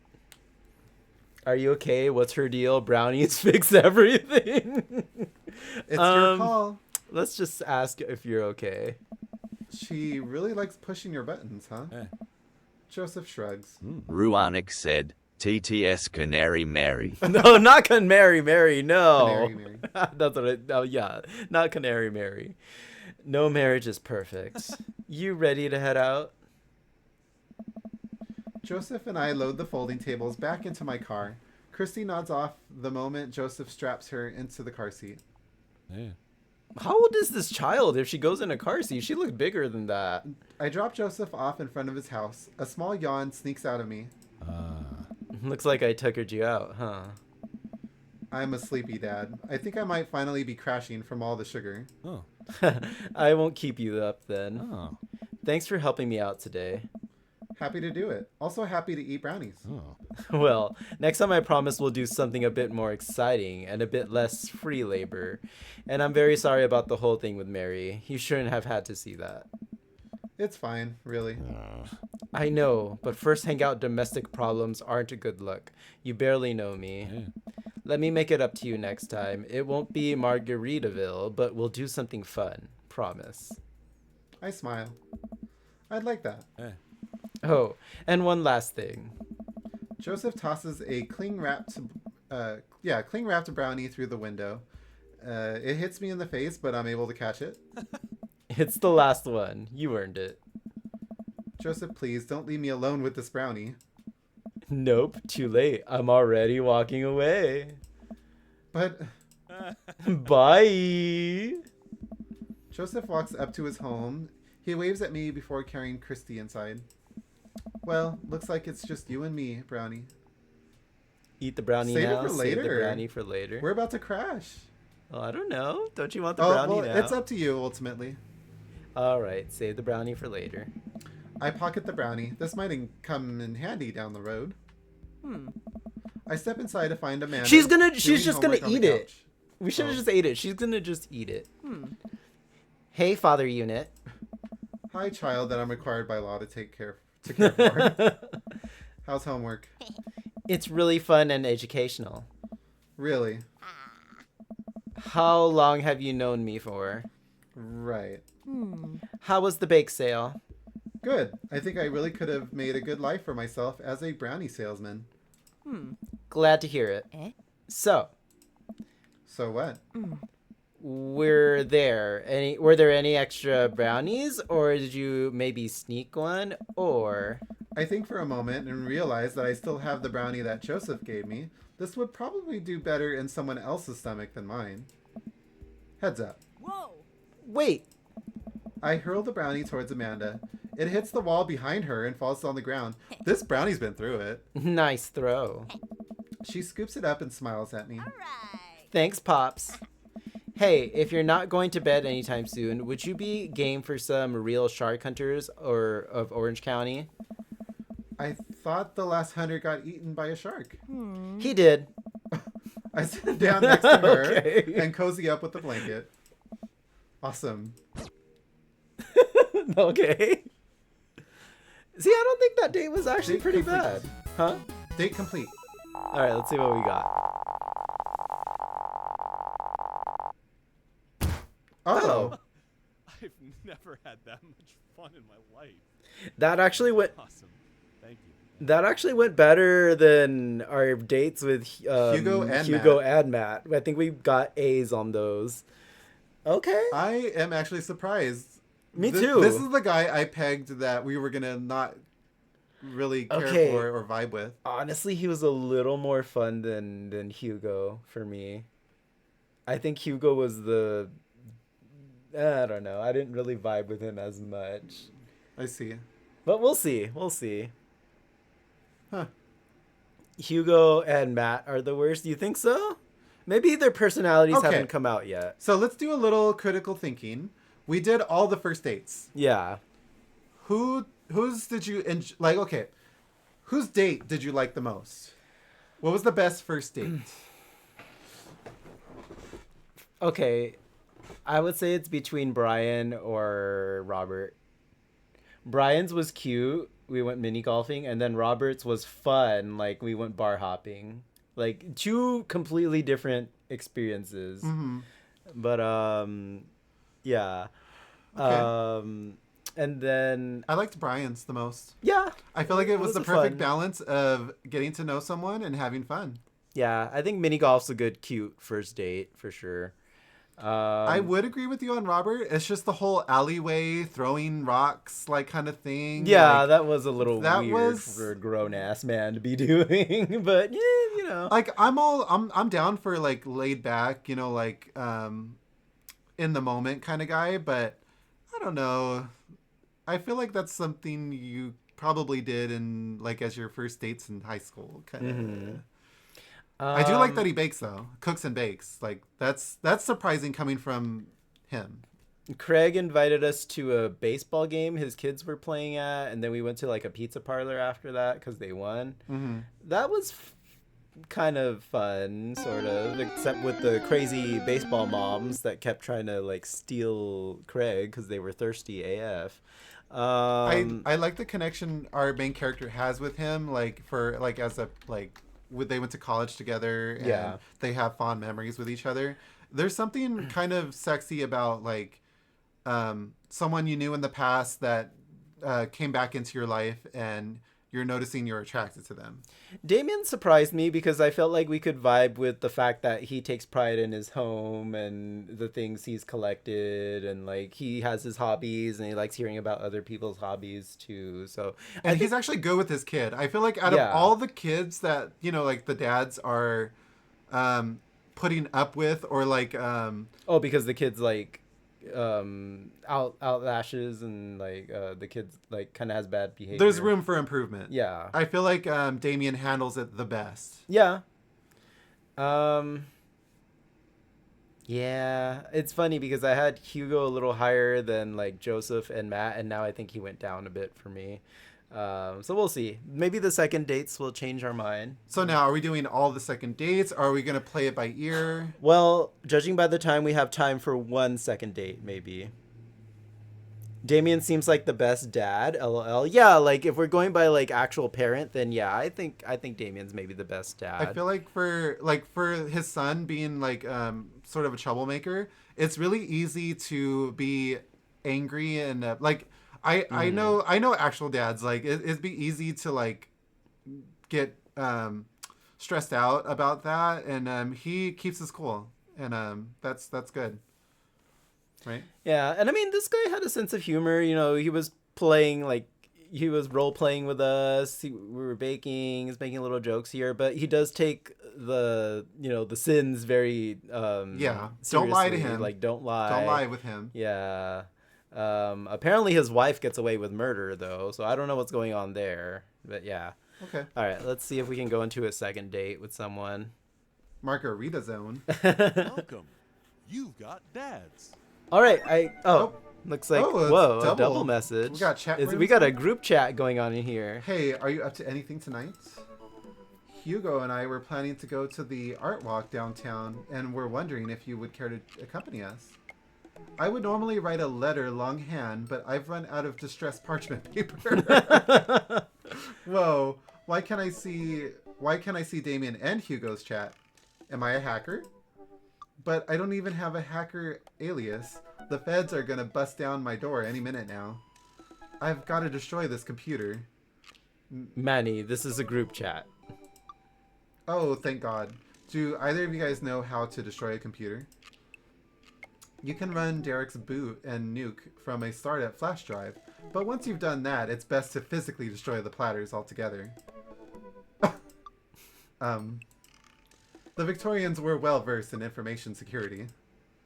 Manny, do you want to go see some art or not? Oh, art is good. Let's go see art. Should we do this or should we go on a second date? Well, okay.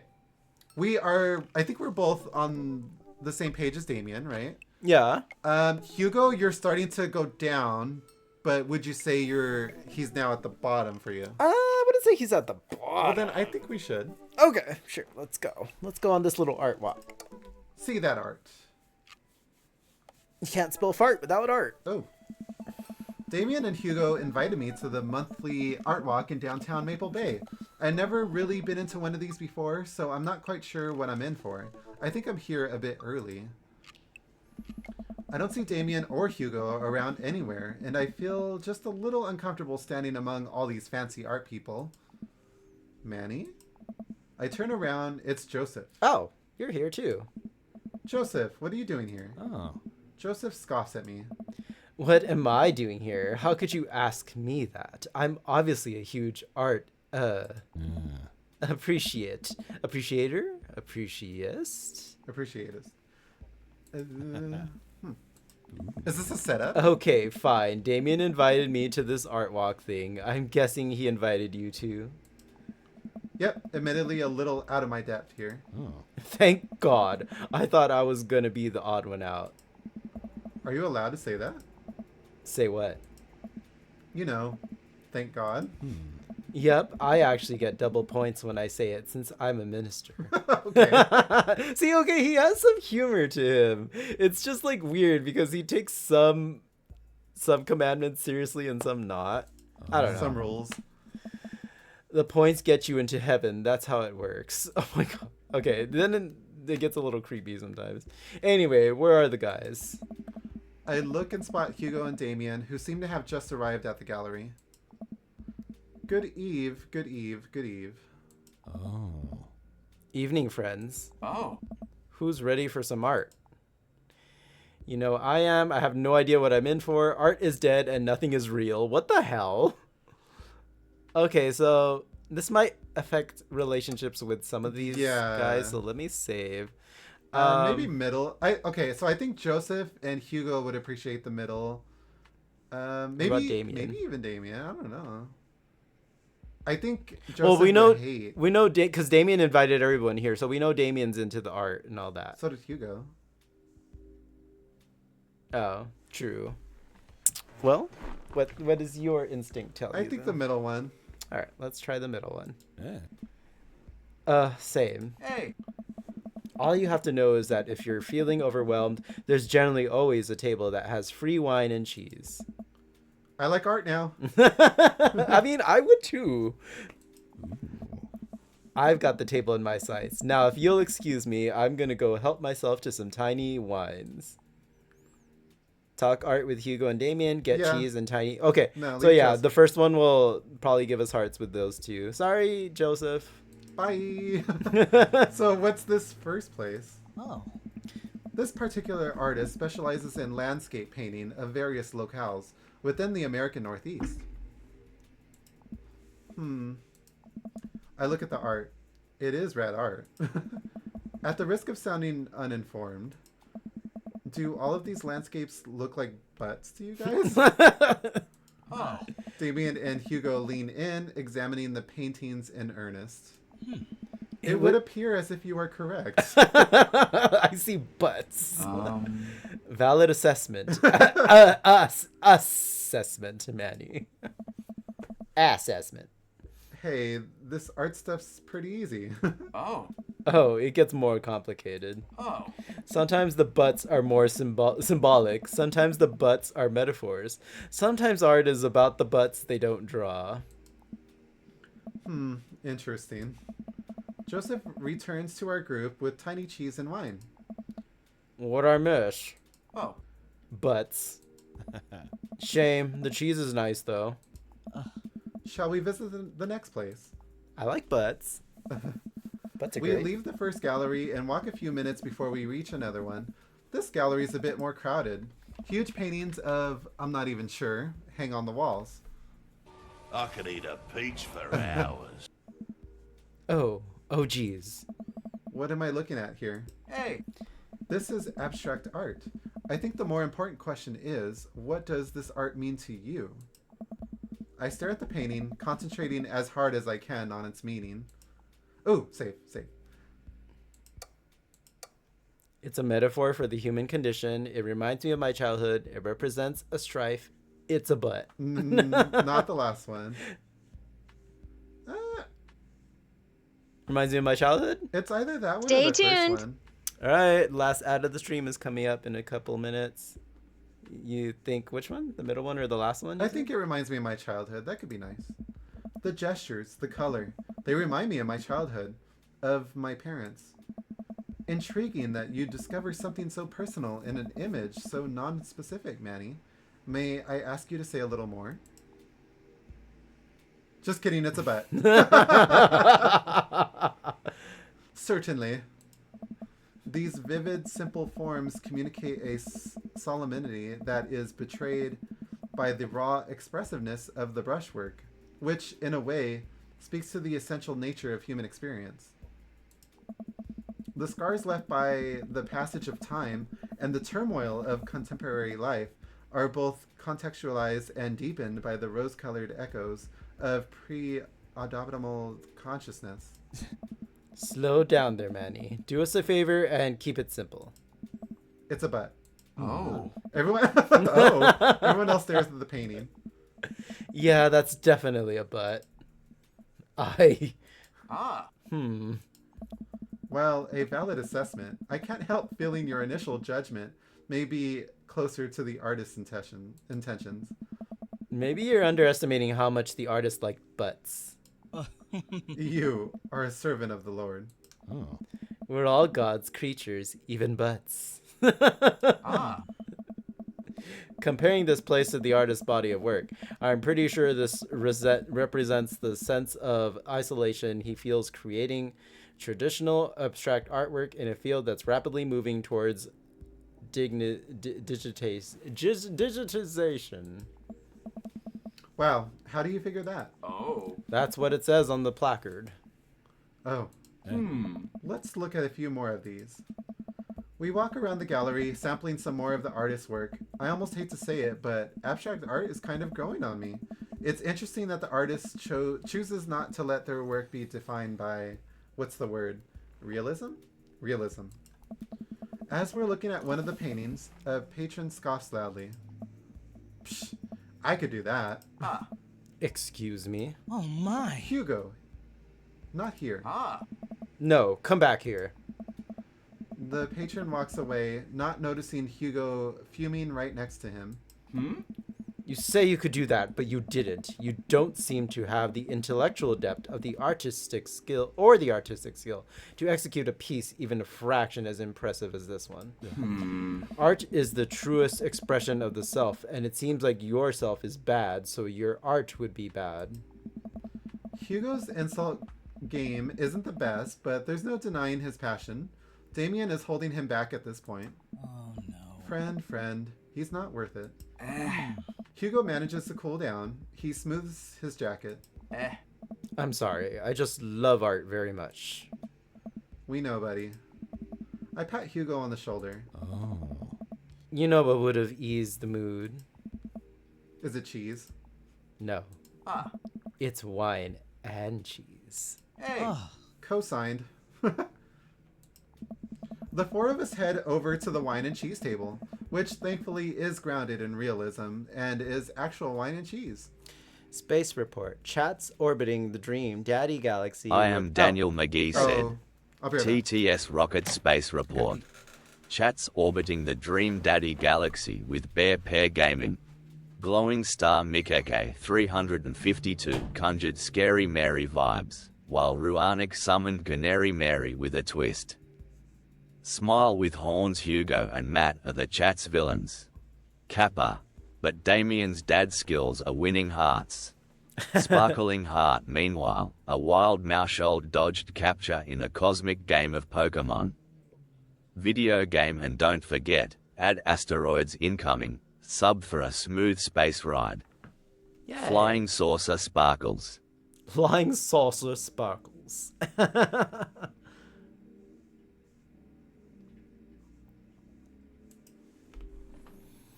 Alrighty. Let's see. Just waiting for Jesse to get back. I don't know if we'll have time to go on another date. We'll see. Oh, let me just stretch for a second. Oh, last day of work. Man, I wish I didn't have to work tonight. I want to just go on more daddy dates.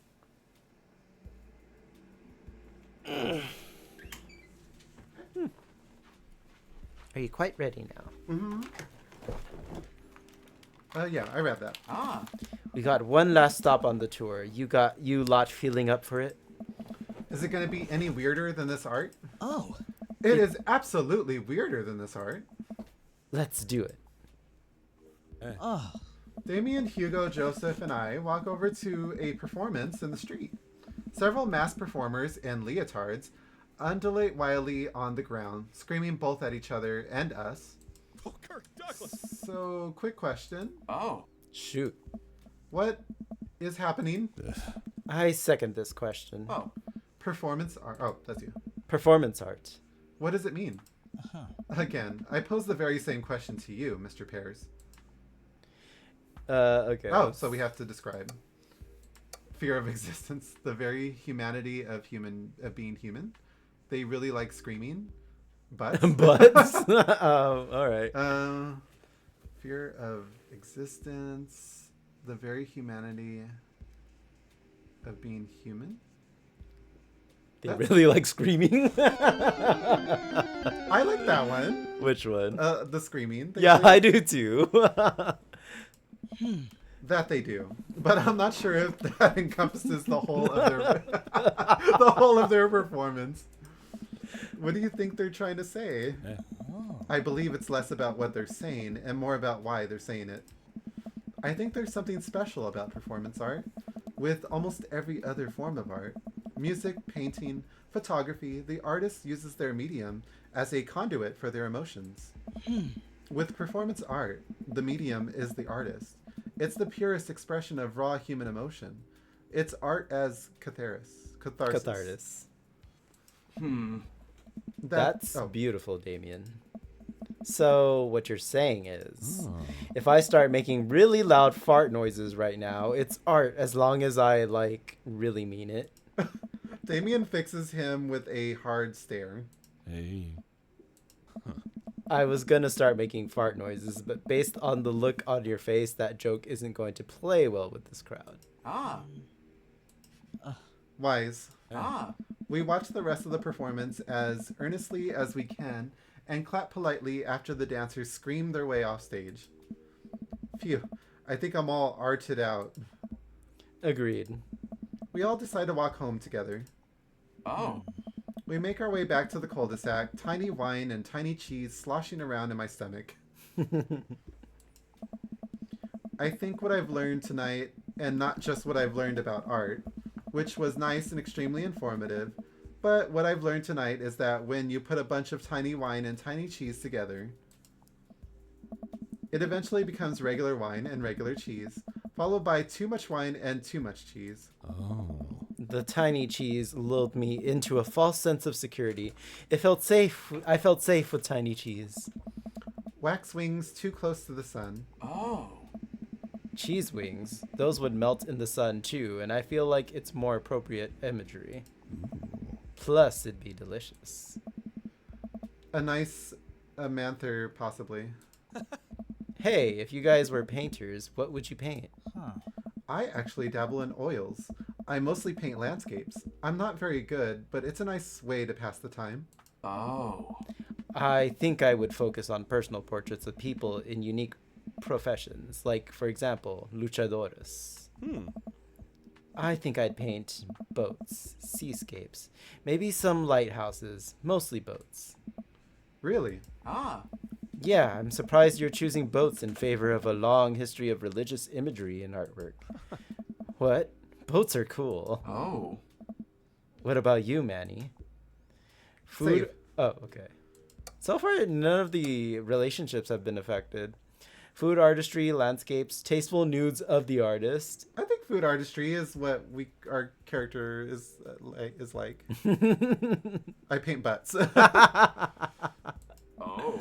I would probably do still lives of various foods, bowls of fruit, maybe some bread in there.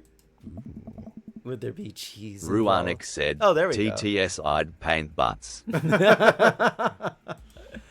See, I thought about that, and no, I can't stare at a pile of cheese for 8 hours without eating some of it, and that would ruin the whole thing. Ah. Excellent point. We finally get to the cul-de-sac. All right, boys. Good art. Good art. Agreed. Hey. See you guys around. Whether you want to or not, we're all neighbors after all. I head inside to deal with the inevitable cheese over. Okay. Well, I think we might not have time for another You've date. got dads. Let's save. It's what? I think let's at least start one. Oh, you want to start one? Yeah, to launch it off. We could do that. Yeah, totally. Okay. So, who's gonna be our first second date? So that's the question. Let's be fair. We picked Craig first, right? Yes, we picked Craig first. And then we kind of went off of our interests. Yeah. So with the second date, let's not pick Craig first as a criteria. Okay. And let's pick one of the dates that we were surprisingly enjoyed. You just want to go on a second date with Damien. Nope, you're wrong. That's not who I was thinking. Oh, okay. Who were you thinking? I was thinking Brian. Oh, okay. I'm fine with that. Let's do it. What is ruined? So Joseph first, since you did him last. Oh, we could. That do would it be an that interesting way. take on it too. But I feel like with the second dates, they're all gonna get spicier, right? Like, Yeah, they're gonna get a most little likely. more courageous. Jesse just wants to get spicier with the bear, which I don't blame him. Which I will. This is why my pick is Brian, because I am the most interested in how. Will you settle for me, sausage? I'm curious on how Brian gets more closer. Okay.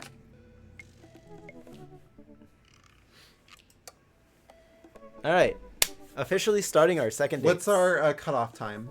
6:30 exactly. 6:30, but we can do a little later. I'm making pasta tonight, so it shouldn't take that long. No, I'm asking so that like, if we get to like a mini game or something, we should probably stop right there. Yeah, probably. Okay. Okay. Hey, Daisy and I are going fishing tomorrow. Are you in or out? Oh no, I've been dreading this day. I accidentally boasted about my abilities as a fisherman to Brian, and now he's challenging me to another dad-off. I've been doing my fishing research online, but I'm nowhere close to being an expert. I'll be back! Okay. All right, Ruin. Thanks for the lurk. Still, though, I have to accept. I type back to Brian. Sounds great, man. Super excited to catch all of the fish. Make sure your mower is in good working order, because you're going to be all over my lawn this weekend. Ooh. That'll show him.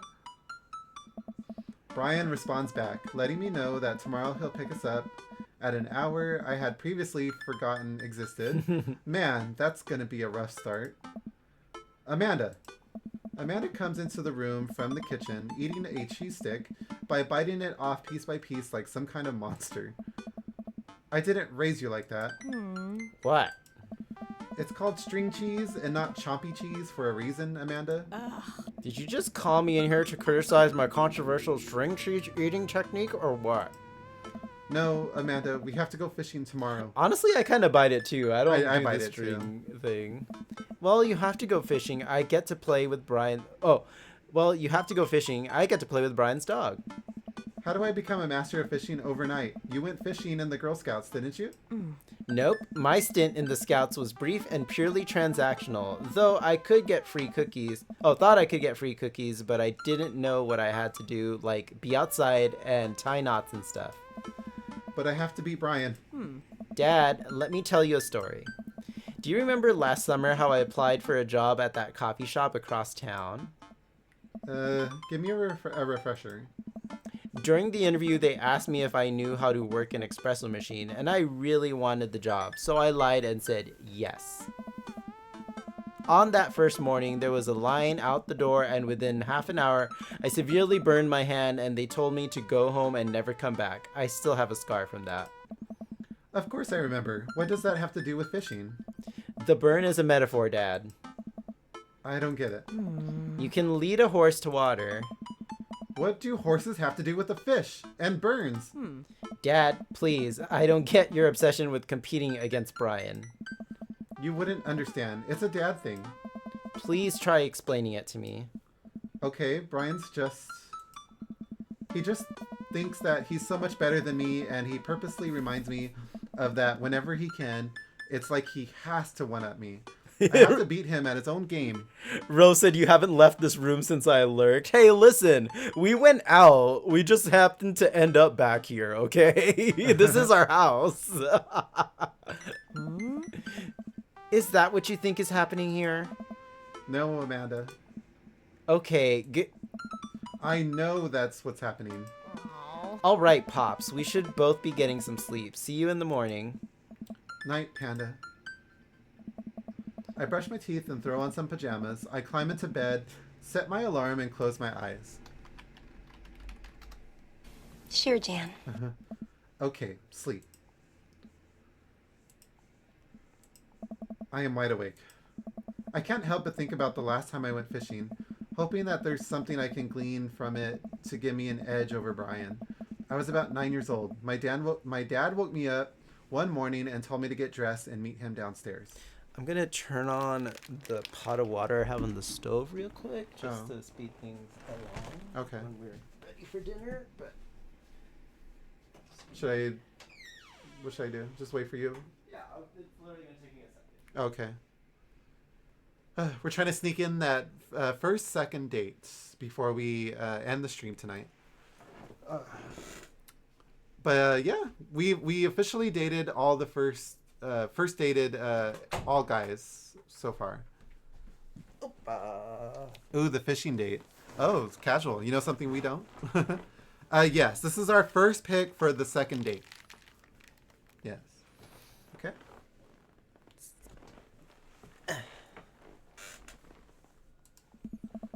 It was still dark out. I had no idea what was going on, but before I knew it, we were both alone on a freezing cold lake. I had to sit there for hours when it got hot and muggy, the air thick with bugs.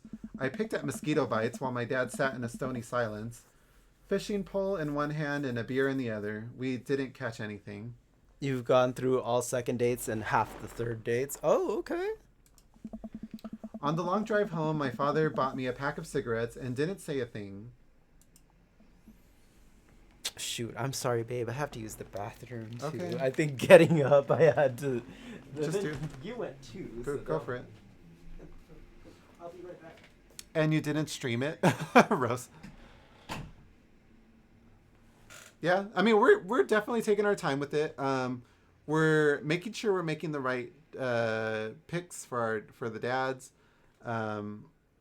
So we're actually not sure who we're going with still.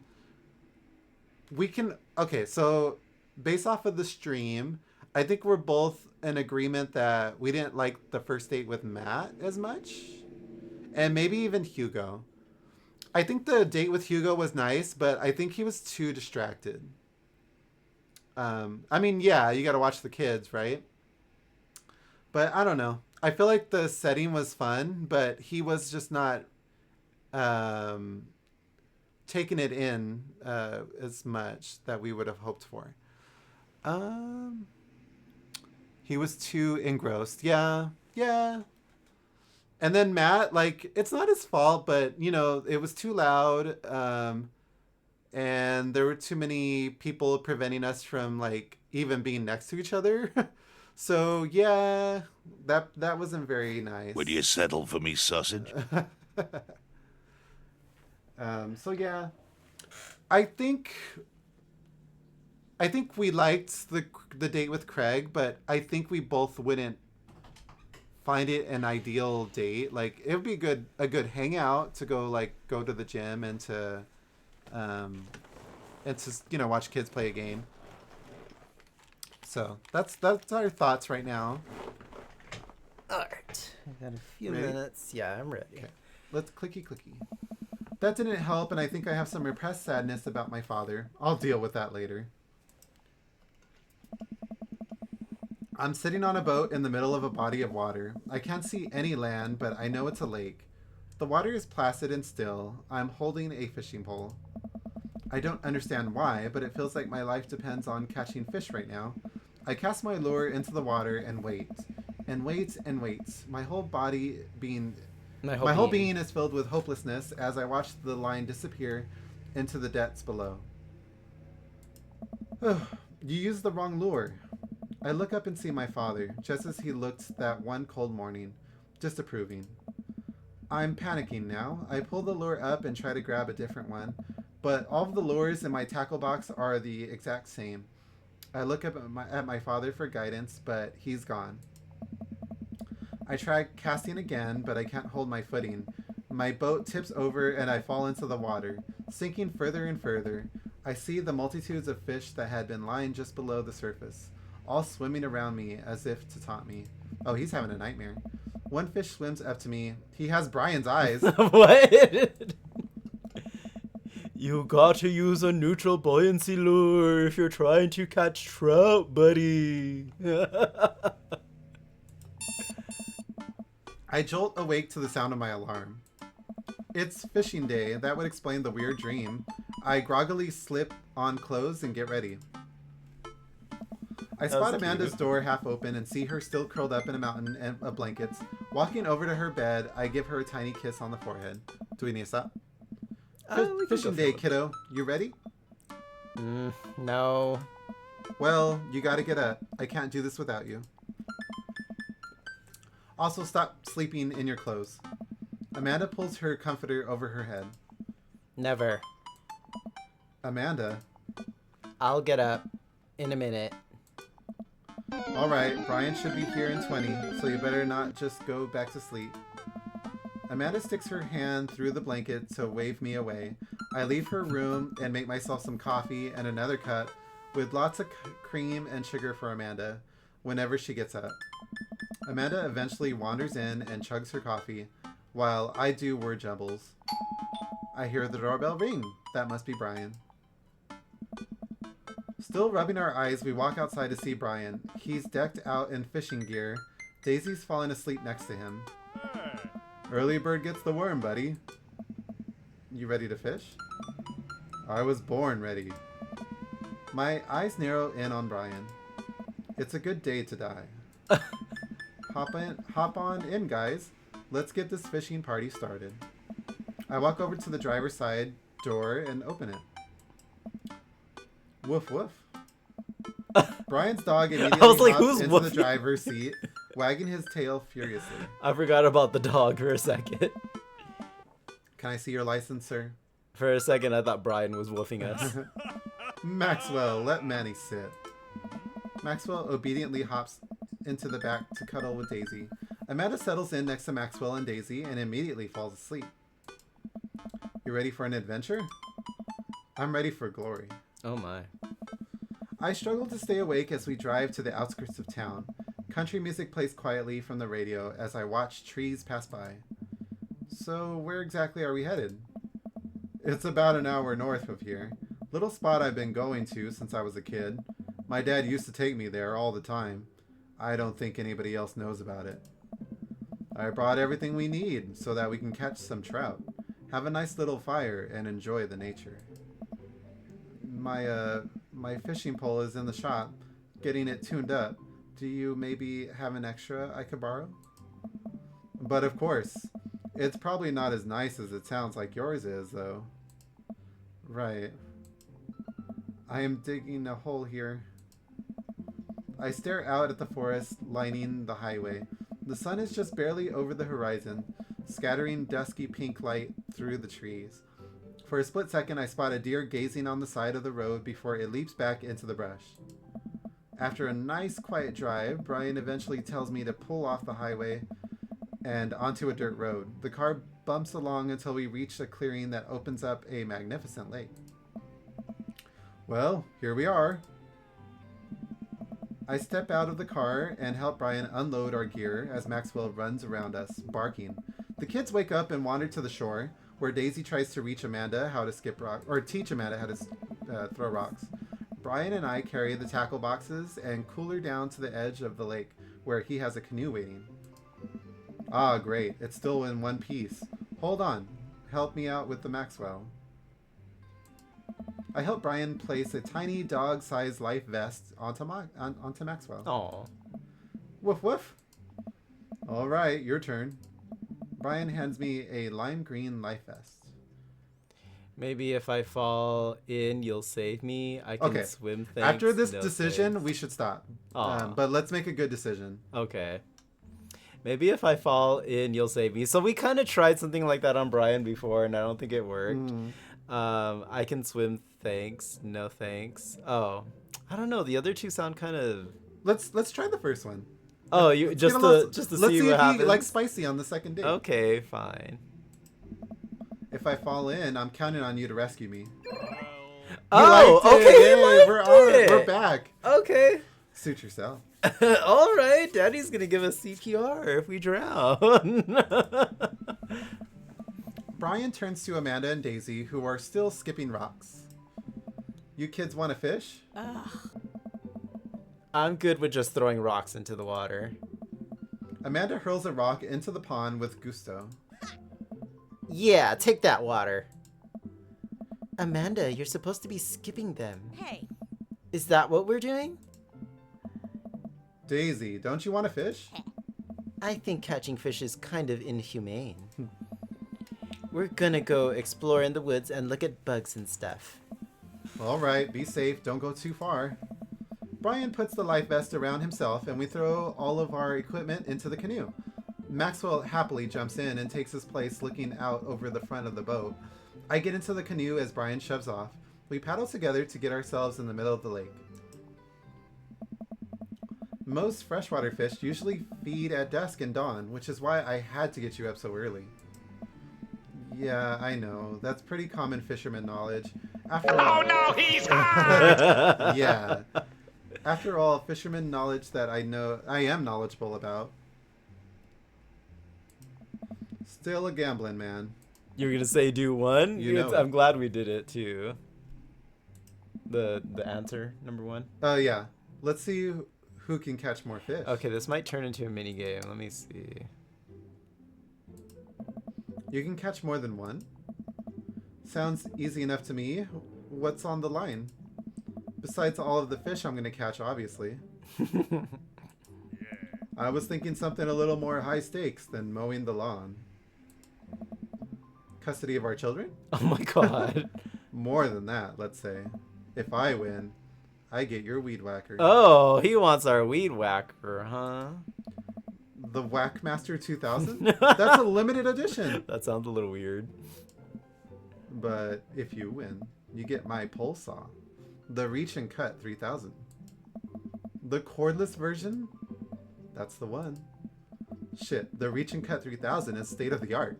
My weed whacker is a prized possession, but there are those hard to reach branches at the back of the yard that have been begging for a pruning. You're on. We shake on it. Savior. Okay. I think we should stop. Dang it, Sadly. man! I want to keep going. This sucks. Why do we have to adult? So adulting sucks. Okay. All right, things are getting we gotta juicy stop. too. All right, you guys, we gotta get going. We still gotta work tonight. We'll continue this next week though, or I don't know. Maybe we'll. Daddy, I love maybe we'll have to do an extra stream. We might have to sneak in a stream. Yeah, we'll see. We're wanting to do the second dates. Yeah, it seems like we're gonna want to go on a second date with everybody.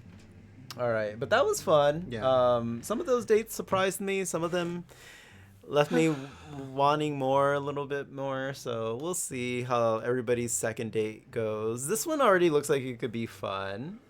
Daddy Brian will. I just can't wake up that early. I don't care if we're going fishing or not. Same. Then again, Craig made us get up early to go jogging one time that's true. too.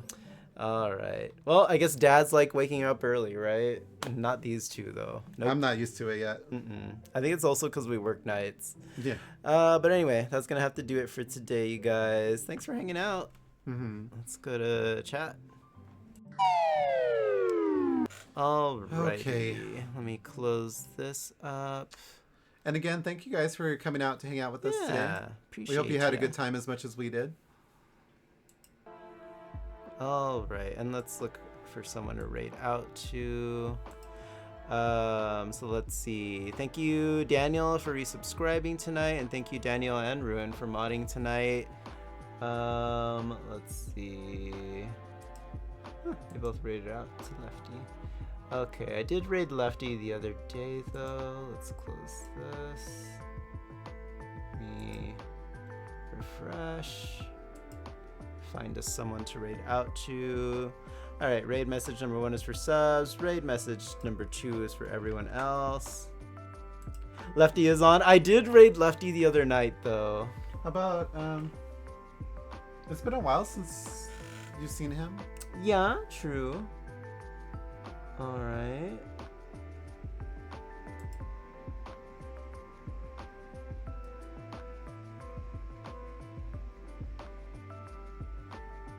Yeah, sure. It's been a while. Let's raid Earl. Oh, did he stop? Hold on. I think my list might have. Yeah, he's not streaming anymore. Oh, I think my list it didn't update might then. have not updated. Okay, that was weird. Travis is on.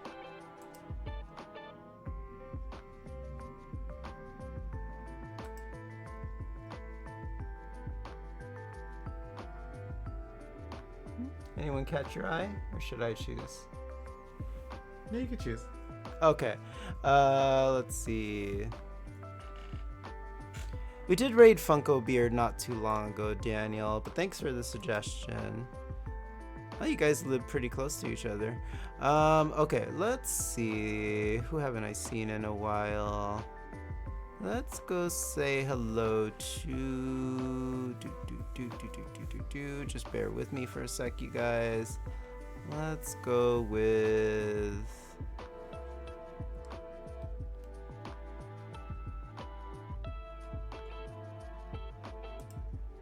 Ooh, okay, I see someone. All right, we are gonna go say hello to Drew Dog, who is playing some Call of Duty. Let's go say hi to the bear. All right, get this raid started.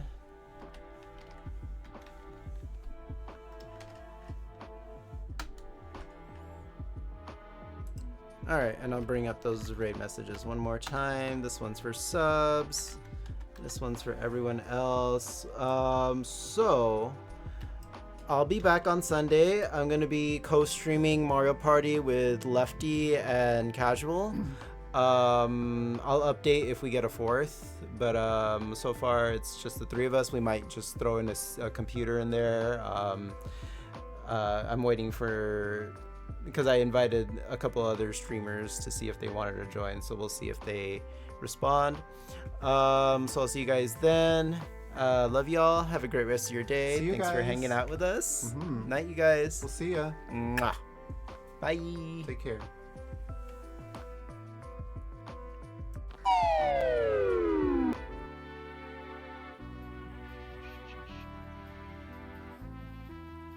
Yes, I'm done. A little bit early. Alright, let's see, guys. Let me move this over to intermission real quick. We'll talk real quick. myself middle school, I think, whenever